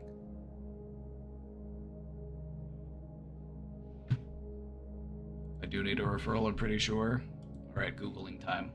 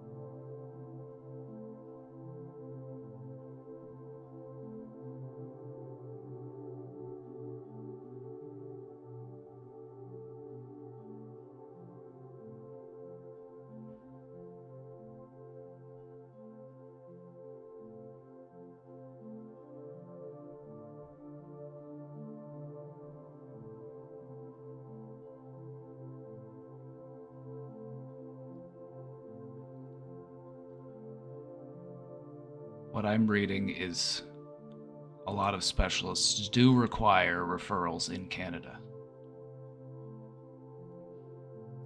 Okay, so here's the thing. Let's say you're sitting down talking with your doctor and you say, hey doc, I want to see an OBGYN. And they say, why do you want to see an OBGYN? I'm experiencing some side effects to my, I'm like, how far do you even have to go? Like, how much detail do you need to really give them? That's what I'm wondering. I'm like, you could probably just say something like, I just want to see if, a specialist in women's reproductive health just to talk about some things that I'm dealing with.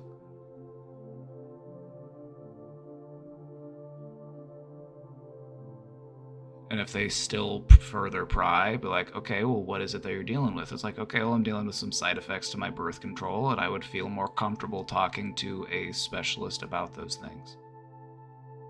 And they say, what kind of things? And then you just reiterate yourself. I would feel more comfortable discussing those things with a woman.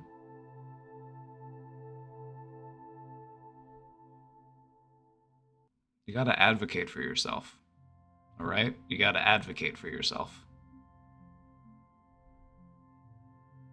If you want to talk to a woman, tell them you want to talk to a woman. If you tell them I'm uncomfortable talking about it to a man, tell them that. They're not going to get mad at you. I mean, they might if they're a bad doctor. If they're a bad doctor, they might get mad at you for that. But I don't think any good doctor would get mad at you for that. They would respect that. Like, for example, I, as a therapist, would occasionally have people be like, I'm more comfortable meeting with a woman. And I'm like, that's fine. I understand. You'd rather talk about that with a woman. I'm not offended by that. I'm not gonna, it's not gonna hurt my ego. I'm not gonna be like, no, you need to talk to me about it. No. Just politely, assertively tell them what you're looking for. Tell them why you want to do that. And I feel like you don't have to over-explain yourself.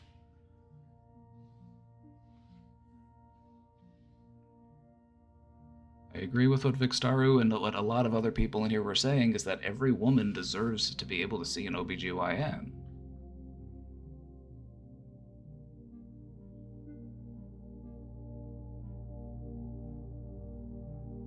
I think you can manage it, okay? I believe in you. You're strong, you're brave, you can assert yourself, you can advocate for yourself, alright? It seems like it's going to be a stressful scenario, but I can guarantee it's a scenario that you can navigate successfully. All right.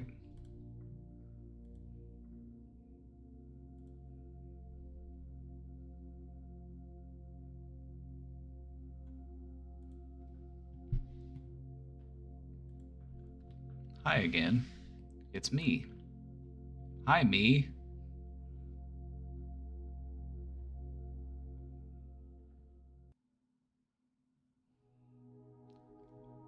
It's me, the person that is taking space with their girlfriend. I'm having a lot of trouble with sitting in discomfort and anxiety. I feel so blocked in my chest.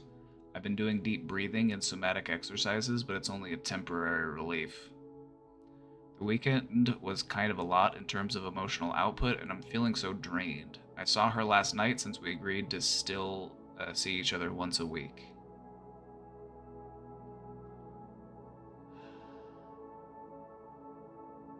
First off, let me just say, good work on doing the deep breathing and somatic exercises. Continue to do that. Continue to do that, because even temporary relief is better than no relief.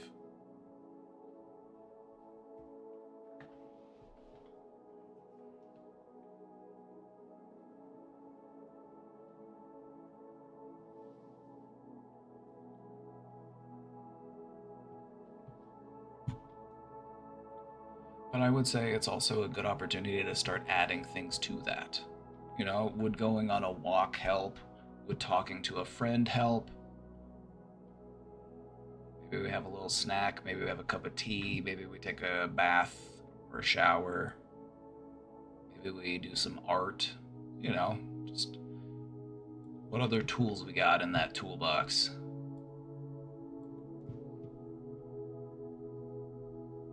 During our time together, she was very up and trying to have a good time.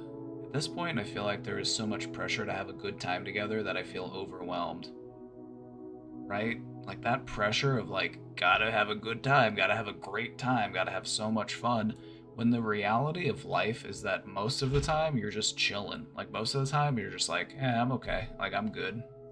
Like I'm just vibing.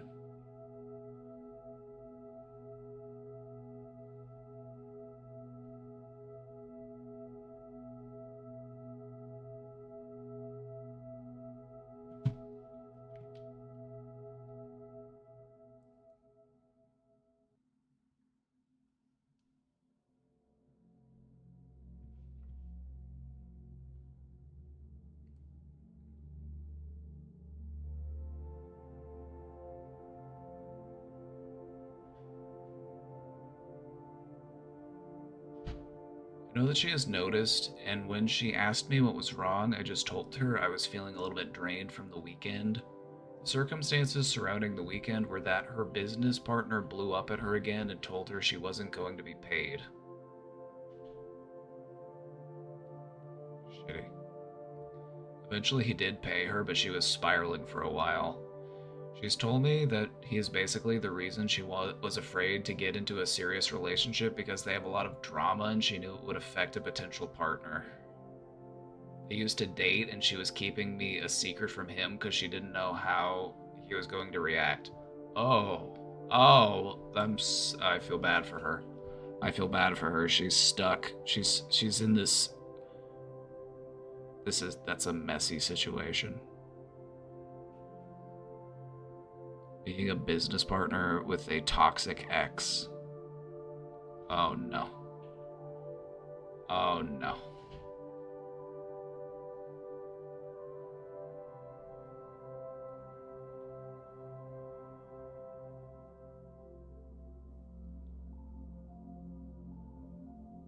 Like, something's gotta give in this scenario. Like, something's gotta change. This isn't sustainable.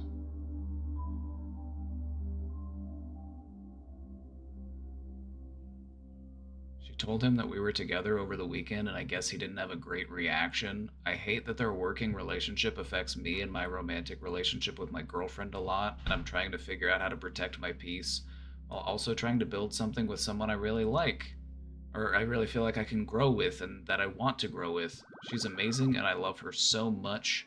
I feel like she's stuck in a toxic cycle of abuse and it hurts to have to watch it.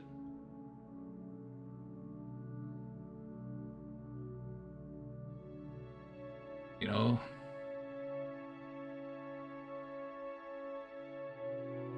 I hope she's able to find something healthier because this doesn't sound sustainable. It's interfering with her life. And I feel like if your work is interfering to this degree with your life and your relationships, it's not worth it. Like, I don't care how much money you're getting paid.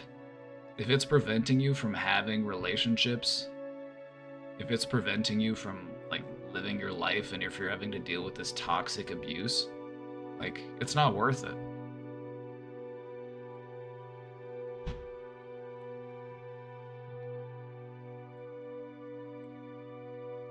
At this point, I feel like I'm at the end of my rope and I don't know what I can do. I hate that we are taking space because of her business partner. She keeps going back and forth with ending contact with him, but she hasn't committed to it because she is financially dependent on him. Well, then it sounds like she's trapped in a financially abusive situation. You gotta think, like, where is this situation gonna get me? Like, how is this gonna manifest? Like, where is this gonna take me?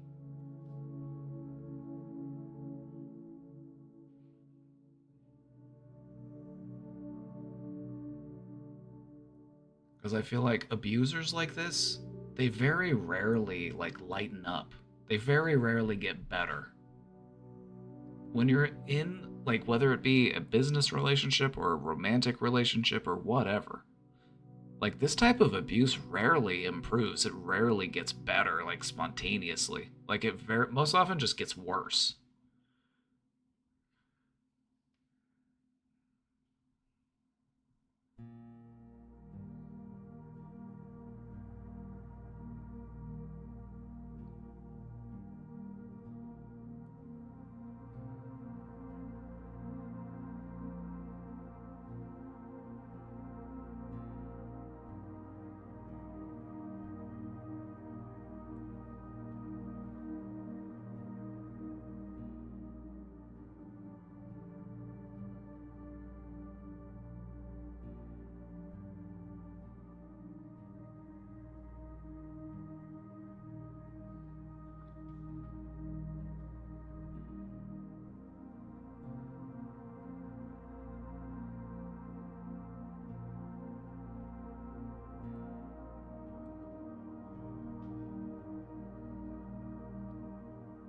supposed to go to Vegas for an event for 4 days, and I'm really scared he's going to blow up on her and I won't be near to help. How should I deal with this?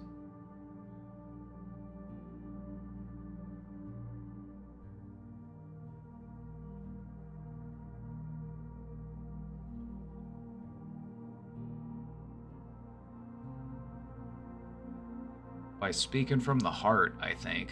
Like, that's... If I were in your... Like, okay. If you want to know how to deal with this, I can only speak to this from what I feel like I would do if I was in this situation. I would make it very transparent how I feel about this. It's like, this type of trend of abuse is only going to get worse. So how far do you want it to go? You're in this business relationship with someone who's like threatened to withhold pay from you, who is jealous and controlling, won't let you live your life or have relationships. Like, do you think that's just going to get better one day? Like, I understand that you're financially dependent, but at what cost? At what cost?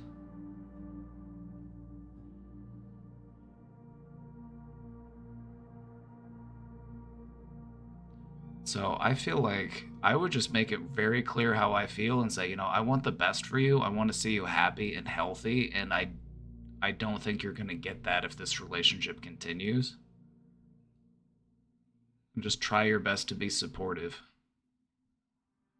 Eventually she's going to make her choice. It's up to her to choose what she does. Like, we don't have control over other people. So all that we can do is just let people know how we feel.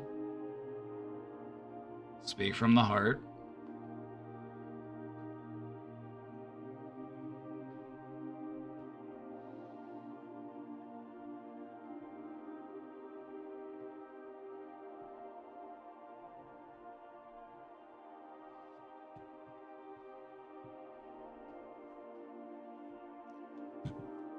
I guess that's what I would do. I would just come from a place of like compassion and like wanting to see the best for this person that you really care about, and just seeing that this is not going to go anywhere good.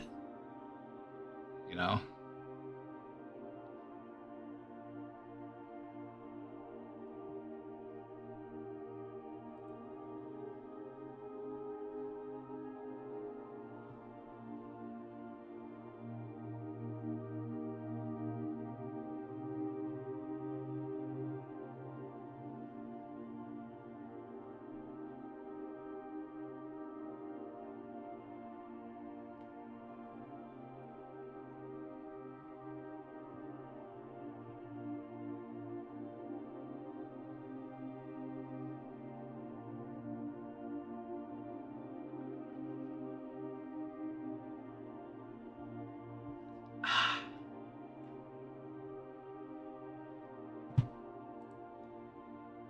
All mental healthed up.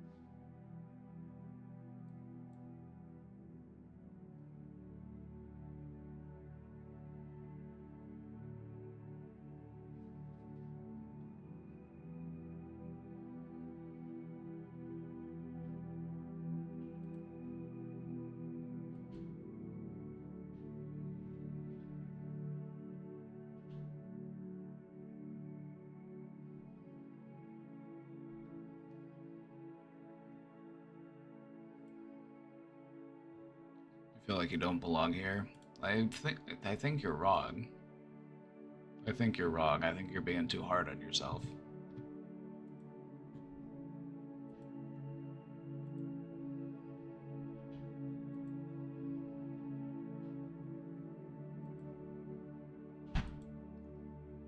We've covered a lot of ground today.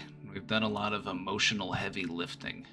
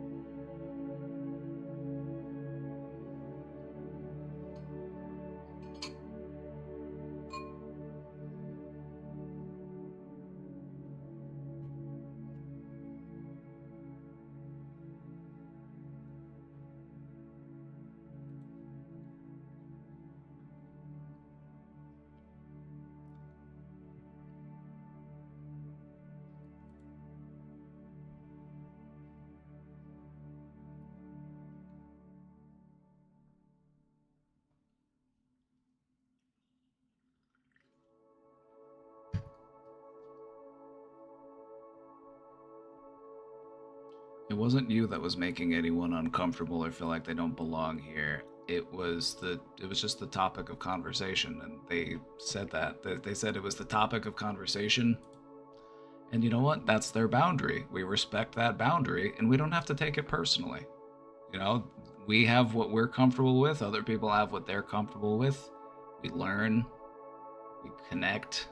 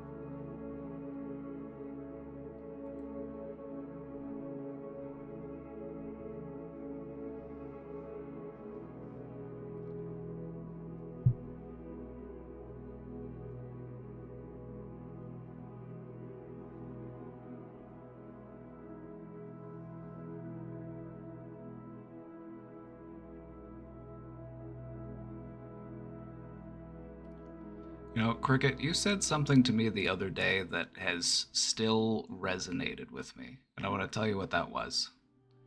The other day, you said to me, if people want to show you love, don't gatekeep it. Don't turn it away, don't refuse it. Accept it. And I said, you know what? You're right. I said, you know what? You're right. And I want to see you follow your own advice. You got a lot of people here who care about you and who want to show you and communicate that love to you. So allow it in. It's all right.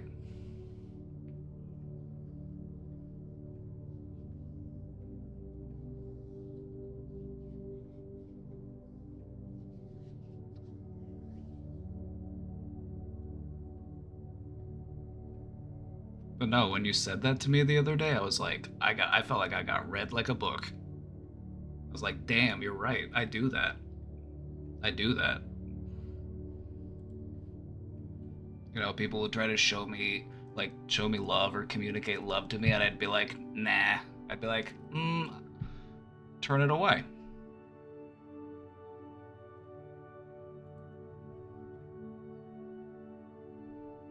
But you told me, don't gatekeep it. Don't refuse it.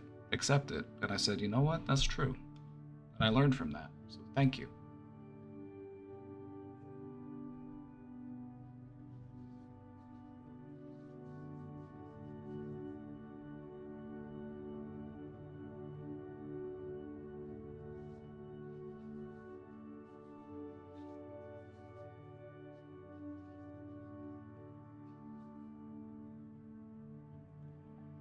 Like, we talk about a lot of heavy topics here, and I can't expect everybody to be comfortable with every single topic that we talk about, but that shouldn't stop us from talking about them because they're important. They're important to talk about, and, you know, those people who might be uncomfortable about those topics, hopefully they can, you know, when they do feel comfortable, they can talk about them here too.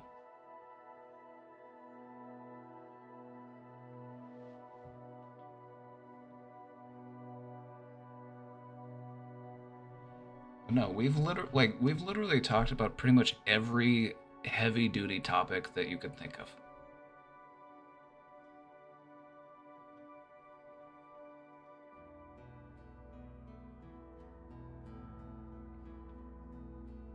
But that's just what we do. It's just what we do.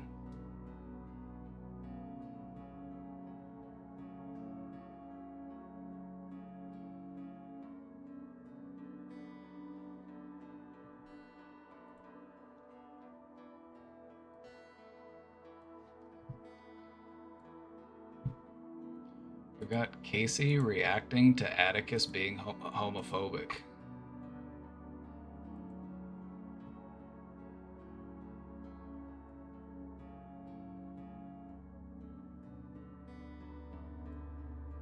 Atticus, they wanted to let you know that they're gay.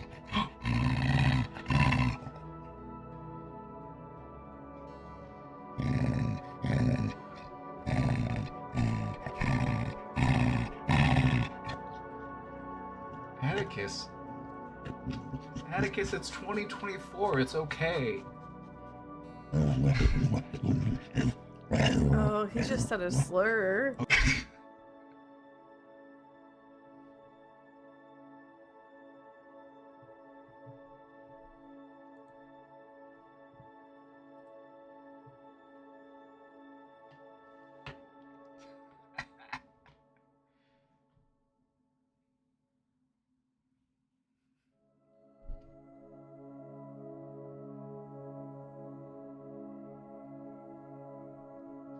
That was so funny. I'm glad we had that unexpected little bit of comedy today. Like, no, when you asked for Atticus to answer your question, I'm like, let me go get him. Let me go get him. I'll bring him in. And he was like, I'm like, Atticus, you're coming across as kind of homophobic right now.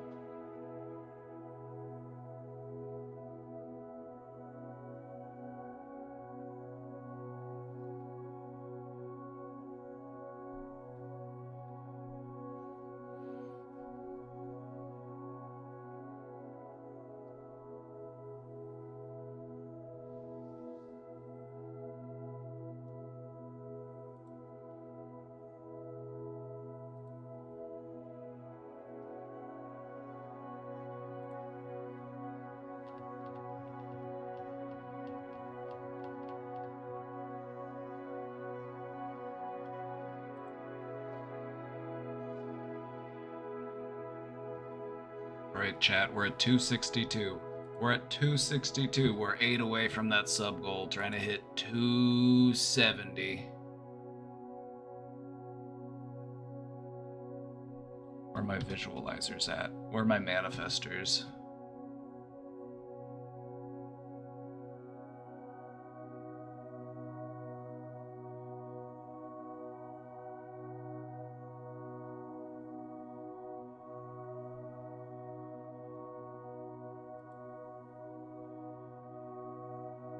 Where are my manifestors at?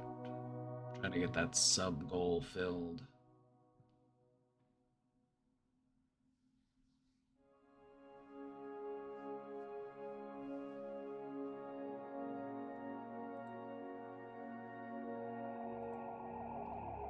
All right, Max, with the 12 months. All right, Max, you hit a year. That's Brainbow. You've unlocked the Brainbow, Max. And Rio Bop with the tier 1. Welcome.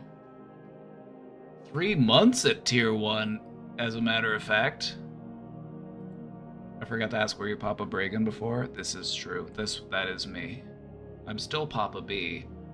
I rebranded the show. I rebranded my stream to be named after the show rather than to be named after me. It just made more sense to me. It was actually Casey's idea, but it was a good idea.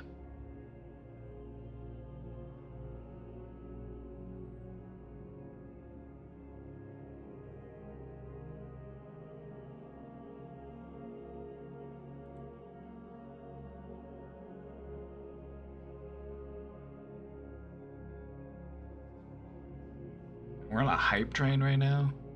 We're on a hype train?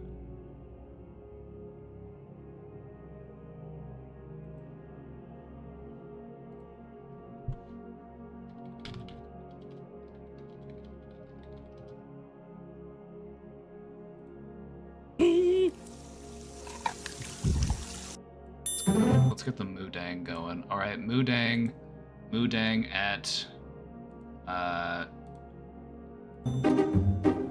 1.5 times speed. Moodang, hype bar. We got 3 minutes. I got time. 62%. Alright, let's get some hype music.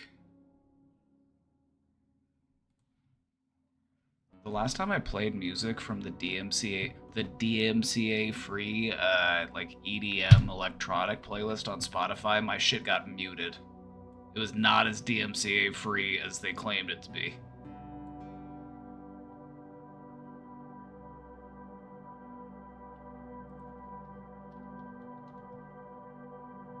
Maybe I could find one on YouTube.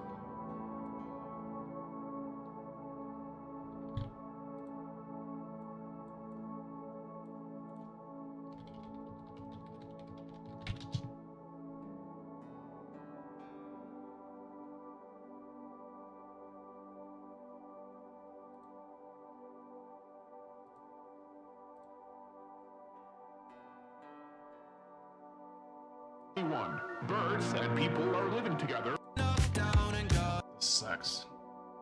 This sucks.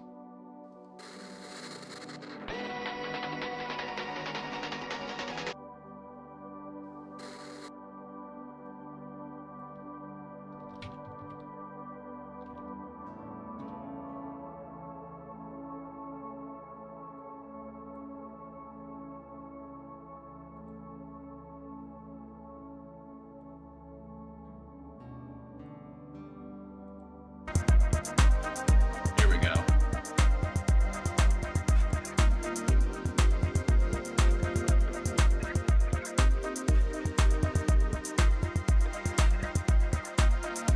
There we go. We're on a hype train. We're on a hype train. What do you like about being a therapist?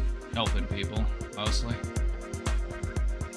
I like bringing people out of their shell. I like seeing people, you know, live a more self-actualized life.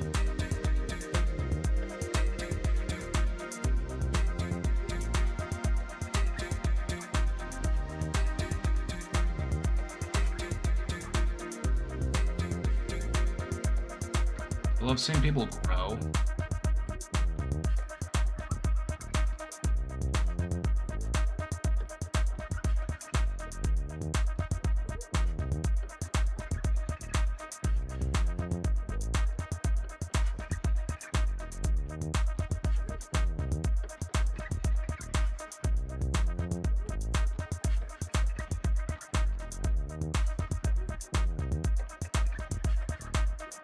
Zilkus with the tier 1 sub. Chat, we're 15 seconds away. 15 seconds! Are we gonna make it?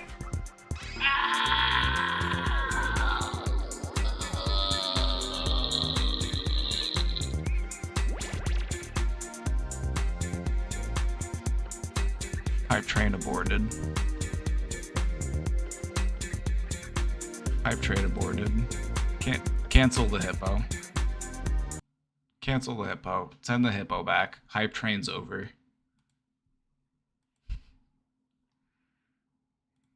Hype train's over. Get the hippo out of here. Send the hippo home. Better luck next time, gang. We tried. We'll just try to have to hit that sub goal tomorrow.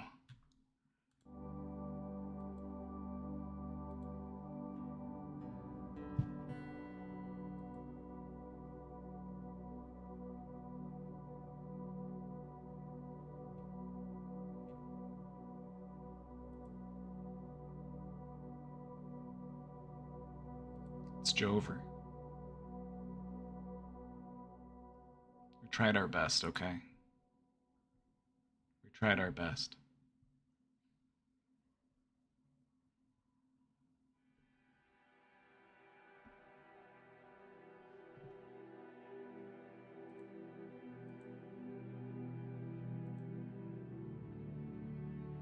The T is payday is tomorrow. Ooh, you're right. Payday is tomorrow. Payday tomorrow. I think we'll be hitting that sub goal tomorrow. How about it? We'll keep manifesting. Maybe we just didn't manifest hard enough.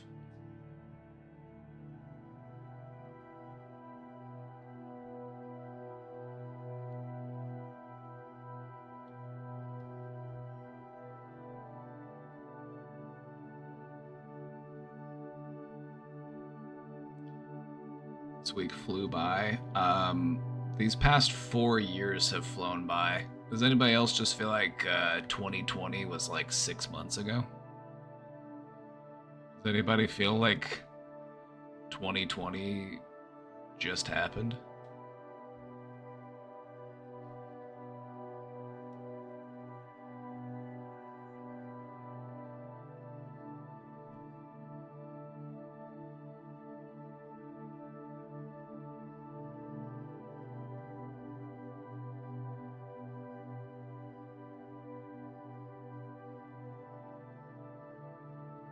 I want to say thanks because anytime I came in, you've always said insightful stuff. Aw, thank you.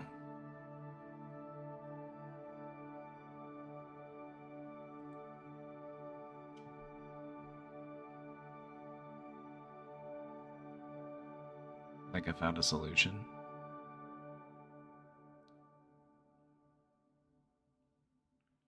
You know, Cricket, you're a nice person, you've got a lot to give, and I feel like you could find somebody who treats you kindly and with respect and with dignity. Somebody who makes you really happy. Not just somebody who wants to do the deed.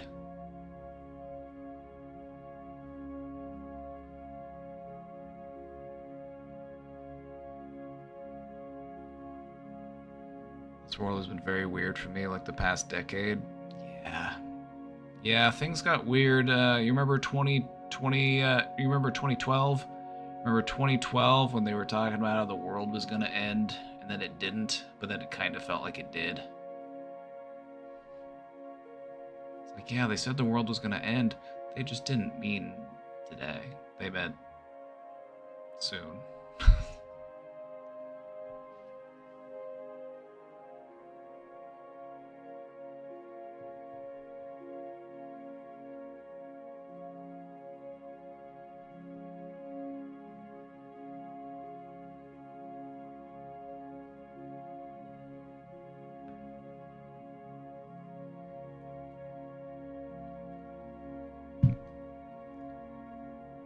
Alright, everybody. Movie night tonight. Get hype. We're going to be starting in 2 hours. We're going to start at 8 p.m. Movie night starting at 8 p.m. in the Discord. Don't miss it. We're going to watch a scary movie. We're going to watch Frailty with Bill Paxton.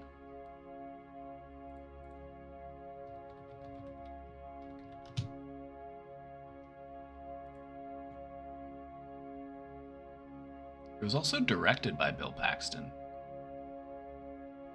Oh, it wasn't... Okay, it wasn't Joaquin Phoenix. It's Matthew McConaughey that's in it. Matthew McConaughey was in it. I thought it was Joaquin Phoenix for some reason.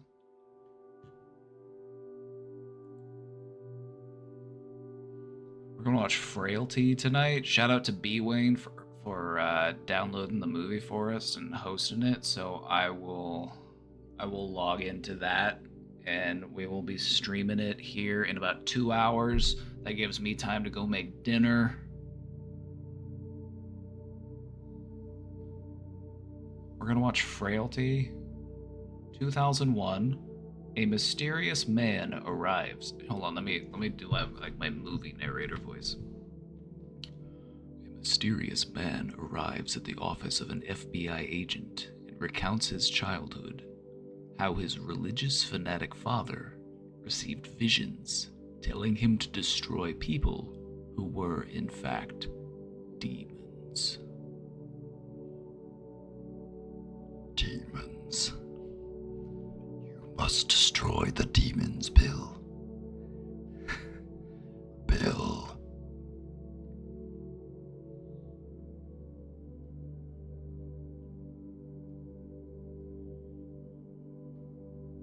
That was Sister Kathy's dinner yesterday. The chicken turned out good. It was tasty.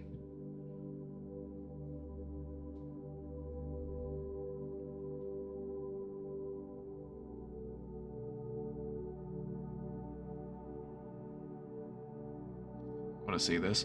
We're gonna be starting in about 2 hours from now. We're gonna start around 8. I might start a little after 8. I might give 5 minutes or so for people to trickle in a little bit before we press play. But we're gonna start at 8 p.m. Crime, drama, thriller.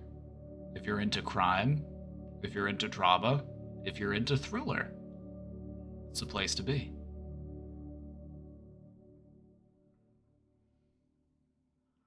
Don't you just love my obnoxiousness? Yes.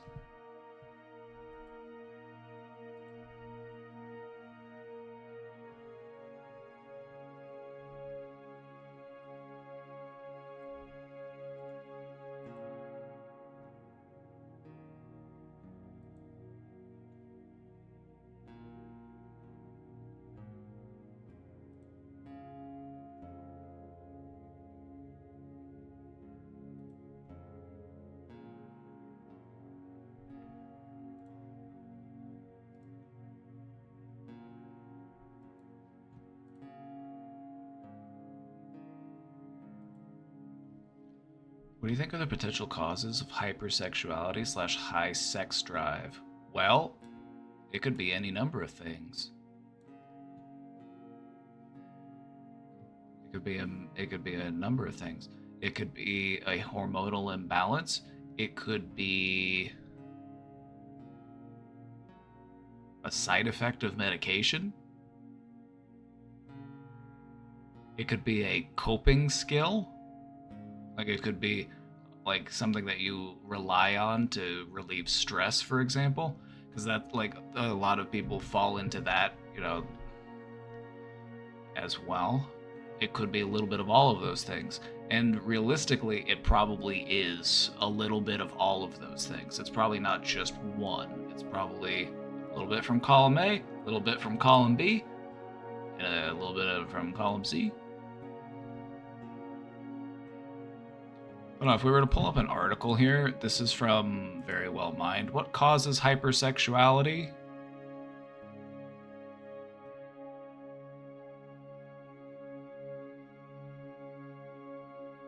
Could be due to something going on in the brain. It could be a chemical imbalance in the brain. It could be a side effect to medication, especially ones that impact your dopamine. A lot of it also has to do with your dopamine. It's almost like an addiction. They say you got to treat it kind of like you're treating an addiction. And what we do when we treat addictions is we try to find alternative behaviors that can satisfy those feelings.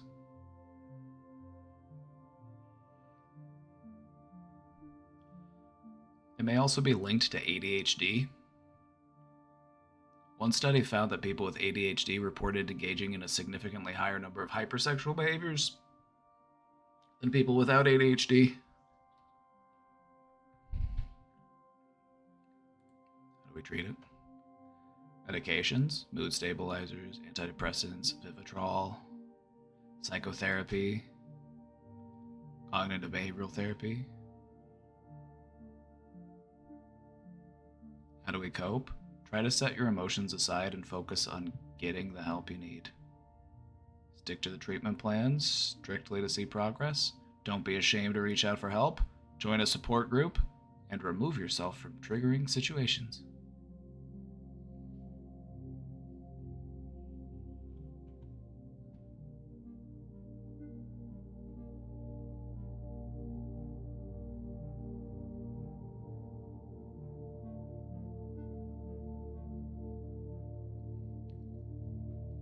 I'm on antidepressants. I thought those are supposed to reduce it. Now here's the thing about psychotropic medications. Sometimes one person will have one side effect, and that's the side effect that most people have. And then sometimes people, for some unknown reason to us, they will have the complete opposite side effect for some reason. And most medical professionals have no idea why that actually happens.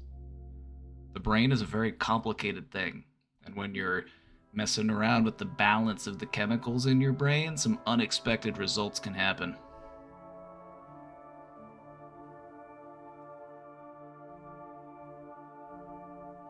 If you or someone you know is dealing with hypersexual disorder, please know that treatment and recovery are possible.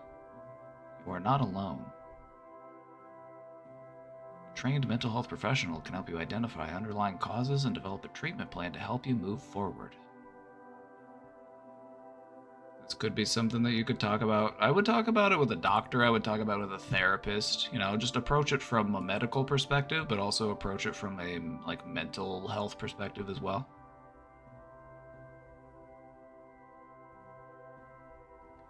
What if it's not even exactly about dopamine? How much do you know about dopamine? Because the thing about dopamine is that pretty much everything we do ties back to dopamine. I eat, I breathe, I drink water, I go to the bathroom. It's all tied to dopamine. Dopamine's your brain's reward chemical. It gives you that when it says you did a thing that you're supposed to do. Here you go, have a little bit of dopamine. That feels good.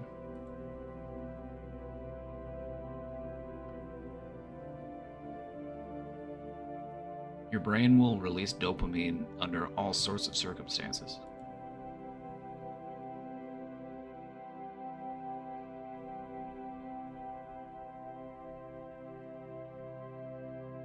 What if you're not having the urges because you want stress relief, dopamine, psychological high, but because you crave the physical pleasure? Where are those physical impulses being processed?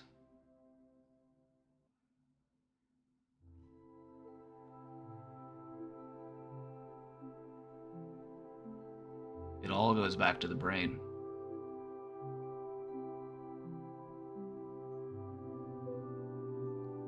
Physical pleasure is a dopamine release. It all goes back to dopamine.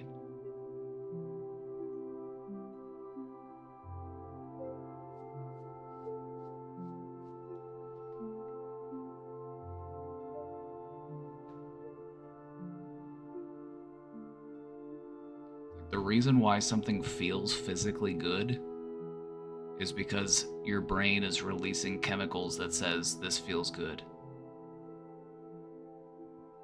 And those chemicals are dopamine, serotonin, oxytocin, endorphins, GABA. There's some other ones that are considered to be the feel-good type of neurotransmitters. There's like 30 some odd neurotransmitters, we think. There's also possibly more neurotransmitters that we don't know about because, as it turns out, brains are very complicated and brain cells are even more complicated. The brain's got all sorts of secrets.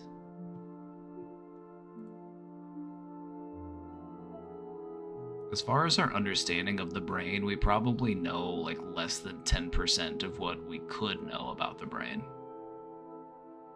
That's how complicated the brain is.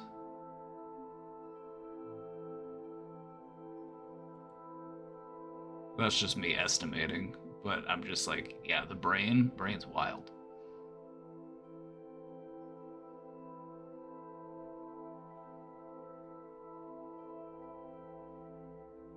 If dopamine something feels good, then how come doing other dopamine creating activities doesn't make you have an orgasm? Counterpoint. Have you ever had food that was just so good? Have you ever had a massage that was just so good?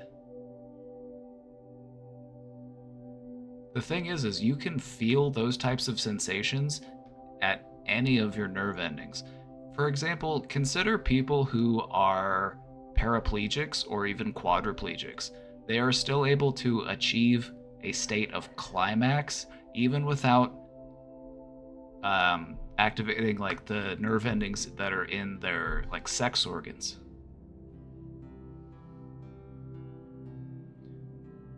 An orgasm is just a level of nerve activity, and that can happen anywhere in your body if you train that part of your body to reach that level. So for example, people who might have like little to no feeling in their entire body, they can still learn how to achieve an orgasm through like different nerve endings like in their face or in their ears. Orgasms don't happen in the body, they happen in the mind.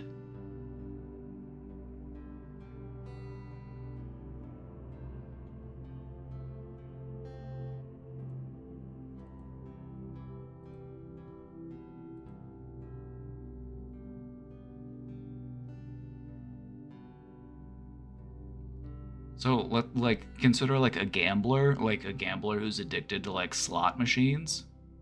Whenever they hit that jackpot or they get a big win, that's essentially on par with an orgasm for them.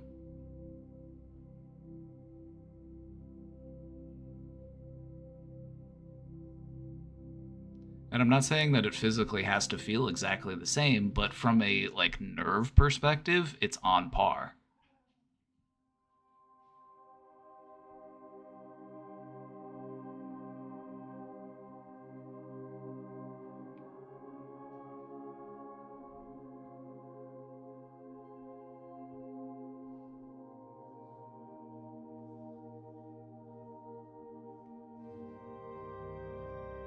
Feel free to disagree, but this is my position on it.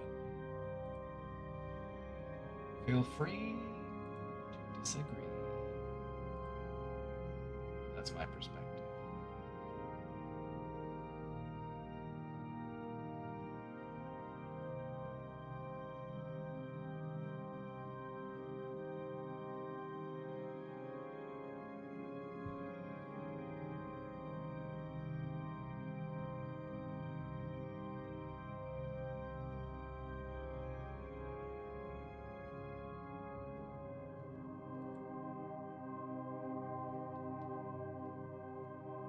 Sometimes dopamine doesn't even feel good, it feels satisfying or like relief. That's well stated, well stated. Sometimes it just feels like a relief of pressure.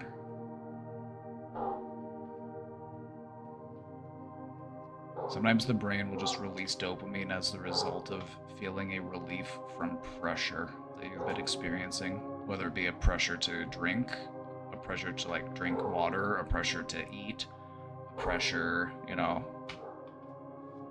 that we're dealing with, and then you release that pressure and it gives you that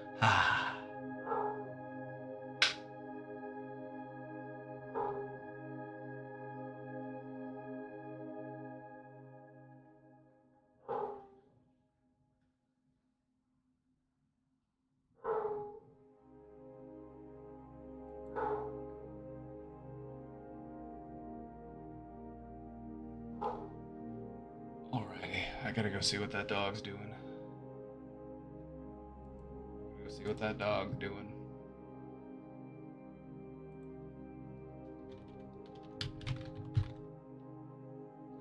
Alright, everybody, I'm gonna go make dinner. I will see you at movie night here in a couple hours, so have a great night. We'll see you all tonight, or I'll see you tomorrow if you don't make it to the movie. Have a great night. Take good care of yourselves.